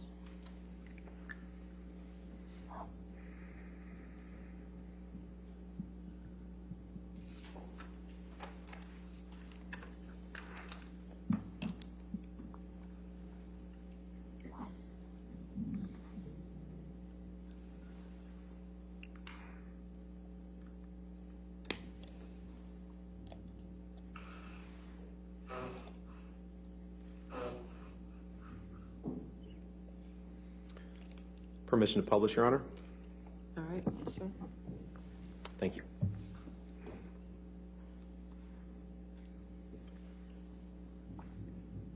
Mr. Depp, in the effort to move this along, I'm not going to read the whole thing, but I'm going to start with the word main bits, which is 5 lines down. You write to Mr. Deuters on September 3rd, 2015, main bits needed are Xanax and Adderall, and I want no judgment from Kipper or Debbie. Kipper means Dr. David Kipper, correct? That's correct. And Debbie means Debbie Lloyd, your sobriety nurse, correct? That is correct. Just found out from Joel last night how much I spent on having Kipper and Debbie around. Millions and fucking around Broad, BCH, and gave me new meds like every 2 weeks. She was on set maybe 4 times. Wow. Then 5 money symbols. Sorry, just how it is. Did I read that right? You did. Can we pull up Exhibit 587, please? This is a recording, Your Honor. And I already have 5787A, so this is 587B. 587B, Your Honor. The excerpts to be played are 1940 through 1953 and 2304 through 2329. Any objection? No objection, Your Honor. All right. 587B in evidence.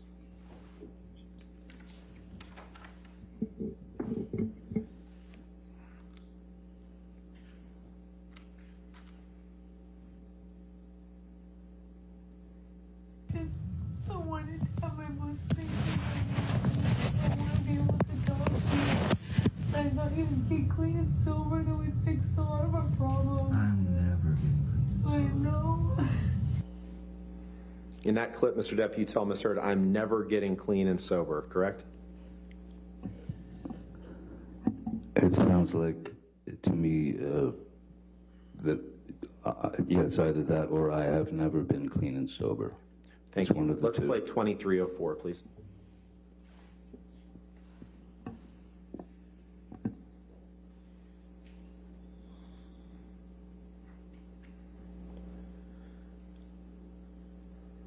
In the big picture, the big scheme of things, it does nothing but hurt us. And why? Because the coke and booze doesn't make it easier for you to see how clearly that is. You gotta stop with the coke All the coke you've done today, and all the booze you've drank today. By the way, has it helped you? Has it helped us? Just got the coke Has it helped us? today. Yeah, I know, because yesterday you were 1,000 times better. Yesterday, did we? I'd like to turn now to a few more of your words around the time that you went into detox, about how you viewed Amber's role in that process, Mr. Depp. Can you please pull up Plaintiff's Exhibit 120_40?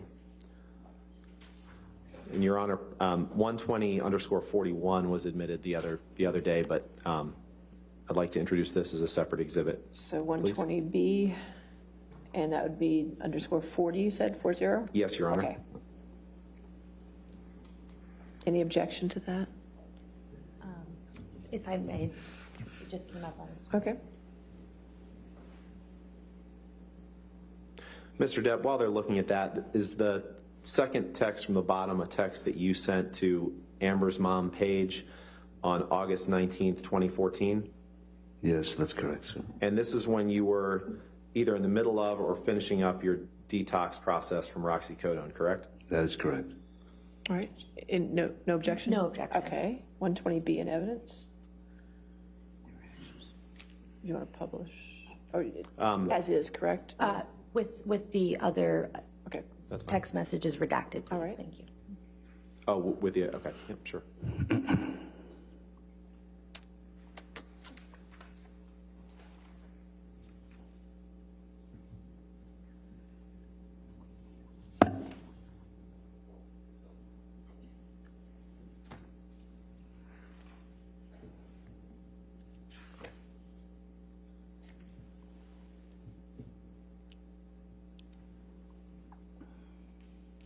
Okay, you can publish.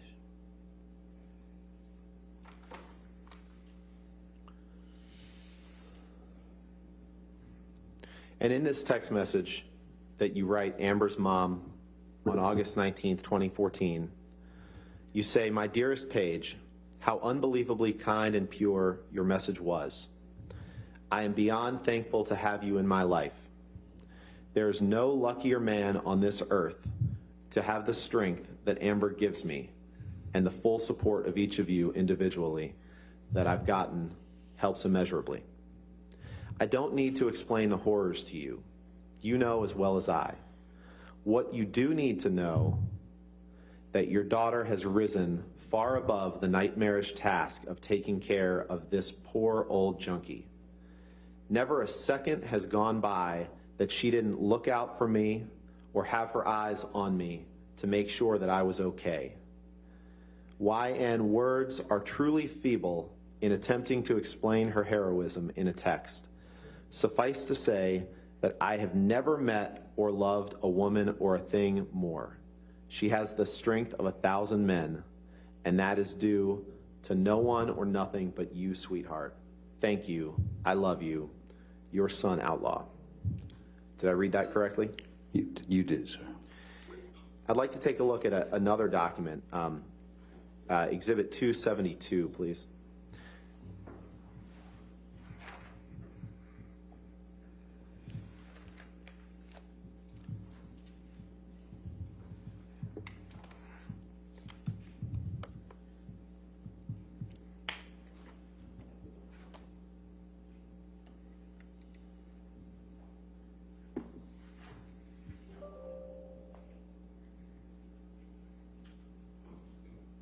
Is this a text message that you shared, a text message exchange between you and Amber the following day on April 20th, 2014? Yes, sir. Your Honor, permission to, or I'd move for the admission of Exhibit 272 and ask for permission to publish. With the identifiers removed, we have no objection. All right, remove the identifiers.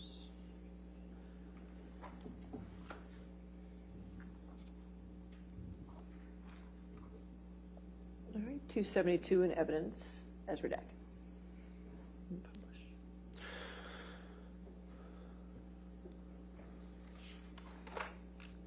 Now, Mr. Depp, you testified on Thursday that you saw nothing wrong with referring to Amber as a lesbian camp counselor when she was trying to get you to stop using drugs. But let's take a look at what you say in this text. She had used that term before. In this text, Mr. Depp, you say, "Just to let you know that I'm fine, my angel. I miss you, of course, but this was the right thing to do to speed up the process. I love you more than life. Yours, Steve." Did I read that correctly? You did. You can take that down. Now, you've brought this lawsuit about the op-ed specifically, but for years prior to the date that Ms. Heard wrote the op-ed, there were numerous negative news stories about you. You'd agree with that, correct? Objection, compound. All right, I'll sustain it to compound. For years prior to 2018, when Amber wrote the op-ed, there were numerous negative news stories about you that were released into the public, correct? Objection calls for speculation. I'll allow it if you can answer. By 2018, you're saying? Correct. Yes, it all started with Ms. Heard going directly to a court to get a TRO, which is with a bruise on her face and paparazzi. That was the sort of beginning of the ball rolling down the hill and gaining momentum. There were lots of negative stories about you prior to May 27, 2016, when Amber went into court, correct? Objection asked and answered. Now it's 2016. I'll allow it if you can answer. There are plenty of negative stories about you prior to that date, weren't there? So I've been in the racket of Hollywood since 1984. Mr. Depp, I'm asking you a yes or no question. There were plenty of negative news stories about you prior to May 27, 2016, correct? From 1984 up until then, they're both. So, of course, people write negative stories. Sure. And you just testified to the jury that it all started on May 27, 2016. So that's why I asked you to clarify about the negative stories prior to that date. And you'd agree that there were, correct? Can you be specific about the stories? Of course, there have been negative stories.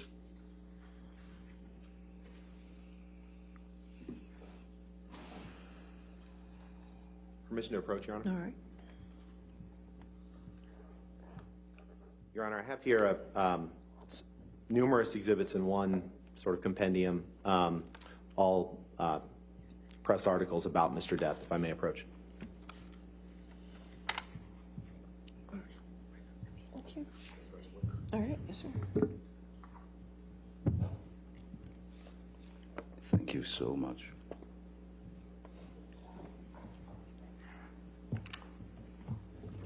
Your Honor, having received this, I would like to preemptively lodge a hearsay, lack of foundation. And He hasn't got him in evidence yet. Are you moving? No, these to I'm evidence?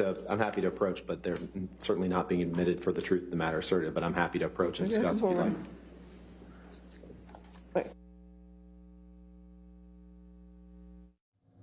Okay, so once again, Johnny Depp being presented with a pretty large pack of evidence of issues that he's had in the past, bad press that he's had during his time in Hollywood there.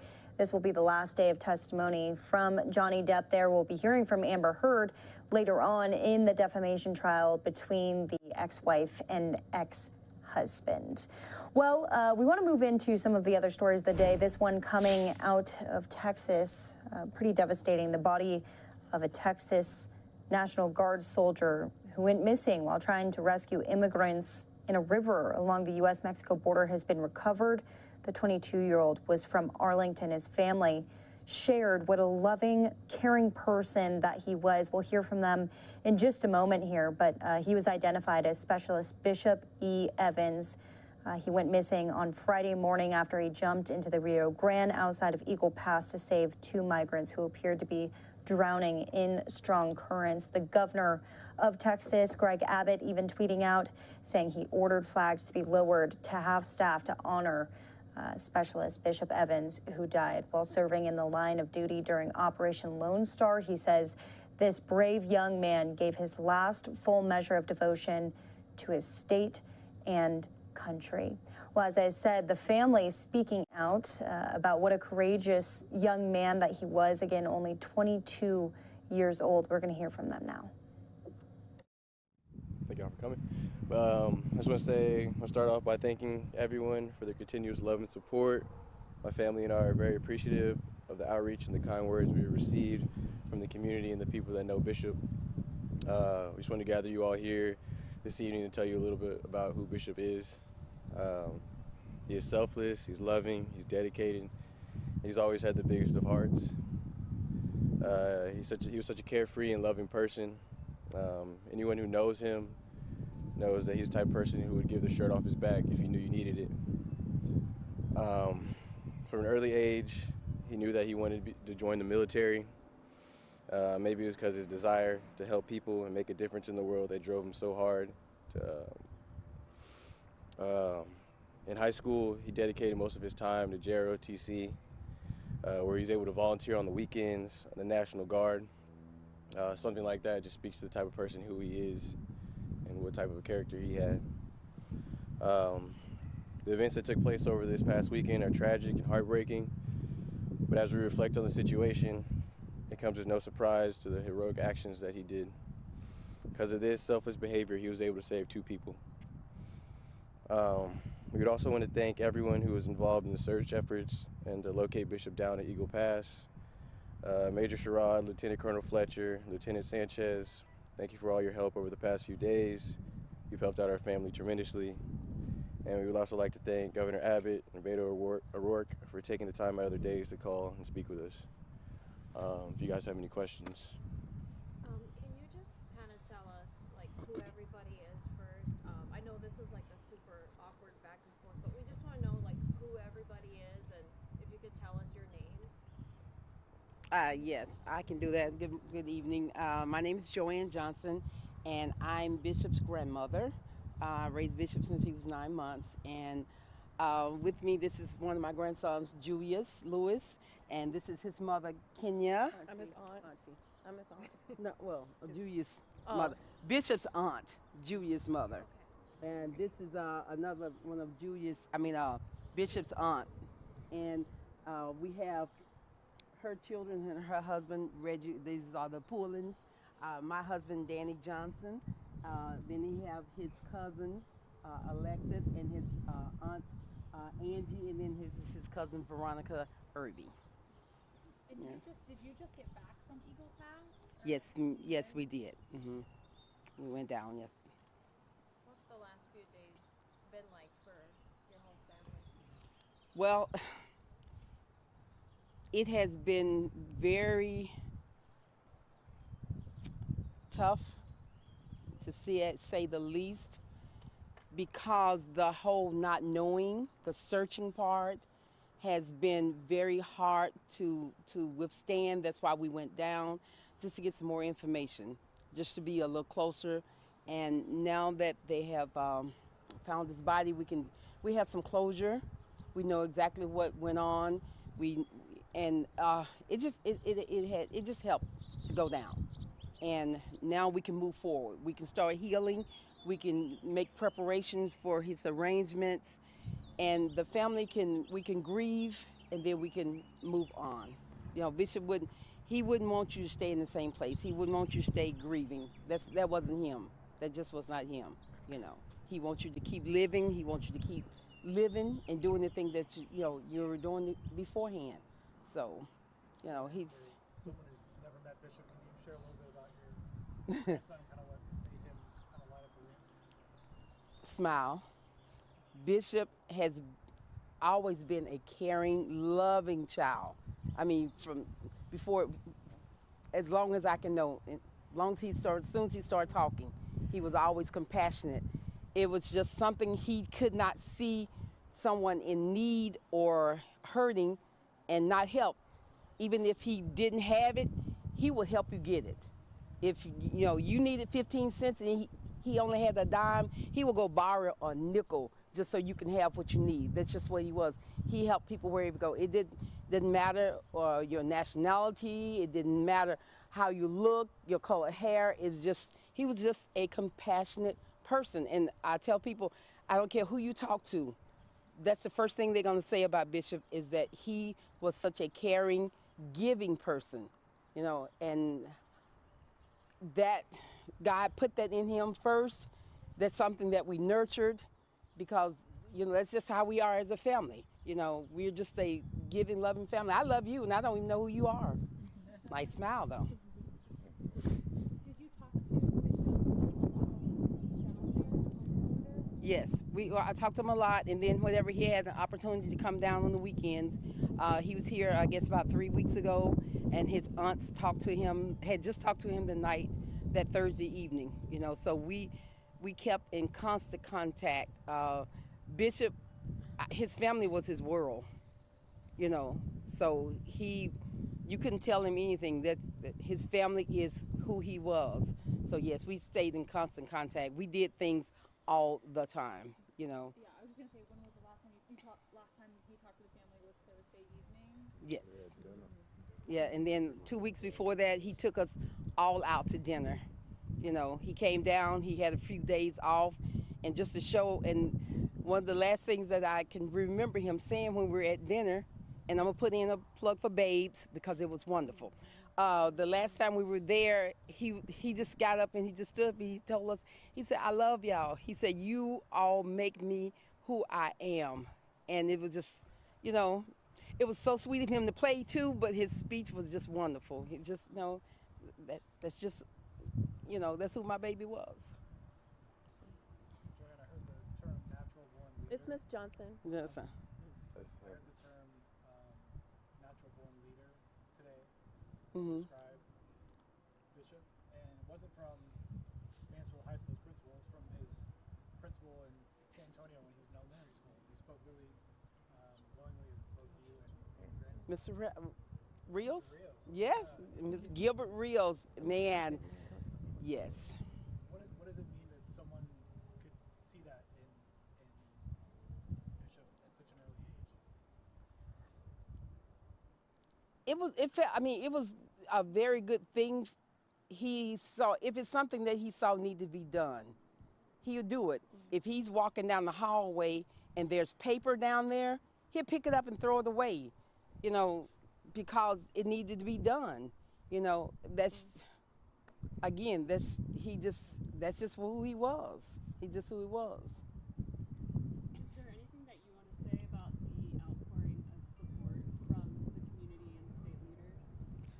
Thank you. Thank you. You know, it is very heartwarming that they are doing that. We appreciate it. We really do. We appreciate his friends and his family, and there's a lot of them. I mean, there's not a stranger Bishop knows, because he's gonna make friends wherever he goes, you know. And so we thank you. We thank you all. We thank you for your condolences. We thank you for your warming words. We thank you for your prayers, and please keep those coming. We just continue to pray for me and my family. Continue to uplift us, and please continue to love on people the same way Bishop would. You know, that's what we ask for, that people will continue to love on each other and just be kind. How would you like him to be remembered? As a hero, as a person who would give his life for you, even if he saw you in trouble. He saw someone hurting you, he wouldn't ask you who you were before he tried to help you. He just wouldn't.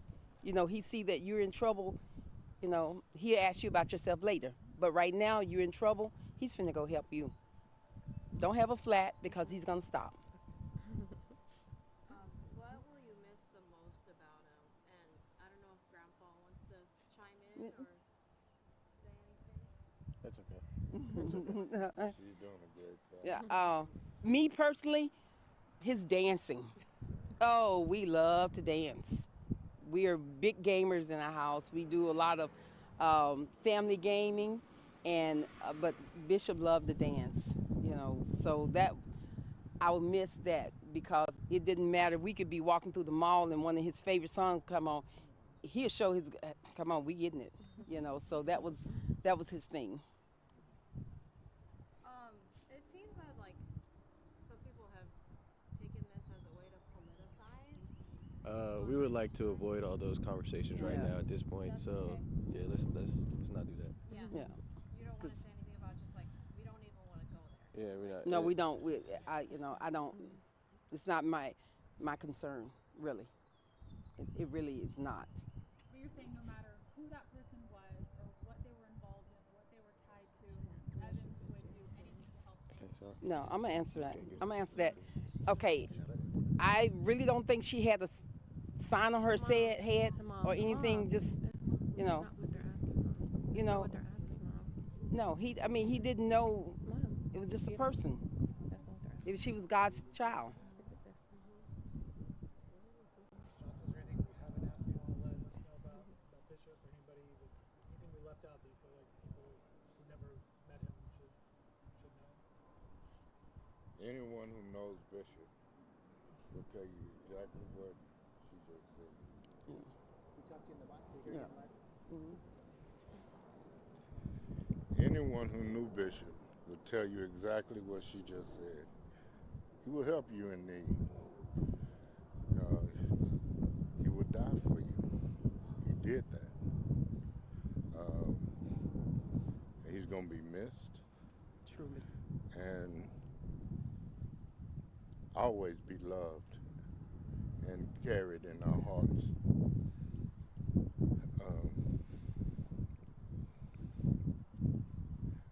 We want to be positive about Bishop because he was a positive person. And I would like to leave it at that. Thank you. So once again, the family of the Texas National Guardsman Bishop Evans speaking out there about what an amazing young man he was, 22 years old, losing his life in service. But of course, Governor Abbott saying that he had ordered flags to be lowered to have staff to honor the life of Evans, who died during the Operation Lone Star.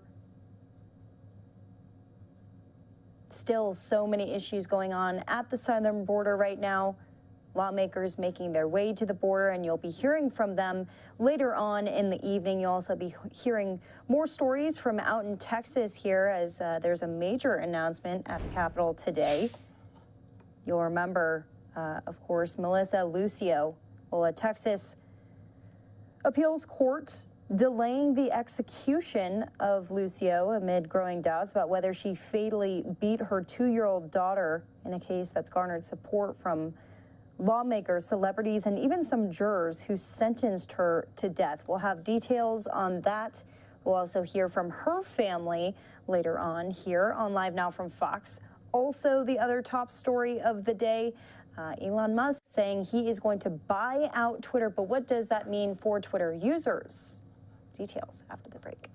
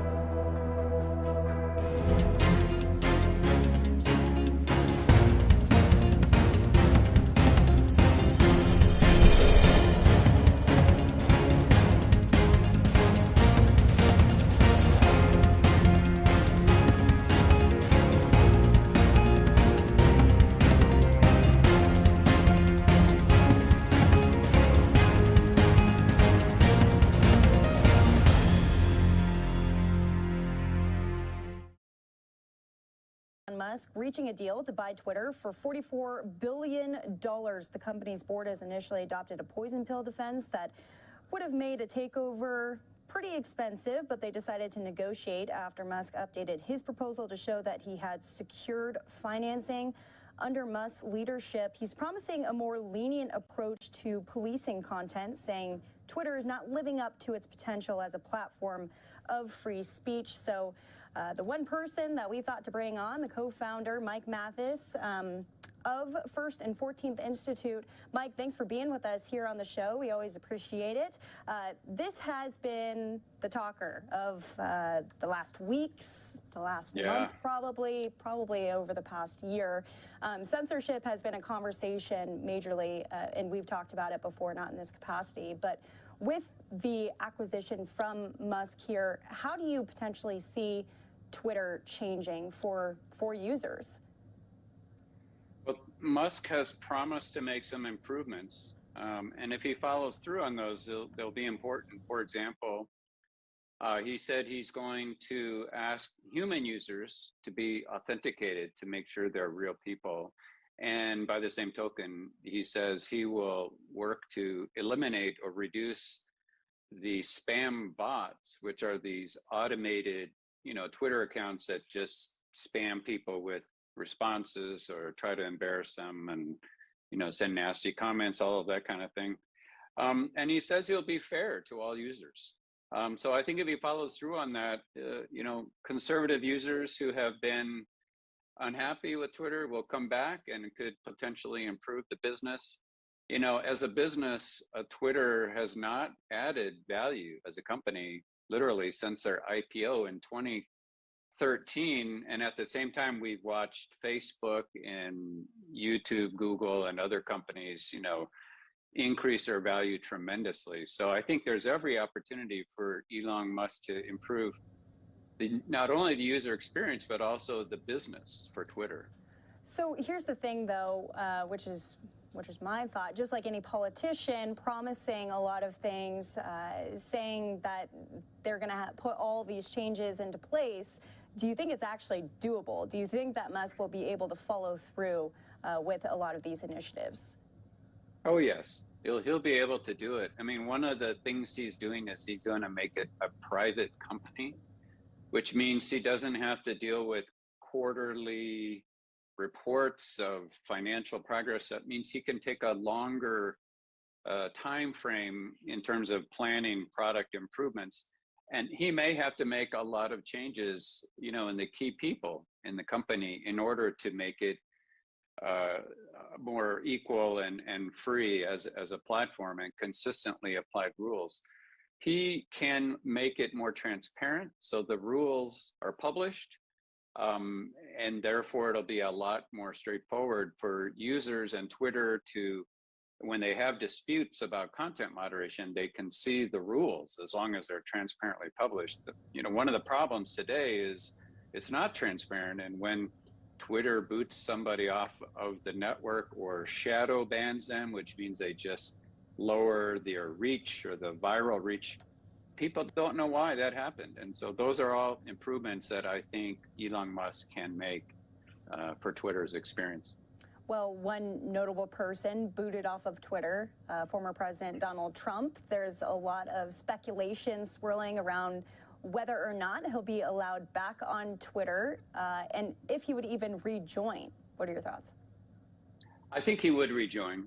I don't know, but I predict he will be allowed to rejoin.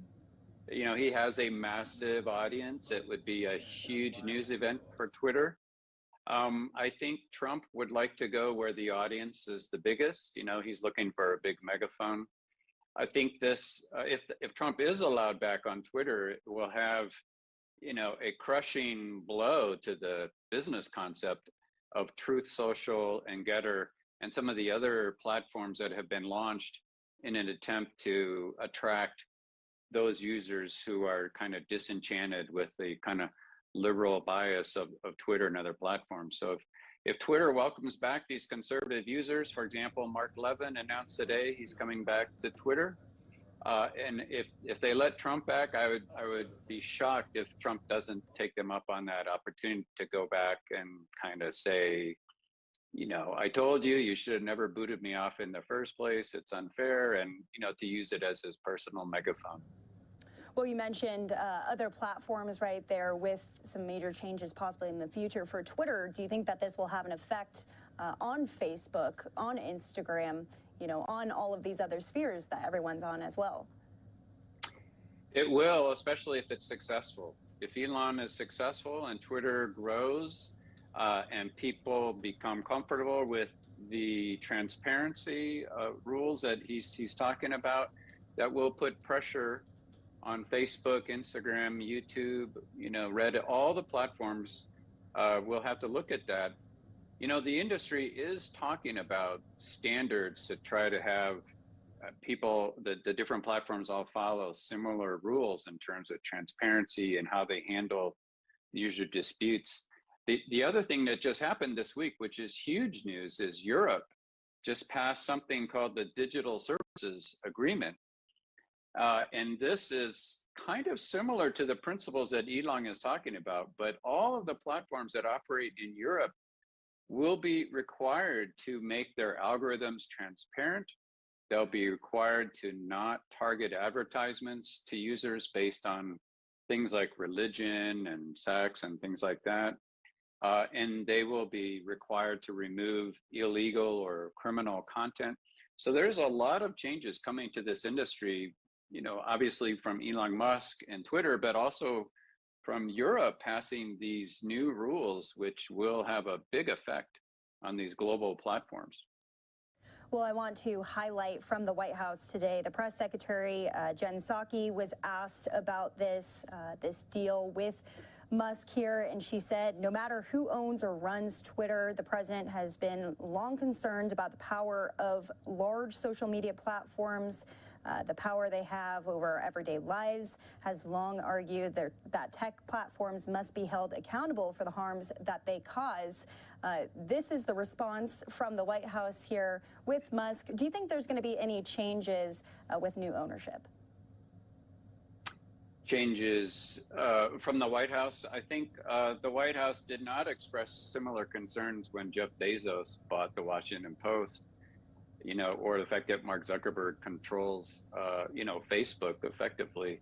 So I think the industry, and the reason, as you know, the First and 14th Institute is created, the industry does need some guardrails, and all of the platforms need to follow consistent rules around content moderation and equal treatment for all users, and being transparent with their rules and their enforcement actions, and having a independent appeals mechanism. So I do think there will be movement on this. I've been very active on Capitol Hill. In fact, I was just there last week. And I predict, after the midterm elections, there might be some activity on this topic in Congress, at least. Well, we'll be watching that here on Live Now from Fox. Mike Mathis with the First and 14th Institute. Any last thoughts on this today? I'm excited. I think it's a great day. Elon Musk is saying the right thing, so we'll see if he follows through and makes Twitter more fair and transparent, as he's talking about. Yeah, exactly. The follow through is key. Well, thank you so much for your expertise. We'll talk to you soon. All right. Thank you.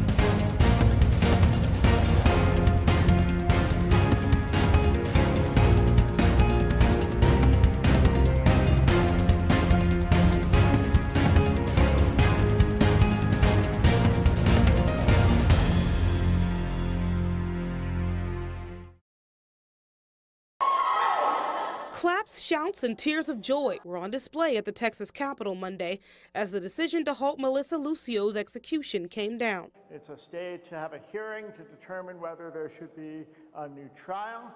The decision came from the Court of Criminal Appeals and now will be set for a hearing with a lower court. Lucio was set to be executed on Wednesday. It's really outrageous and frightening and should concern everybody in Texas that it takes getting to this point before you can actually even get anybody to pay attention. This is such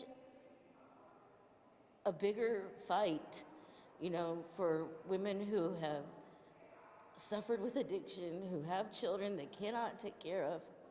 And instead of helping this woman, we failed her. Jennifer Toon did time behind bars alongside Lucio at the Mountain View unit in Gatesville. She was among many supporters calling for her immediate release while the case is being reviewed. This is not right. This is not who we are as the state of Texas. These are not our values, and Melissa deserves a fair trial. Lucio was convicted in 2008 of beating her 2-year-old daughter Mariah to death. She claims the toddler fell down the stairs, and she also says she was coerced into a false confession. Is the fact that the doctor who treated Mariah and declared her dead in the emergency room is not the doctor who testified as such at her trial. That the actual doctor that declared her dead and examined her said in one of these declarations in the appeals that he saw no evidence of child abuse. Supporters say political corruption on behalf of the DA at the time, Armando Villalobos, the new evidence, and the alleged coerced confession should all exonerate her. I'm happy to see a glimmer of hope from Texas. I cannot believe that it took this to do the right thing. So family members and community members speaking again out in Gatesville, Texas today, and even Melissa talking over the phone, over the microphone. So you're going to hear that in this press conference held a little bit earlier. Take a listen. To John Lucio.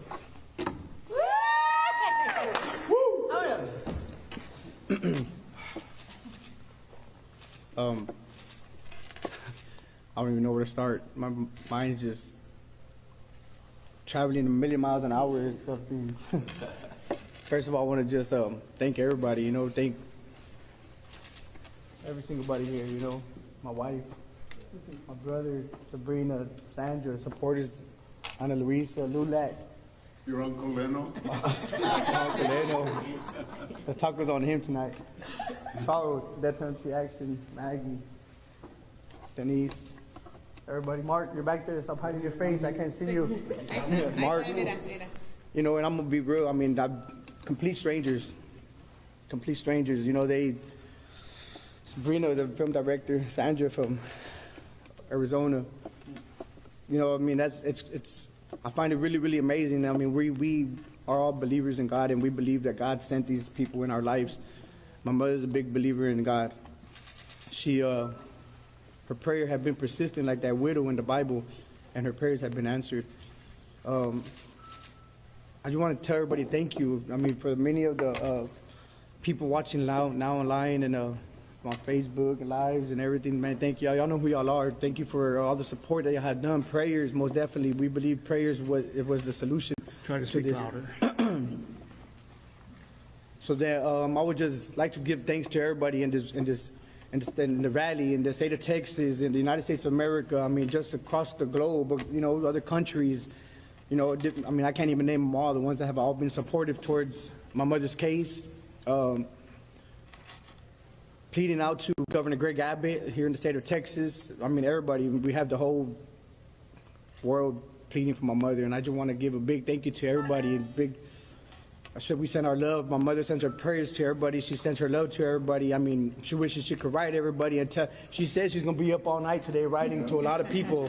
So she's not going to do no sleeping. Mother, you're going to be like us then, because we haven't done no sleeping ourselves. But she says she's going to catch up with a lot of people, and she just wants to thank everybody herself, man. Thank everybody for everything, for all the support, for all the love. Thanks for everything. You can just decline it. Press the red button. Thank you for everything.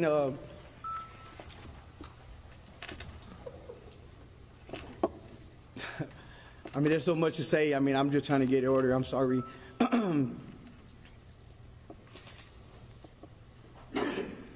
want to thank the legal team too, above all. The legal team, they've done an incredible job. Last time I seen T-Bone, I couldn't even recognize him. When he told me over the phone many times that he's restless and this and that. I seen it in his face at the committee meeting in Austin, Texas, and it was just, he looks tired, and I believe everybody here in this team is tired. Everybody's been putting up these fights, and we're very thankful for it. T-Bone, we love you guys. Elizabeth, we love you. Tim, we love you. Grant, we love you guys. Thank you for Richard Ellis, the lead attorney out of California. We love you guys. Y'all made this happen. We're just one big old team, putting up the fight for my mother, Melissa Elizabeth Lucio. Today, we got the great news. We're actually in the middle of an interview, and we got the great news. I got a phone call, and when we received that phone call, the phone call was T-Bone, the lawyer, and he asked me if I had received the great news. he asked me if I received the news, and I didn't know what the news was. And I said, no, sir, I haven't. And he says, your mother got a stay of execution. Yeah. Right. She got a stay of execution, and she won't be heading to Huntsville Wednesday, which was, I mean, at that time, it was hard, like, April 27th is still there until when I see April 27th pass and it's April 28th, that's when it's really going to be, you know, I mean, it's exciting, it's overwhelming, it's the same way she's been on execution with the death row, with the execution date, and it was hard for us to believe. Many people have asked if we had prepared for this. No, we haven't, you know, I mean, the same thing with the state of execution, April 27th is still there. I mean, we just live day for day, and we're just, we're going to believe in God, and we're going to continue believing in Him and keep our faith up with Him, and keep on fighting this fight till we bring her home. She's no longer going to be executed, and my mother will be free soon. And I just want to say thank you, and God bless everybody. Amen. Yes. What did she say when you shared the news with her? If you could kind of walk the experience through. Sure, not a problem. So when we arrived at the facility, we were so anxious. We were actually, I'm glad I didn't get a speeding ticket, because we were speeding down there. As fast as my heart was pacing, that's how fast I was driving. And when we arrived there, we seen the legal team come out of the visitation, and they had the news as well, because my mother actually told us Jeff Leach, which is the Republican, he's the chairman of the state representative. He's the one that actually called my mother, and the warden went down there and shared the news with her. And so Jeff Leach got to tell my mom. She calling? Oh. We can put her on the micro. Oh, that'd be nice. You think they'll let her? Bobby, can you put her on the micro? Bring my mom over here. Are we gonna violate any law? Tell my mom hurry up. Are we violating But any you don't law? have. I hope not. No. Pray that we don't. Tell her to say hello. Mom, say something. Get to Lena's number real quick. We don't have an amplification, so put it up as loud as you can. Mom, we love you, Mom. And hold it up to the microphones. We're here with about 210 15 mid. Wait Wait a second. Go ahead. Give the number away. Wait a second. Hey, we know. Relax. Everybody be calling that number. Now come back, Bobby. Come back, hurry.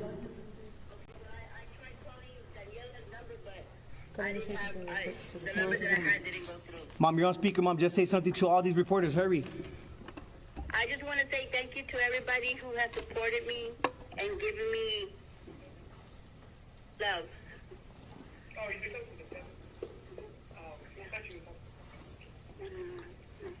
John. Yes, Mom. Okay. So I'm gonna call Selena. Okay. We love you, Melissa.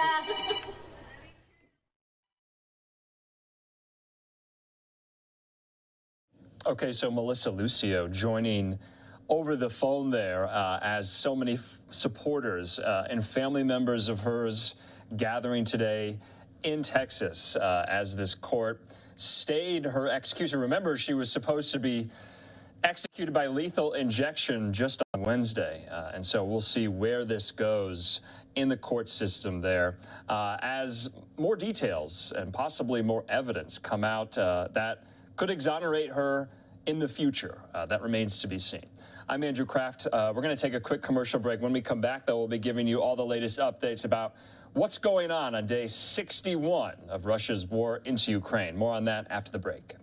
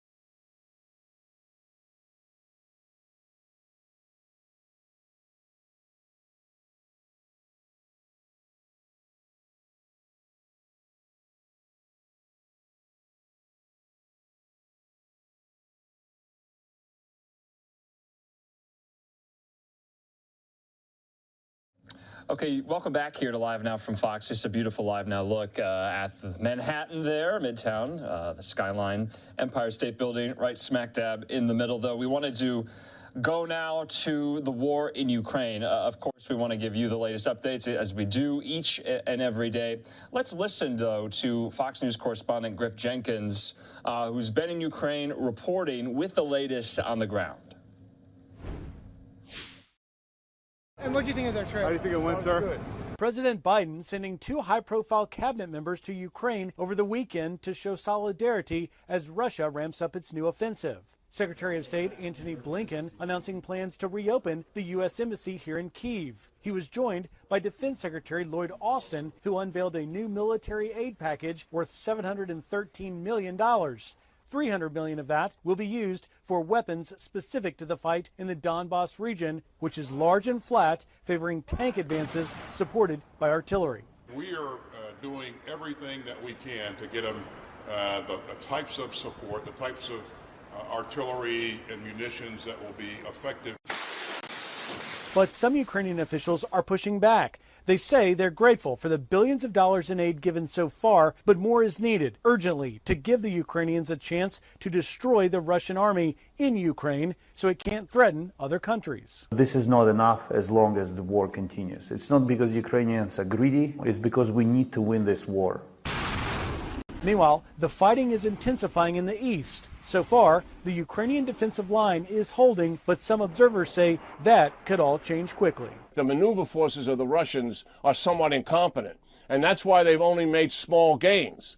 But they have made gains, and those gains can add up over time. Secretary Austin will meet with defense officials from 20 other countries tomorrow to discuss Ukraine's long-term security needs. In Kiev, Ukraine, Griff Jenkins, Fox News. Griff, thanks so much. Right now, we're going to hear as well from Fox News national security correspondent Jennifer Griffin, who is the only TV journalist to have traveled with Secretary of State Blinken on his visit to Kiev to meet with Ukrainian President Vladimir Zelensky. Here's her report. In the highest level visit by senior U.S. officials to the capital, Kyiv, Secretary of State Antony Blinken and Defense Secretary Lloyd Austin met with President Zelensky and key members of his cabinet for 3 hours to discuss what more the U.S. can do to help him. A sovereign, independent Ukraine will be around a lot longer than Vladimir Putin's on the scene. And our support for Ukraine going forward will continue. It will continue until we see final success. As Austin and Blinken made their way to the president's compound, several explosions struck oil depots 45 miles inside Russia. Indications suggest Ukrainian missiles struck the key supply site. Russia retaliated with strikes on 5 railway facilities in central and western Ukraine, including one in Krasny outside Lviv. Blinken revealed the 2 secretaries traveled by train to Kyiv. Defense Secretary Austin announced more military training and $300 million more in U.S. military assistance to Ukraine's government. We want to see Russia weakened to the degree that it can't do the kinds of things that it has done in invading Ukraine. Secretary of State Blinken announced steps to reopen the U.S. Embassy in Kyiv. We will have American diplomats back in Ukraine starting next week. I'm thankful to the U.S. people and personally to President Biden for the powerful, sincere support we are getting. Without the U.S. government on the ground in Ukraine, it is unable to see where billions of dollars of U.S. aid is going and whether it is actually getting to the front lines, to units that have been trained on some of the more sophisticated equipment. We did have a very good discussion with the President and Minister of Defense on the necessity to make sure that that those weapons are tracked and as best possible to make sure that they're protected from falling in the hands of adversaries. The visit marked a strong show of solidarity with the Zelensky government, a message to Putin that Ukraine is not going anywhere, nor is the U.S. Tomorrow, here at Ramstein Air Base in Germany, Defense Secretary Lloyd Austin will host 30 ministers of defense. He and General Mark Milley will be seeking more military aid for Ukraine. Traveling with the Defense Secretary, Jennifer Griffin, Fox News. Jennifer, thanks so much for that update there. Joining me now to discuss this even further, national security expert Hal Kempfer. Hal, hope you had a great weekend. Good to see you. Let's talk, though. You and I had spoken on Friday about who we thought would go and when this high-level meeting would take place. It has since taken place.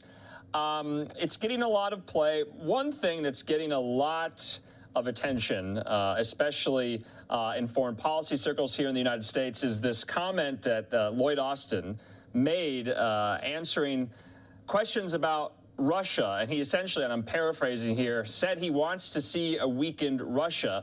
Now, whether or not that is stated U.S. policy, we can talk about, but that was something for the Secretary of Defense to say it is the goal to weaken Russia. Andrew, that may be one of the reasons that he went, was to deliver that message. As a pretty strong message.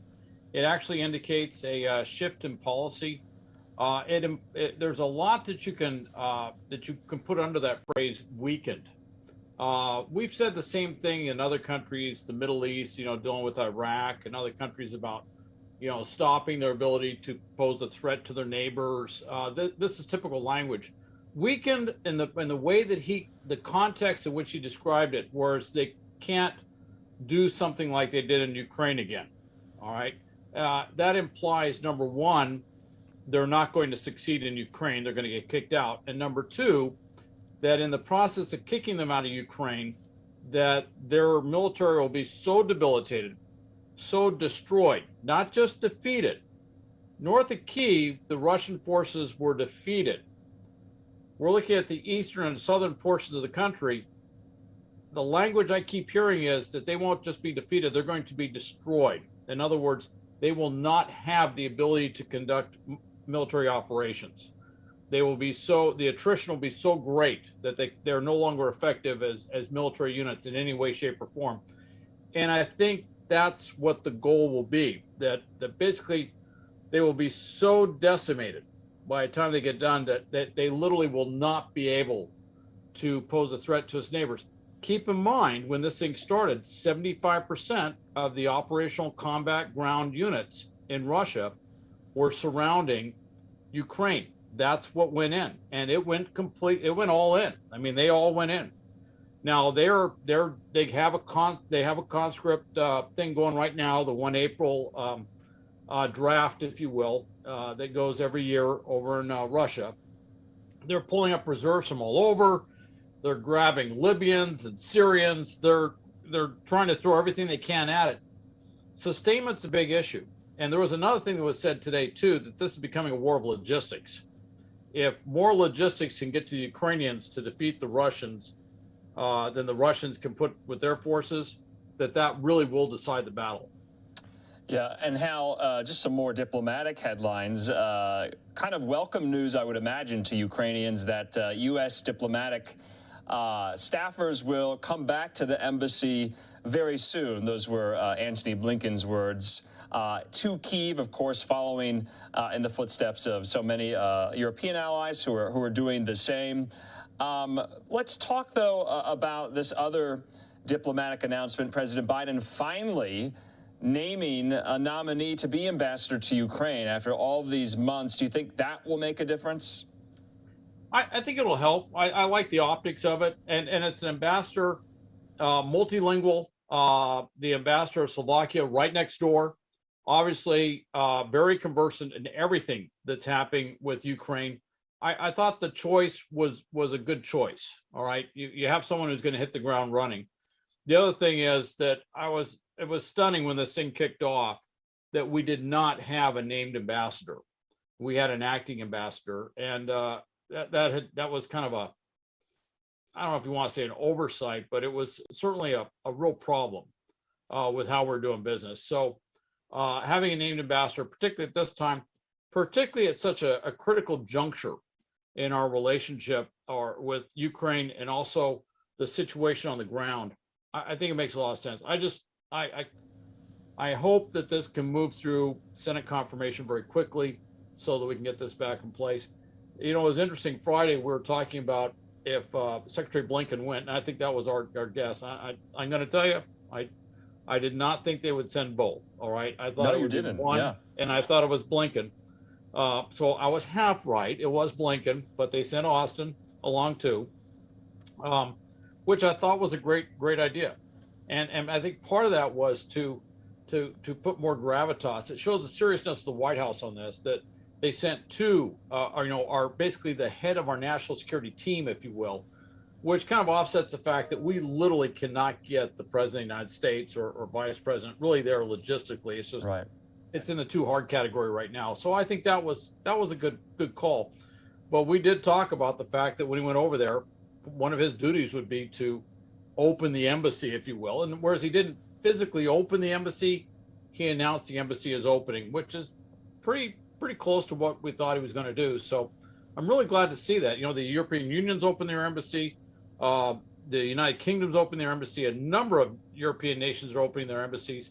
And of course, you have the UN secretary who's going to be in Moscow and then coming down to Kiev.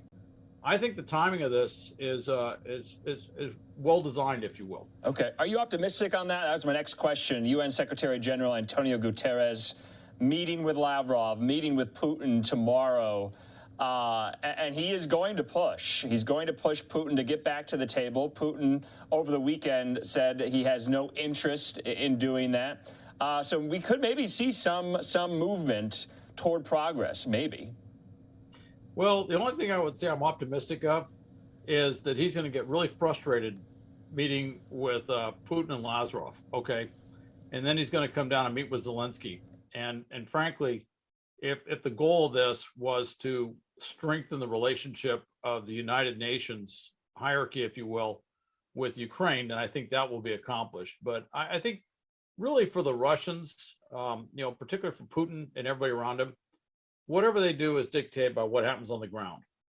And I still don't think they're getting the most accurate picture of what's happening on the ground. I think some of the stuff that we see, we hear, is far more accurate than what is, surprisingly, considering all the resources at his disposal, all the intelligence capability he has. I think what we hear is probably a little bit more balanced and accurate than what he gets. I think his is still shaded by, we're going to win. We're going to take the provinces. We're going to, take the land bridge to Crimea. I think he still believes that the Ukrainians can't stop that from happening. And obviously, the U.S. position, and I think NATO's position, what we're hearing across the board is there's a very strong and growing feeling that the Ukrainians will prevail, that they will push the Russians out. And it's interesting. I noticed a shift in tone. There was a very positive tone about how they thought this thing was going to end. Yeah. Positive in a rather certainty. And part of this too is, I think, one thing we don't get all the classified reports on where Russia sits logistically. And I don't think they would be saying that unless they felt very confident that Russian logistics just could not catch up. The other thing too is, with all the shooting of missiles and stuff, it's like, raising the threat, hitting these rail lines and stuff like that. I see that a little bit more. I see it as desperation more than anything else. So, oh, wow. Yeah. Let's talk about that, though. That's a good segue here. Large explosions were reported at a large Russian military base in Bryansk, Russia. This is kind of being chalked up to the part on Ukrainian forces doing it. It's a logistics hub, Bryansk. Also, some of these fuel depots there were on fire. And so we haven't gotten anything confirmed yet, but a lot of sources think it was the Ukrainians. To my next question, though, why do you think we haven't seen more strikes by the Ukrainians into Russian territory over the border? Do you think that is strategic? Do you think they don't want to start an even worse conflagration there in the east? But you would think that would be on the table more. Two things. Number one, I'm sure those are all considerations. They're obviously in the back of their minds, and they don't want to say it, but in the back of their minds, they're worried that Putin's line between conventional forces and maybe something like a tactical nuclear strike, it's not a clear, bright line as it is in our minds. All right. I'm sure that's in their strategic thinking. But the other side is these are really tough to pull off. For Ukraine, they're not the United States. They don't have all the resources we have.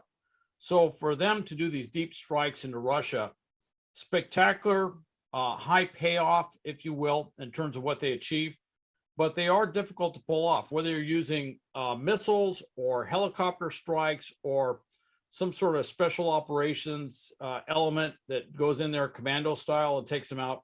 However it's done, they're not easy. There is a certain amount of risk. And so I think it's a little bit of capability too that weighs into that. I think the same problem the Russians have. You know, why haven't we seen the Russians just launching fusillades of cruise missiles towards Lviv and into Western Ukraine? And why aren't they constantly attacking all the rail lines all the time? And it's because they can't.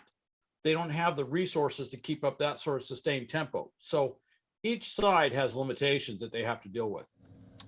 That leads me to my next point as well, because you and I have talked so often that Putin might have his sights set on other regions, not just Ukraine. And over the weekend, there were several explosions reported outside the Ministry for State Security in this region that a lot of Americans, myself, I had never heard of this region, Transnistria. This is a Russian-occupied breakaway state in Moldova.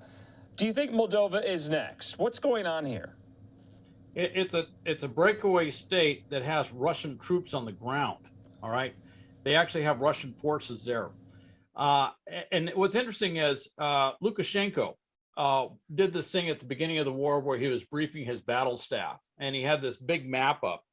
And down in the corner, you saw these big red arrows. And one of those red arrows went up from Odessa into Moldova, into that very region. And everyone who looked at that, and you know, it's kind of funny because a lot of people are saying, was he being tricky? Was this some sort of made up thing where he was trying to make us think that the Russians intended to invade Moldova, but they didn't? I think it was just an oversight that they had that on there because that was part of the original Russian plan, was to sweep across the south, take Odessa. I think they wanted to do a big amphibious assault in conjunction with a westward overland movement. And then from there, they would pivot and go up to Moldova. And that's what the map dictated. So I think it's been there since the very beginning. I think Moldova assessed when they looked at this that they've been on the list of things that Russia wants to do since the very beginning. It makes sense. It fits the rhetoric. It fits the goals. It fits everything that Putin says. The problem is they have to take Odessa in order to do that pivot. And that's where they're stuck. They're not making a lot of progress. Interesting things happen. Number one, they took out over in Kherson. There was a very successful strike this weekend that took out the command post for one of the combined arms armies, killing 2 generals and seriously wounding a 3rd. So now the general kill count has gone up to 10. Just a stunning number. And it took out a combined arms army headquarters, which means that they're not going to be able to do a lot in terms of complex operations at that level for some time until they reconstitute. The other thing was there was some sort of Russian special operations group with a lot of demolitions that was going into that area that was doing a deep insertion to do a bunch of sabotage operations. They got uncovered by the Ukrainians, and by reports, about half the unit was wiped out, and they had to retrograde and leave out of there. So they have not been having a lot of success in that region. The Ukrainians have been pushing back in a lot of areas. So they're having a tough time with the overland thing, with the sinking of the Moskva, with now knowing that there's Neptune anti-ship missiles down there that are ready to take out any ships that get close to shore. I don't see an amphibious operation going on down there. They're not making movement across the land. So even though that's on the list of what they want to accomplish, physically accomplishing that goal is going to get more difficult. And if they start getting pushed back in eastern Ukraine and in other parts of southern Ukraine, you might see Moldova start to shift a little bit. All right. I kind of, one of the things we've been talking about is the collapse of the periphery, if you will. Already this weekend, we saw some stuff show up where they were talking about the Kuril Islands that the Soviet Union took at the end of World War II, Japanese islands to the north. All of a sudden, that's being discussed. along with the discussion of Russian forces in Georgia. Kazakhstan was in the news today talking about what if there was another thing like happened in January where the Russians had to come in and prop up the government. You know, basically, if the Ukrainian situation stays the same, the Russians may not have the ability to do that. Yeah. They may not have the ability to prop up Lukashenko in Belarus in case there was mass protests and the threat of a potential overthrow in Minsk. There's just a lot of second, third order effects are coming out of Ukraine. And the Moldova thing may really shift how the Moldovan government views Russia and views this entire situation. So don't be surprised if a month or 2 months from now, we may be looking at a reordering, if you will, across the map. Yes, and for those of us who need to brush up on our geography, Moldova just sits behind your right shoulder here. there. I'm sorry. Yes. Yeah, right there. Yeah. Yes. Sorry. I'm trying to get my left and right because I got the opposite view of my camera. So, No. Yeah. Hal, always so good to talk to you, and we'll do so each and every day this week, and we thank you. Thank you, Andrew. I'll see you later. Okay, right now we do want to move on to still some more Ukraine-Russia-related content. Right now we're going to hear from UK Defense Secretary Ben Wallace. He was speaking in Parliament today, and he made these assessments showing that around 15,000 Russian personnel had been killed in the conflict so far, while 2,000 armored vehicles, including some 530 tanks, had been destroyed, along with 60 helicopters and fighter jets. Let's go out to British Parliament. Go along. The Right Honourable Member asked questions about NLAWs and Star Trek. We have an ongoing relationship with the industry. We will be replacing them or are replacing them. Not surprisingly, there's now a lot of interest in those British-made products, but nevertheless, it is very important that we replenish our stocks, and we are obviously in that line to do so. The Treasury has agreed to fund the new for olds of replacements of those, but it is very important, given the state of the Russian government, that we make sure we replenish as soon as we can. It is a daily relationship with our industry. The Ministry of Defence Procurement speaks to them at least once a week. The Prime Minister will soon convene a meeting with all the leads to make sure that we are doing everything we can, not just for ourselves, but also for Ukraine and others, to make sure. And sometimes there is a bit, Mr. Speaker, a bit of juggling where I release something we don't yet need to go to another country so they can have it first, or whether threat is more pressing, or indeed persuade a friendly country to divert their order to be able to come to us or to Ukraine. And we are often involved in that basic defence diplomacy where we know a country is buying something like an NLAW, they don't need it right now, could we take it off their hands, and then they delay it. So we try and make sure we do that as much as possible. I'm delighted to place in the House, Mr. Speaker, the international update of how much has been donated. Obviously, some countries are more open than others about what they have done, and so what I will place in the library is a table showing those based on, it's not for me to let another country's identity be known if they wish to keep it secret, but what we can publish, we shall. What I can inform the House is that in the last week alone, for example, we've supplied 1,000 anti-tank weapons, 14 Wolfhound armoured vehicles, 4,000 night vision goggles has gone in the week alone, and that is, I can update further that we have supplied also to date 5,361 NLAWs from the original 2,000. Over 200 javelins, 104 high-velocity and low-velocity missile for anti-air, which will grow to over 250. And obviously, if there are any more new weapon types, I will inform the House as we do that. On the statement of NATO, one of the discussions we will have in the sidelines tomorrow is obviously about what future for NATO. NATO defence ministers a few weeks ago in Brussels, we tasked NATO to go away and come back with its long-term plans. I think the Right Honourable Member is very right. We're in crisis management, we're in short-term response, but we need a long-term plan.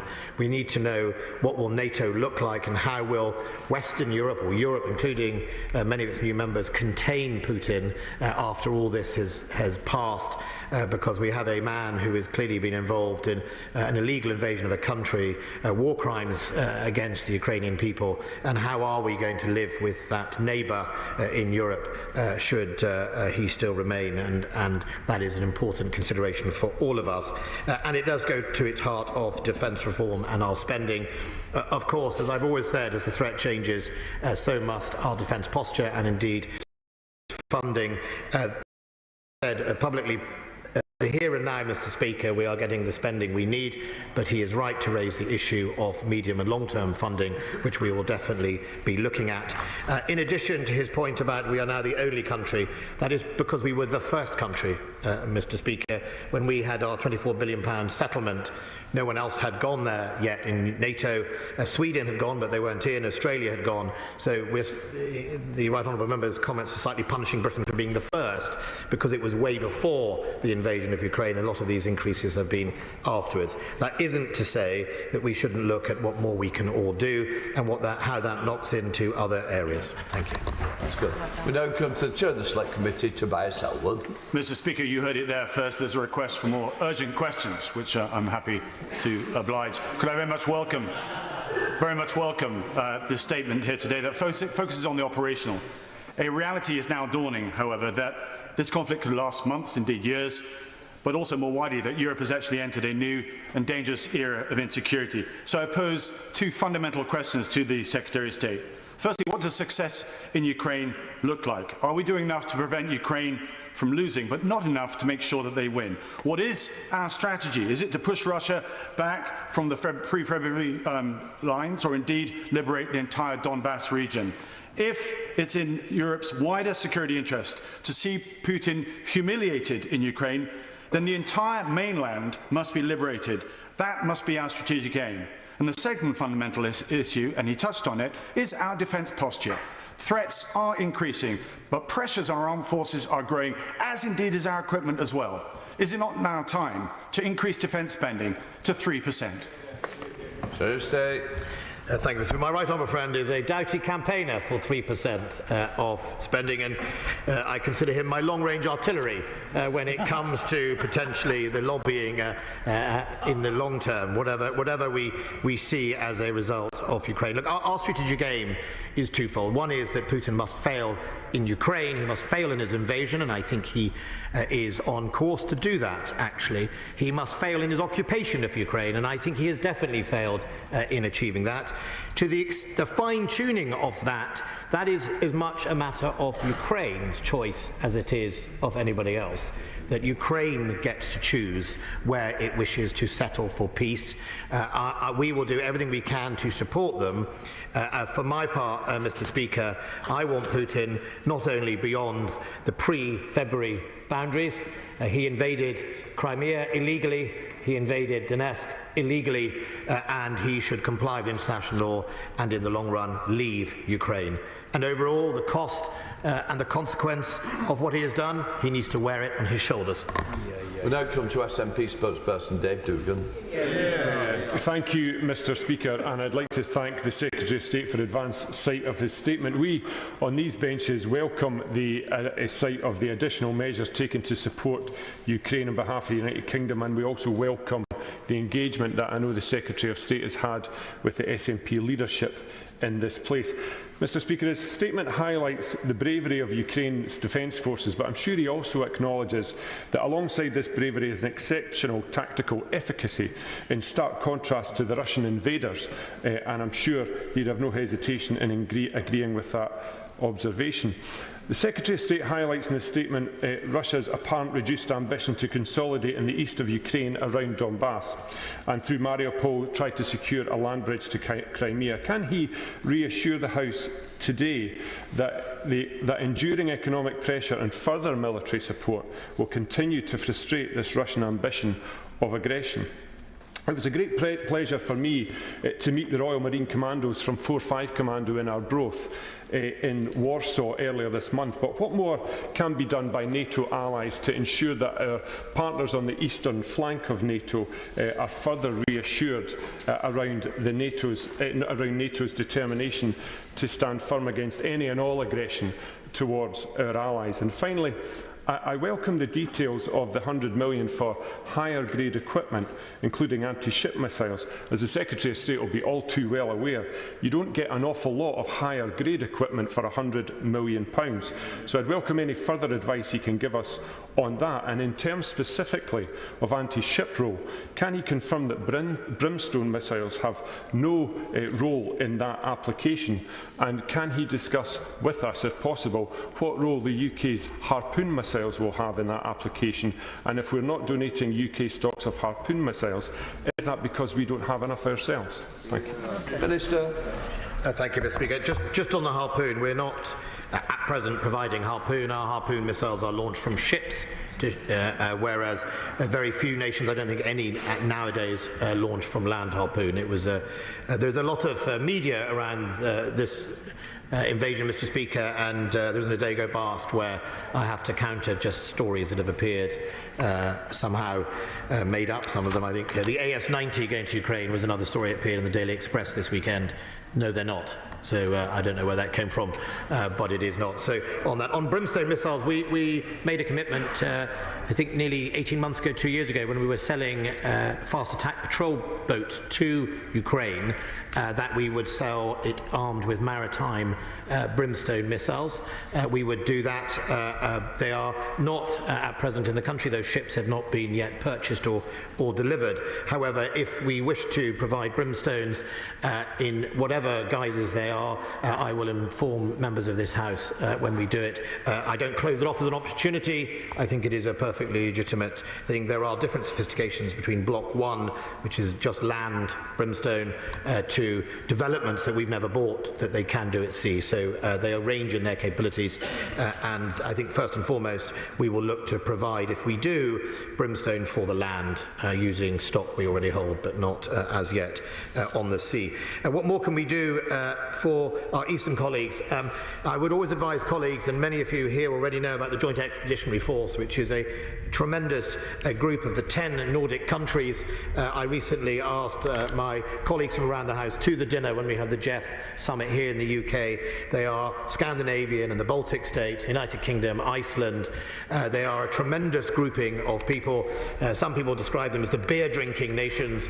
I'm less charitable and describe it as the nations with probably the worst weather in Europe, so that's what uniquely binds us together. But we are the doers in Europe. We get on and do it, we share, we exercise, we train together, and it also involves Finland and Sweden, and I think that's a very, very good group. And as to 4-5 Commander in Arbroath, they have done an excellent job, are doing an excellent job, and they are, as he says, in Poland, and they are incredibly professional, and there is more work for them to do. So Julian Lewis. Thank you, Mr. Speaker. It's clear that the supply and use of missiles has turned military assets such as ships, aircraft and tanks into costly losses and liabilities. The one gap appears to be artillery. I know the Secretary of State said that we're supplying some artillery, but as the earlier episodes show, the counter to a weapon system is not necessarily the same weapon system, but a missile to destroy it.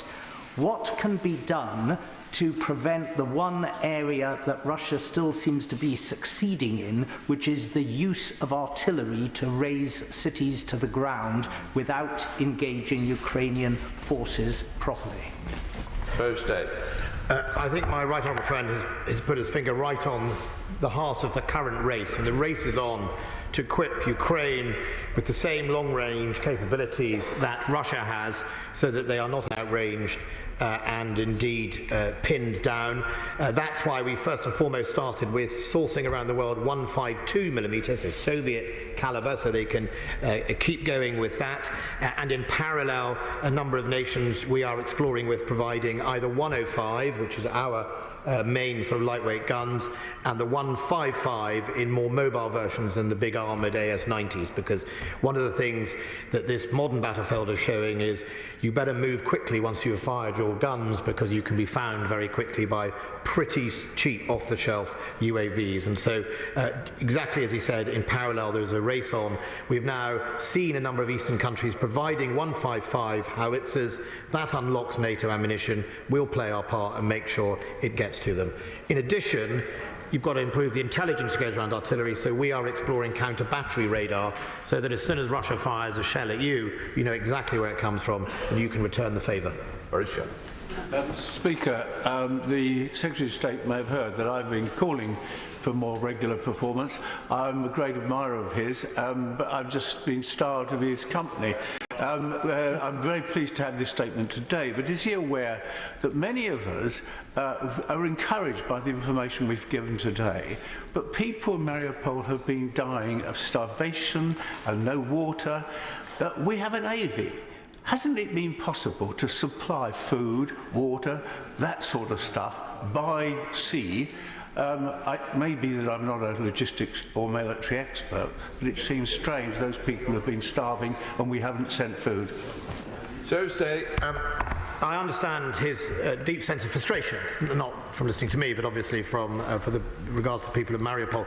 Look, the nations of the Black Sea govern the Black Sea through something called the Montreux Declaration, which is a very old piece of law, and at times of war they can shut the Black Sea to any nation other than Black Sea nations. Turkey did that at the very beginning. That actually disadvantages Russia greater than anything else, and therefore we couldn't go in even if we wish. I'd already spoken to the Turks and the Romanians about minesweeping capability, because what is clear is that this summer a lot of the grain won't go out through Ukraine, but it might go out through neighbouring countries as Romania, and that's really important.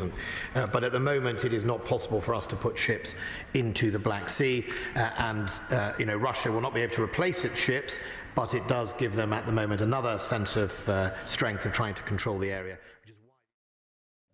Okay, the UK Defence Minister, Ben Wallace there, taking questions from other members of Parliament in London today. And this was their assessment. I just want to read in part. He said today that assessments show that around 15,000 Russian personnel had been killed in the conflict, while 2,000 armored vehicles, including some 530 tanks, had been destroyed, including over 60 helicopters and fighter jets. That's a stunning statistic, and we'll keep on top of all of this Russia-Ukraine-related news going into the week here. I'm Andrew Kraft. Thanks so much for being with us. Right now, we want to transition into some more of these other top headlines on this Monday night, including the fact that Elon Musk is going to be buying Twitter. He secured the deal. He secured the financing. It is official. I spoke with Washington Post columnist Megan McArdle about what's going to happen now. She even told me that not much might change. It might just stay the same because it will be hard for Musk, who runs multiple other companies, obviously, to focus intently on just one, Twitter. Here's our conversation.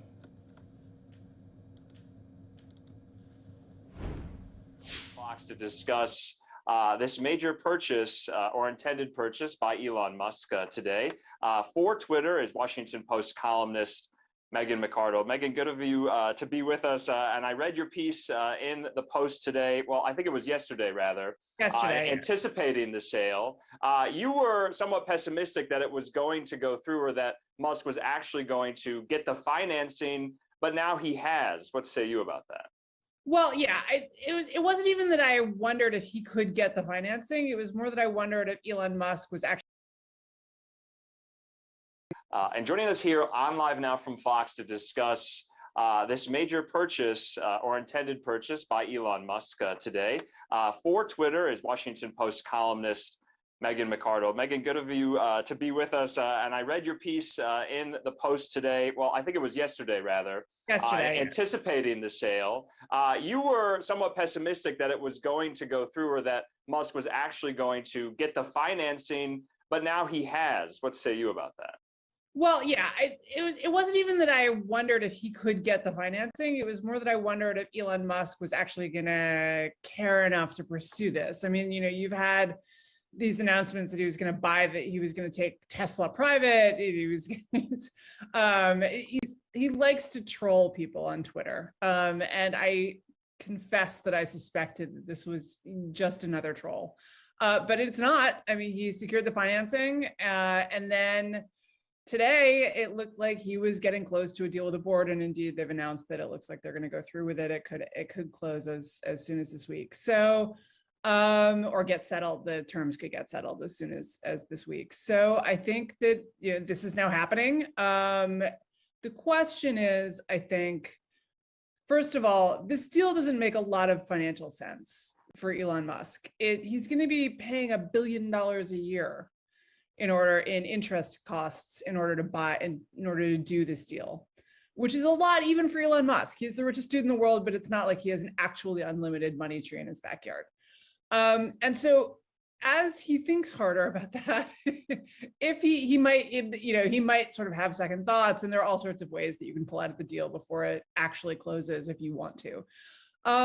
If it goes through, I think then the question is, what can he actually do with Twitter? He's floated a bunch of different things.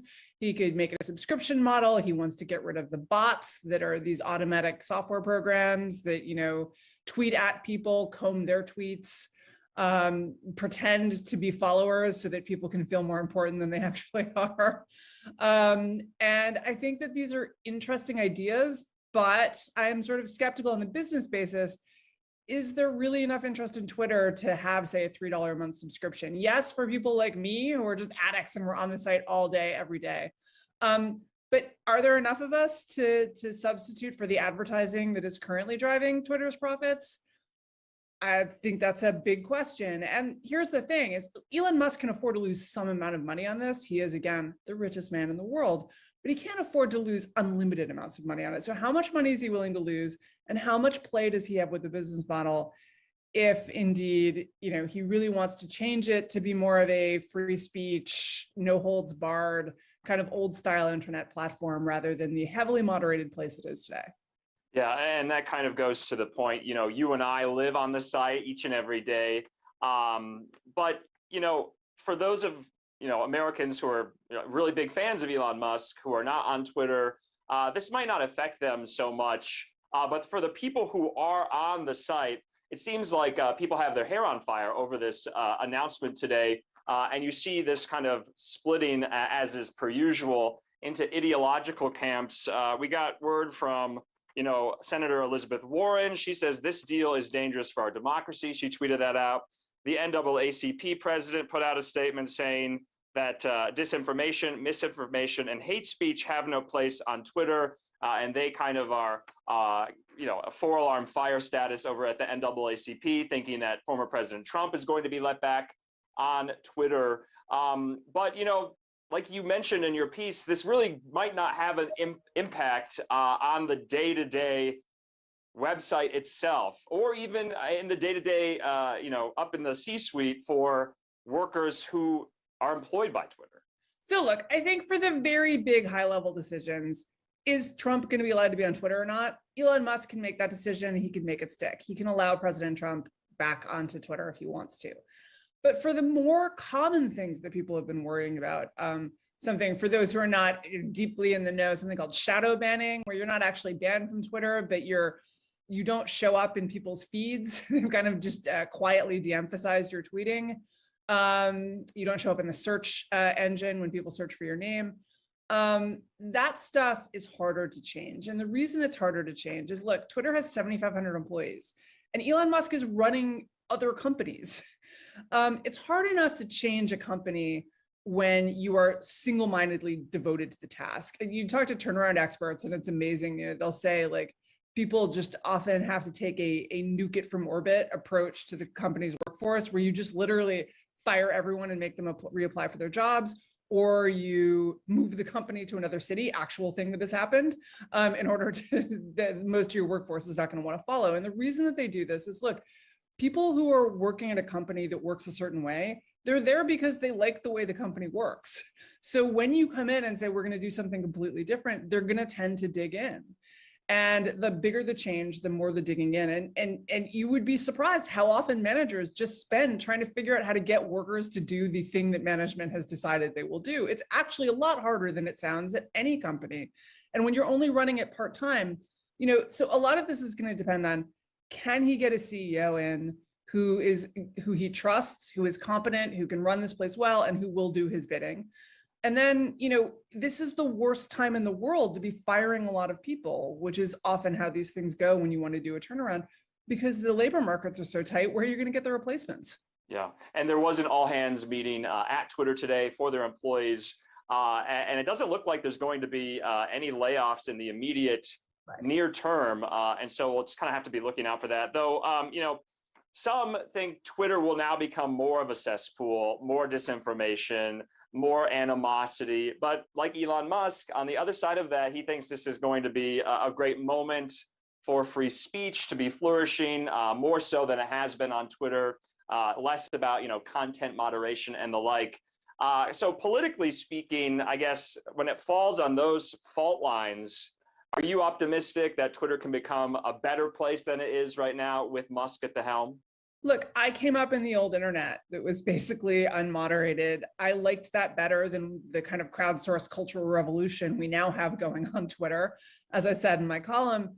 But a lot of people don't like it. And that's why Twitter is the way it is. That's why Facebook is the way it is. And it's also true that there's going to be moderation. There always is. We don't want child porn on there. Someone has to take it off. We don't want spam on there. Someone has to, make that decision. And so there's always going to be an arms race between the real bad actors that no one wants. The question is, where do you draw the line? And I think that's why the workforce is so important, is that the people who are going to be drawing the line are going to be a lot further down the management tree than Elon Musk or his CEO. It's going to be the ordinary everyday workers. Yes, I mean, to some extent, if you are allowing more free speech, are you risking more disinformation? Obviously. But I also think we have to remember the ways in which Twitter has promoted disinformation by trying to fight disinformation, and they're not alone. And I think the canonical case of this was the Hunter Biden laptop that sort of turned up under mysterious circumstances in a Delaware repair shop. And Twitter suppressed the story when the New York Post broke it, banned the New York Post's account for 2 weeks, suspended it, I should say, for linking to their story. And now it turns out that that story was true. So there's that was disinformation. Now, it's not disinformation that Democrats worry about because it helped get Joe Biden elected, but it is disinformation. And so I think that the ultimate effect is not clear. What you would like to see is obviously someone who is a moderation policy that is still, for example, going to take down libelous false claims. Something that is still going to take down illegal activity, that's going to take down the spammers who would fill our accounts, but is going to leave most of the other conversation up. Can they get there with the workforce they have or whatever workforce they will have? I think that really remains to be seen. So Megan McArdle's thought about all of this is don't expect major changes anytime soon with this takeover by Elon Musk. Indeed. All right, we'll leave it at that. Thank you so much for coming on Live Now from Fox. We'll talk to you again. Thanks for having me. All right, great conversation there. And we'll be continuing to talk about this. I think this is going to be talked about for the rest of the week there, about Elon Musk taking over, buying Twitter, $44 billion. Megan McArdle, though, you just heard, she doesn't think it's a very wise financial move, even on the part of the richest dude in the world. Those were her words. We're taking a Live Now look at New York City, a beautiful skyline shot there. We also have a cool Live Now look there in Philadelphia. You can see the Philadelphia Museum of Art all the way in the deep background. So looks like a beautiful night there on the East Coast. Almost midnight, almost 9 o'clock here on the West Coast. We're going to take a quick commercial break. When we come back, we'll be updating you on some of the other top headlines you need to know today. Also, when we come back, former President Trump and New York Attorney General Tish James still going at it. We'll have that story and more in 2 minutes.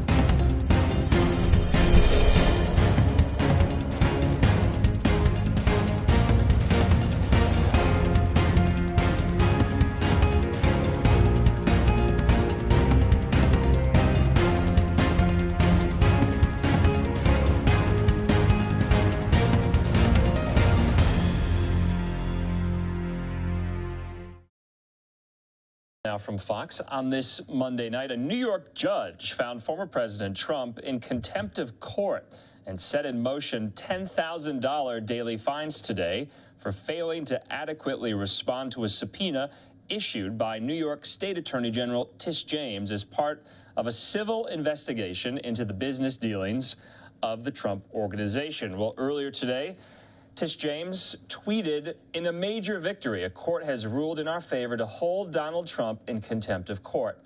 Donald Trump must pay $10,000 per day for every day that he is in breach of this." And so we'll be on top of this story here in New York City. Let's go out to that beautiful LiveNOW look of the Manhattan skyline there. We'll have more stories where that came from in just a moment.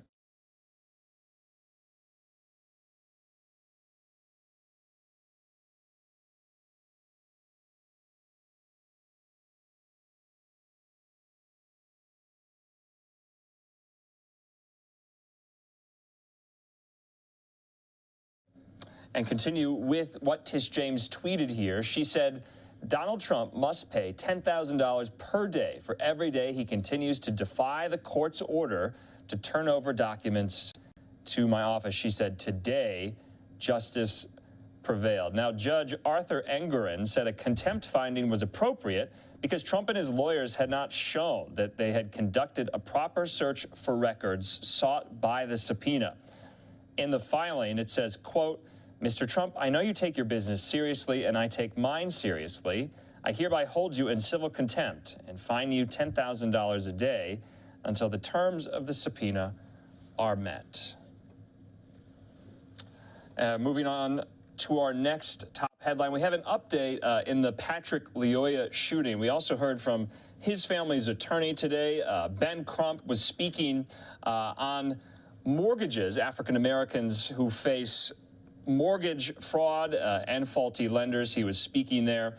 But earlier today, we learned that Grand Rapids police have announced the name of the police officer involved in the fatal shooting of 26-year-old Patrick Lyoya. And right now, we do have his name. He is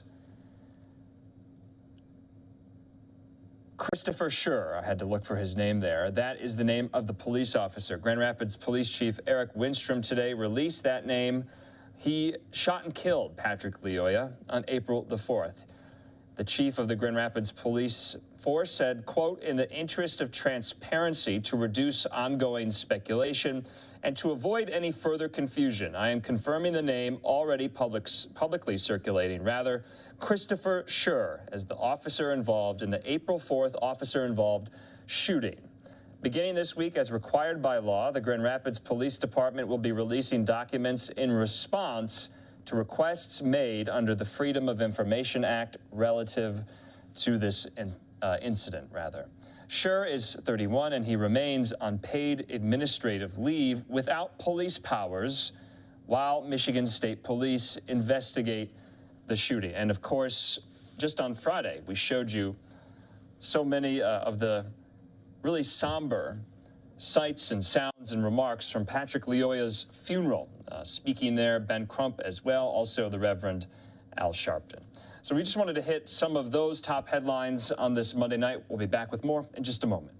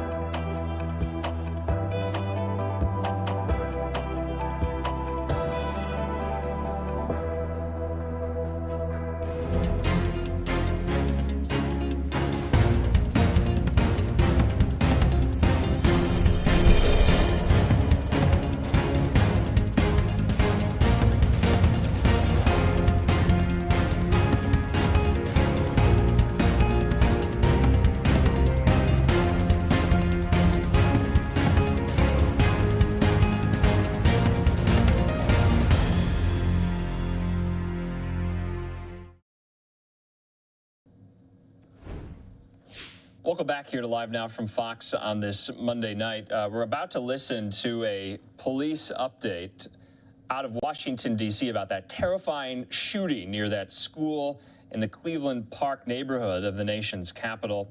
Well, earlier today, D.C. Police Chief Robert Conti said the sniper, 23-year-old Raymond Spencer, who sprayed bullets across the Van Ness neighborhood in northwest Washington, had his sights on a nearby private school, that school being the Edmund Burke School. He fired more than 200 bullets out his apartment window, and he had about 800 unspent rounds in his apartment. Conti, the D.C. police chief, said the school was certainly in his crosshairs, referring to the shooter as a, quote, lone wolf sniper. Spencer also had 6 firearms in his apartment, including 3 fully automatic rifles. Police also found thousands more rounds of ammunition inside another residence in Fairfax County, Virginia.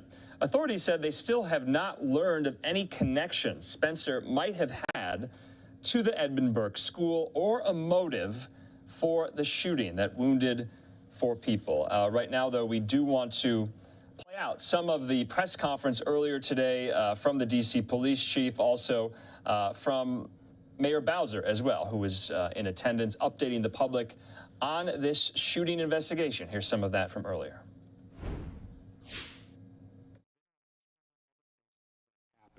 And I'm just going to highlight a few. And as I was, talking to members of my team over the weekend, some of you know I was away. I flew back to get back here just because of some of the issues that we were seeing.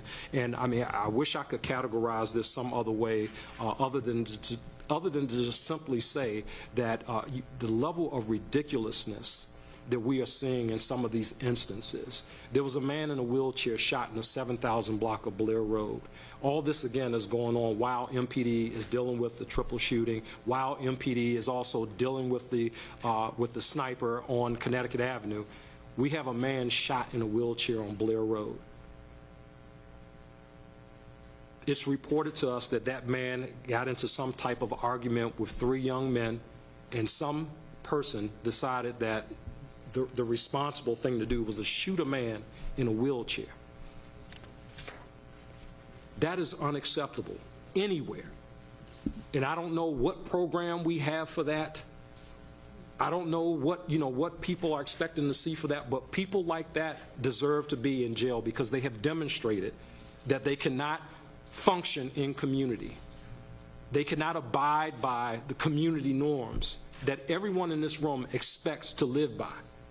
And when we identify people like that, we have to hold those individuals accountable. And then what does accountability look like? I ask you that question.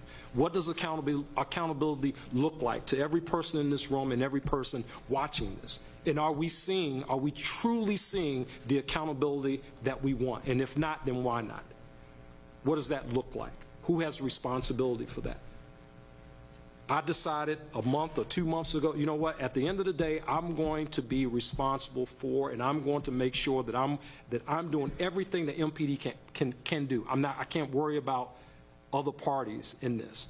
So many other things. We had a homicide this weekend, 700 block of Morton Street Northwest. There was a birthday party where a resident or a basement of a resident was rented out and rented out by the owner. And at some point, 2 men got into a fight. And of course, the only way to resolve that, a man stabbed and shot an individual to death at a party. Again, I don't know what program we have for that. But some people are not ready to be in community when they commit acts like this that make our communities unsafe. There was another shooting that occurred over on 1st Sterling Street. There was a guy who was there, a flagger, directing traffic. And traffic is backed up. And surely some people were upset about that. So, of course, a person on a rideshare bike comes up on the rideshare bike and shoots the flagger. Surely that makes sense. Or is that just another level of ridiculousness that we're talking about that we see in community? I'm sure there's a program for that. But again, you get back to how are we holding individuals accountable when they commit these types of violent acts in our community? We expect the police department to lock people up, and we do. And sometimes we lock them up more than one time. I am pleading with our communities and with our city as a whole as we focus on this issue. This is serious business and people are scared.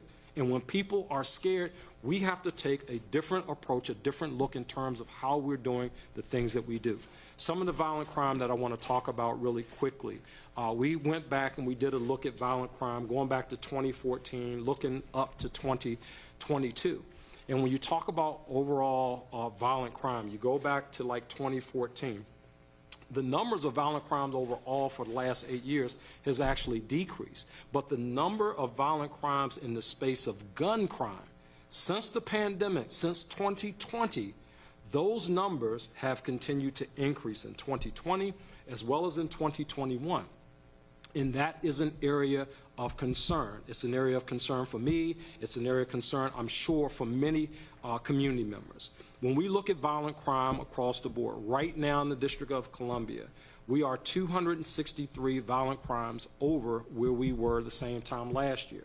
Now, many of those crimes, when we talk about over, we're talking in the space of robbery, right? That accounts for the majority of those numbers that are over, because our homicide numbers, as of today, MPD is experiencing a 10% reduction as of today. We're at 53 homicides compared to 59 homicides. And while every person in this room has certainly heard me say before, one is one too many in any neighborhood. I don't care where it is. So whether we're talking about 53, 52, 51, those are people at the end of the day.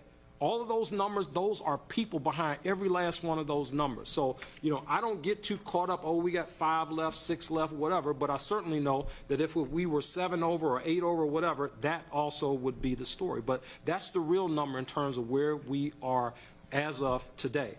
Where crimes are really showing up are in the space, as I mentioned before, of robberies. And that trend started at the very beginning of the year. The interesting thing about this robbery trend, while it did start up very high at the beginning of the year, we're also starting to see that number, the robbery number, trend downward, which is a good thing. We're starting to see the robbery number trend downward a little bit, starting from looking at where we were in January to now. But I can tell you, when you talk about the firearms that are on the street, when you talk about what we're seeing, that number is not letting up. We're already this year 50% over the firearms that we recovered last year. Already, and we're only in the month of April. That's the work of the Metropolitan Police Department right now. We're already 50% over. We're almost at 1,000 firearms recovered this year so far. That is a significant increase in the number of illegal firearms that we're seeing in our city. When you talk about carjackings so far for the year, we've had 165 carjackings. 75% of those carjackings involve somebody armed with a gun. 75% of those cases. If there is any good news that come out of that, is that the MPD has closed by arrest 60 of the 165 carjacking cases, or 36% of the carjacking cases. And when you look at what our closure rate is for robbery, the national average for the closure rate of robbery is about 24%. MPD is at 26% closure rate for robberies. I want them all to be closed, but let's understand really the context in which we're dealing with. When you have somebody that gets robbed and the person has a mask over their face or they have a hood on or something like that, sometimes identifying the person responsible can be very difficult to do. Right? So sometimes we're not able to close cases out in those instances where identification is very hard to make. But when you see something like what happened the other day, when we have a 13-year-old that gets charged with, multiple carjackings, multiple armed robberies, when those kinds of things happen, I mean, he's only one of many other cases in that space where we've had a few individuals charged with committing a whole lot of crime. Very recently, we had 2 brothers, and that was a very high-profile case where these 2 brothers were responsible for committing several robberies of establishments in our city. One of the locations you might remember was at Busboy and Poets, where they went in with firearms and everything. These 2 brothers were arrested, but they also committed carjacking. So I just say in that space that there's a lot of work, a lot of investigative work that's gone into that 26% closure rate for robberies, but there's still a lot more work to be done. I want to update you really quickly on one of the initiatives that we kicked off that we feel it's paying dividends for us, and that's in the space of our homicide reduction partnership. So far, we announced that a few back in the early part of March. Actually in February leading into March, but overall there's been a 24% decrease in violent crime in the homicide reduction partnership areas, to include a 67% decrease in homicides. So we had 9 homicides in the HRP areas in 2021. In 2022, we're down to 3 homicides in those areas. 6D Sector 3 has had a 26% decrease. 7D Sector 3 has had a 21% decrease. So we are headed in the right direction in our homicide reduction partnership areas, but I want to focus on the word partnership just for a hot second, because what I've seen, and that's part of the reason why we're here today, to talk about partnership, the places that we have had the most success is when we are partnered with our law enforcement partners, partnered with community. In those spaces, we're able to do some incredible things. And when I think back to when we closed out the case involving Mellon and MLK, when Nia Courtney was murdered, that was a partnership case that really, working with community members, working with our federal partners, that really helped us along the way. When I think about the serial homeless shooter very recently, that was a partnership case where we worked together and we did some great things. We got another great case that's coming up where we're looking at a lot of indictments that we'll be talking about in the very near future. That's as a result of partnership that's happening. When I think about the Maserati guy shooter that we caught over in Costa Rica, all these things happen as a result of partnership. So in a space where we have a workforce that is not at maximum capacity, I think the best thing for us to do going forward is really build on the partnerships that we have. We have a partnership with Prince George's County Police Department as we work on our carjackings, and we have seen an incredible amount of results in that space in terms of these guys really making inroads in a lot of the cases. So we want to build on partnership. So today we have here with us our partners from ATF, DEA, FBI, or FBI is not here right now, but U.S. Marshals are here. We're going to talk about partnership a little bit. I think about the fentanyl overdoses that we had down in the Southwest. That case closed, those cases closed, those lives that were lost as a result of who sold those folks fentanyl was closed as a result of partnership, right? Those are important things, and we have to build on that. If the MPD is not at 4,000 or whatever number we feel it should be as a community, if we're not at that number, how do we expand on the partnerships that we have to get the most bang for our buck that's going to have impact in community? And the way that we're going to do that is through our violent crime impact teams. So right now, the violent crime impact teams, and I'll turn the mic over to these guys in a second, but really what we wanted to do, we wanted these individuals sitting side by side with MPD officers. We really kind of already had the model for this, but let's put these guys in a space where, in addition to operating in the homicide reduction partnership areas, but in other areas where we see these acute issues popping up, we have the flexibility to move these individuals around, to focus in on crime, and to do it in spaces where there needs to be an intense focus, or to do it in spaces where there is some leverage for our federal partners that they can kind of bring to the table to help us with these investigations. So I'm going to pause right there and then look down to the table to, I guess we can start with Charlie Patterson, who's the SAC of the Washington Field Office for the ATF, and Charlie can talk about ATF's role in the partnership. Thank you, Chief. Good afternoon, everyone. My name is Charlie Patterson. I'm the Special Agent in charge of the ATF Washington Field Division. Agent, your microphone, please. Yes, sir. My name is Charlie Patterson. I'm the Special Agent in charge of the ATF Washington Field Division. Today, I'm here to pledge our full support of this violent crime initiative. We will continue to be in lockstep with the Metropolitan Police Department, our federal partners, and the United States Attorney's Office as we utilize crime, gun, intelligence-led policing to combat federal firearms violations and disrupt violent crime within the district. We stand in unison with you, the community. We hear your requests for assistance with violence. We see the misuse of firearms and constant violent criminal acts. We see how crime has terrorized families, and these acts are just simply unacceptable. ATF is committed to being no better partner and will ensure those that commit illegal firearm crimes are held accountable for their actions. Thank you. Jarrett Forget, the head of the DEA Washington field office. Thanks, Chief. First, I want to take a moment and thank Mayor Bowser, Chief Conte, MPD, and the other federal partners for being part of this incredible launch. I also want to thank all the media for coming out today and to cover this important topic. You all know that violent crime and overdose deaths in our city are a major concern for families and neighborhoods across the District of Columbia. For many years, DEA Washington has worked together with our law enforcement partners to reduce drug-related violent crime in our communities. However, today, the launch of the DC VSIT, we're doing something very different. The formation and launch of our new VSIT takes our efforts to combat drug-related violence and overdose to a whole new level of effectiveness for DC area residents. Our goal is not to saturate communities with federal law enforcement. Our plan is to work on focused investigations that will make the greatest impact for our neighborhoods here in DC. Our deployment strategies are more targeted than in years prior. Agents, officers, and analysts will be sitting together, working together, and focus on specific areas of the city where they know violence and drug overdoses are occurring.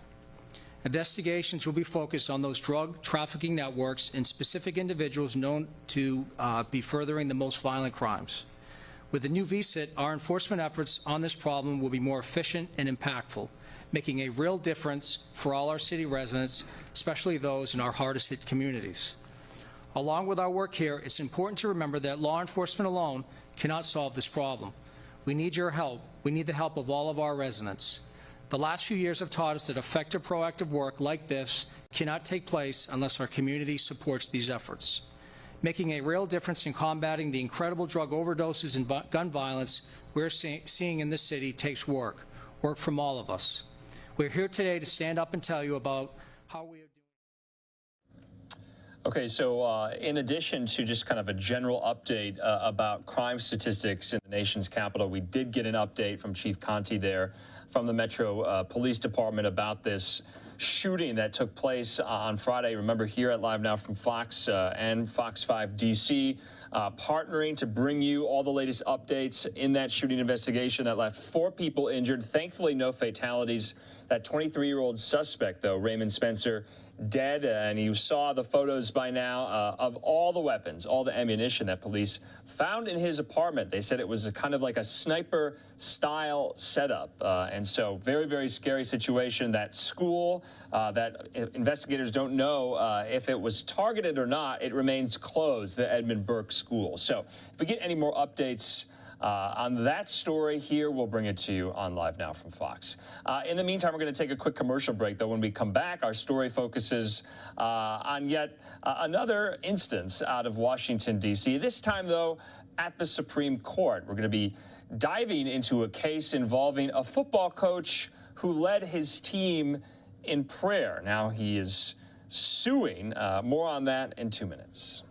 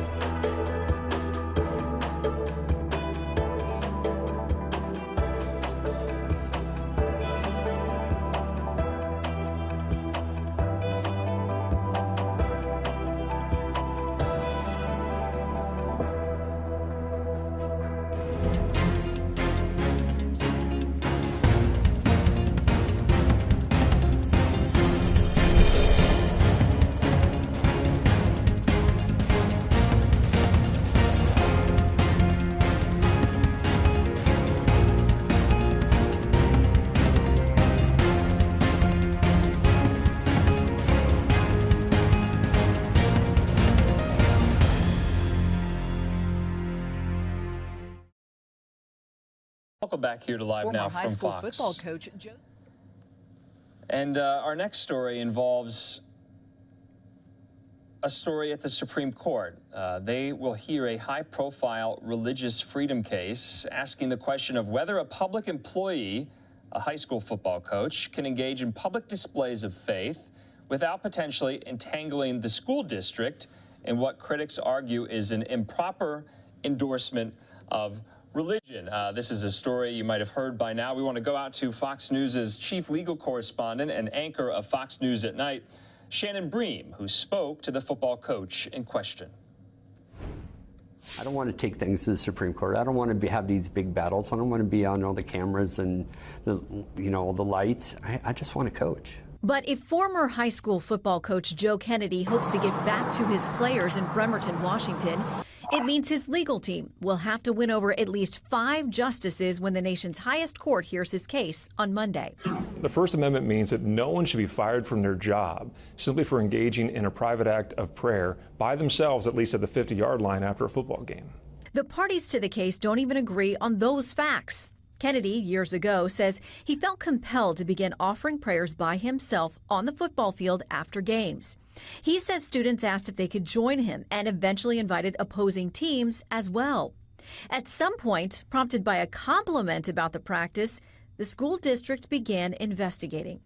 Rachel Laser, president and CEO of Americans United for Separation of Church and State, the group representing the school district, says this case is about protecting impressionable students who felt pressured by their coach to participate repeatedly in public prayer. Kennedy admits over the years 2 players came to him and said they weren't comfortable taking part. I made both of them my team captains. I need people that have leadership that can stand up for what they think is right. Kennedy was eventually told he could not continue the on-field prayers with students and was offered other private options. The school district says Kennedy was never disciplined until after they unsuccessfully tried to reach a compromise with him.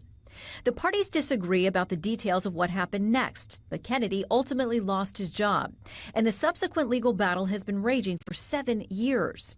Jeremy Dice, special counsel for First Liberty, the group representing Kennedy, says this case is about more than just this one coach. Well, if a teacher bows her head over her lunch before and says grace before having her meal in the cafeteria and the student can see that teacher, does that teacher need to be terminated? What about a teacher wearing a hijab or a yarmulke or some other outward display of religion as a part of their faith practice? Laser agrees the impact could be wide-ranging, arguing that if the coach wins and the school district loses, that would, quote, dangerously erode a core principle of our democracy. I asked Kennedy why he didn't just reach a compromise or give up years ago. He says his players often asked him the same thing. I would have been the biggest hypocrite in the United States if I would have just said, oh yeah, you're right, this is too hard for me. What kind of example would I have set for my guys? Arguments in the case are set for 10 a.m. Eastern on Monday. A decision is due from the justices by late June. In Washington, Shannon Bream, Fox News. Shannon, thanks so much. Well, earlier today, since arguments were today, we heard from the coach and his legal team on the steps of the Supreme Court about how they think the hearings went. Let's listen into just a brief moment of this. Hi, argument just ended. My name's Kelly Shackelford. I'm chief counsel with First Liberty Institute. We represent Coach Joe Kennedy along with Paul Clement and his firm of Kirkland and Ellis. You know, there's a lot being said about the case. It's really, at its essence, a very simple case. If Coach goes to a knee to pick up his contact after the game, that's okay. But if he goes to a knee to say a prayer, he's fired. That's pure religious discrimination. That's against our First Amendment. It's unconstitutional, and it's wrong. And we're hopeful after today that Coach Kennedy's battle for 7 years is going to be over in a very good way, and he can get back to coaching. Let Paul Clement, who just argued the case, say a few words, and then I'll let Coach say a few words, and then we're happy to take a few questions. Paul. So thank you, Kelly. My name's Paul Clement, and it was my great privilege today to get a chance to represent Coach Kennedy in the Supreme Court. We're obviously very gratified to have gotten this far. It has been a long, long march through the courts to get to this point, and we're very gratified that the court heard our case today and obviously took our claims very, very seriously. I just want to, in addition, to say that I'm very, very privileged to get to work with Kelly Shackelford and First Liberty. They're the ones that had this case in the lower courts. They're the ones who advised Coach Kennedy in real time about his First Amendment rights, and this case would not have gotten here without them. But most of all, I just want to say that I am so proud to represent Coach Kennedy and his wife, because none of us would be here without Coach Kennedy and his wife and their courage. The coach loves coaching above all else, and to sacrifice that for the last 6 or 7 years has been a great personal sacrifice, but it was a necessary personal sacrifice in order to vindicate his constitutional right to engage in religious exercise and free speech. But the coach and his wife are heroes, and it was my great privilege to represent them. Oh, I wish I could say that I knew what the heck everybody was talking about during the court, so all my lawyers will hopefully tell me about what happened and what everything meant. But yeah, I really appreciate everybody that has supported me in this, everybody that's out here reporting it. And without the press reporting things, nobody would know about any of it. I've just been blessed by my team, definitely by my wife, who has stuck by me through this hard time for the past 7 years, going on our 8th football season. I'm just blessed to be surrounded by these awesome people and everything that you guys do. I appreciate all of you. We're happy to take a few questions, and whether it's Paul or whoever, if you guys have any questions you want to ask about anything. Yeah. Yeah. What did it mean to you today, after 7 years, to hear the justices hearing arguments for your case, that your case was made important? Right. After 7 years, it really does mean a lot to me, just being able to be heard by the facts of the case. It's been a long haul. It's been a marathon, and something I thought we could work out in a week turned into a 7-year battle. And here we are today, and I think the courts will rule exactly what the facts are and apply the law without any of the biases out there. So I'm very optimistic about everything. Anything else? All right. Not, thank you. Appreciate it.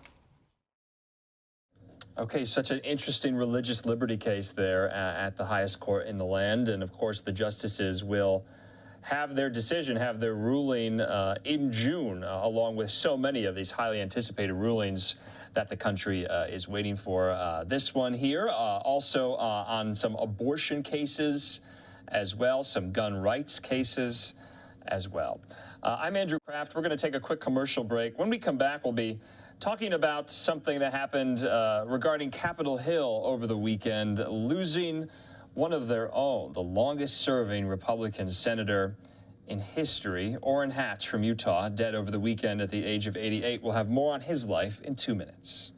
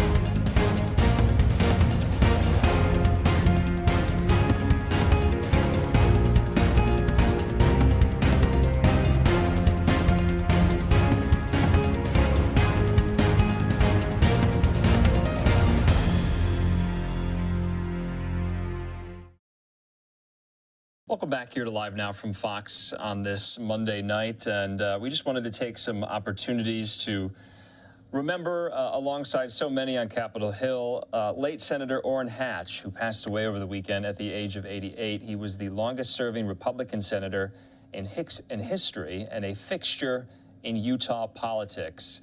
The death was announced in a statement from his foundation, which did not specify a cause. A staunch conservative on most economic and social issues, he also teamed with Democrats several times during his long career on issues like stem cell research to rights for people with disabilities to expanding children's health care. He formed friendships across the aisle, particularly with the late Democratic Senator Ted Kennedy. President Biden, who served with Hatch in the Senate over 3 decades, described the Republican lawmaker as a fighter for the causes he believed in, but with a softer side, including writing songs and poems that he shared with friends. I want to read in part from the statement President Biden put out over the weekend. He said, Hatch once shared in an interview that he had a soft side and he had a tough side. To serve with Orrin, as I did for over 3 decades, was to see and appreciate both. He was the fighter who carried with him the memory of his humble upbringing in Pittsburgh. And he then went on to Brigham Young University. He was the first in his family to graduate college, and the young lawyer who built a successful law practice, and the senator who sprinted from meeting to meeting because there was so much to do. Indeed, when Senator Hatch retired, he had sponsored or co-sponsored more legislation than any senator at the time. Biden goes on to say, I saw that energetic, sharp-elbowed Orrin in the many battles we had over tax policy, the right of workers to join a union, and many others. He ends the statement by saying, quote, Jill and I send our deepest sympathies to Elaine and all of the Hatch grandchildren, children, and great-grandchildren. He was, quite simply, an American original. So just wanted to get that news in there. That's going to do it for our live coverage here on this Monday night. What a busy start to the week. Hope you had a good weekend and a good start to the week. Right now, we're going to play out some of the events that we've already shown you throughout the day live, including the White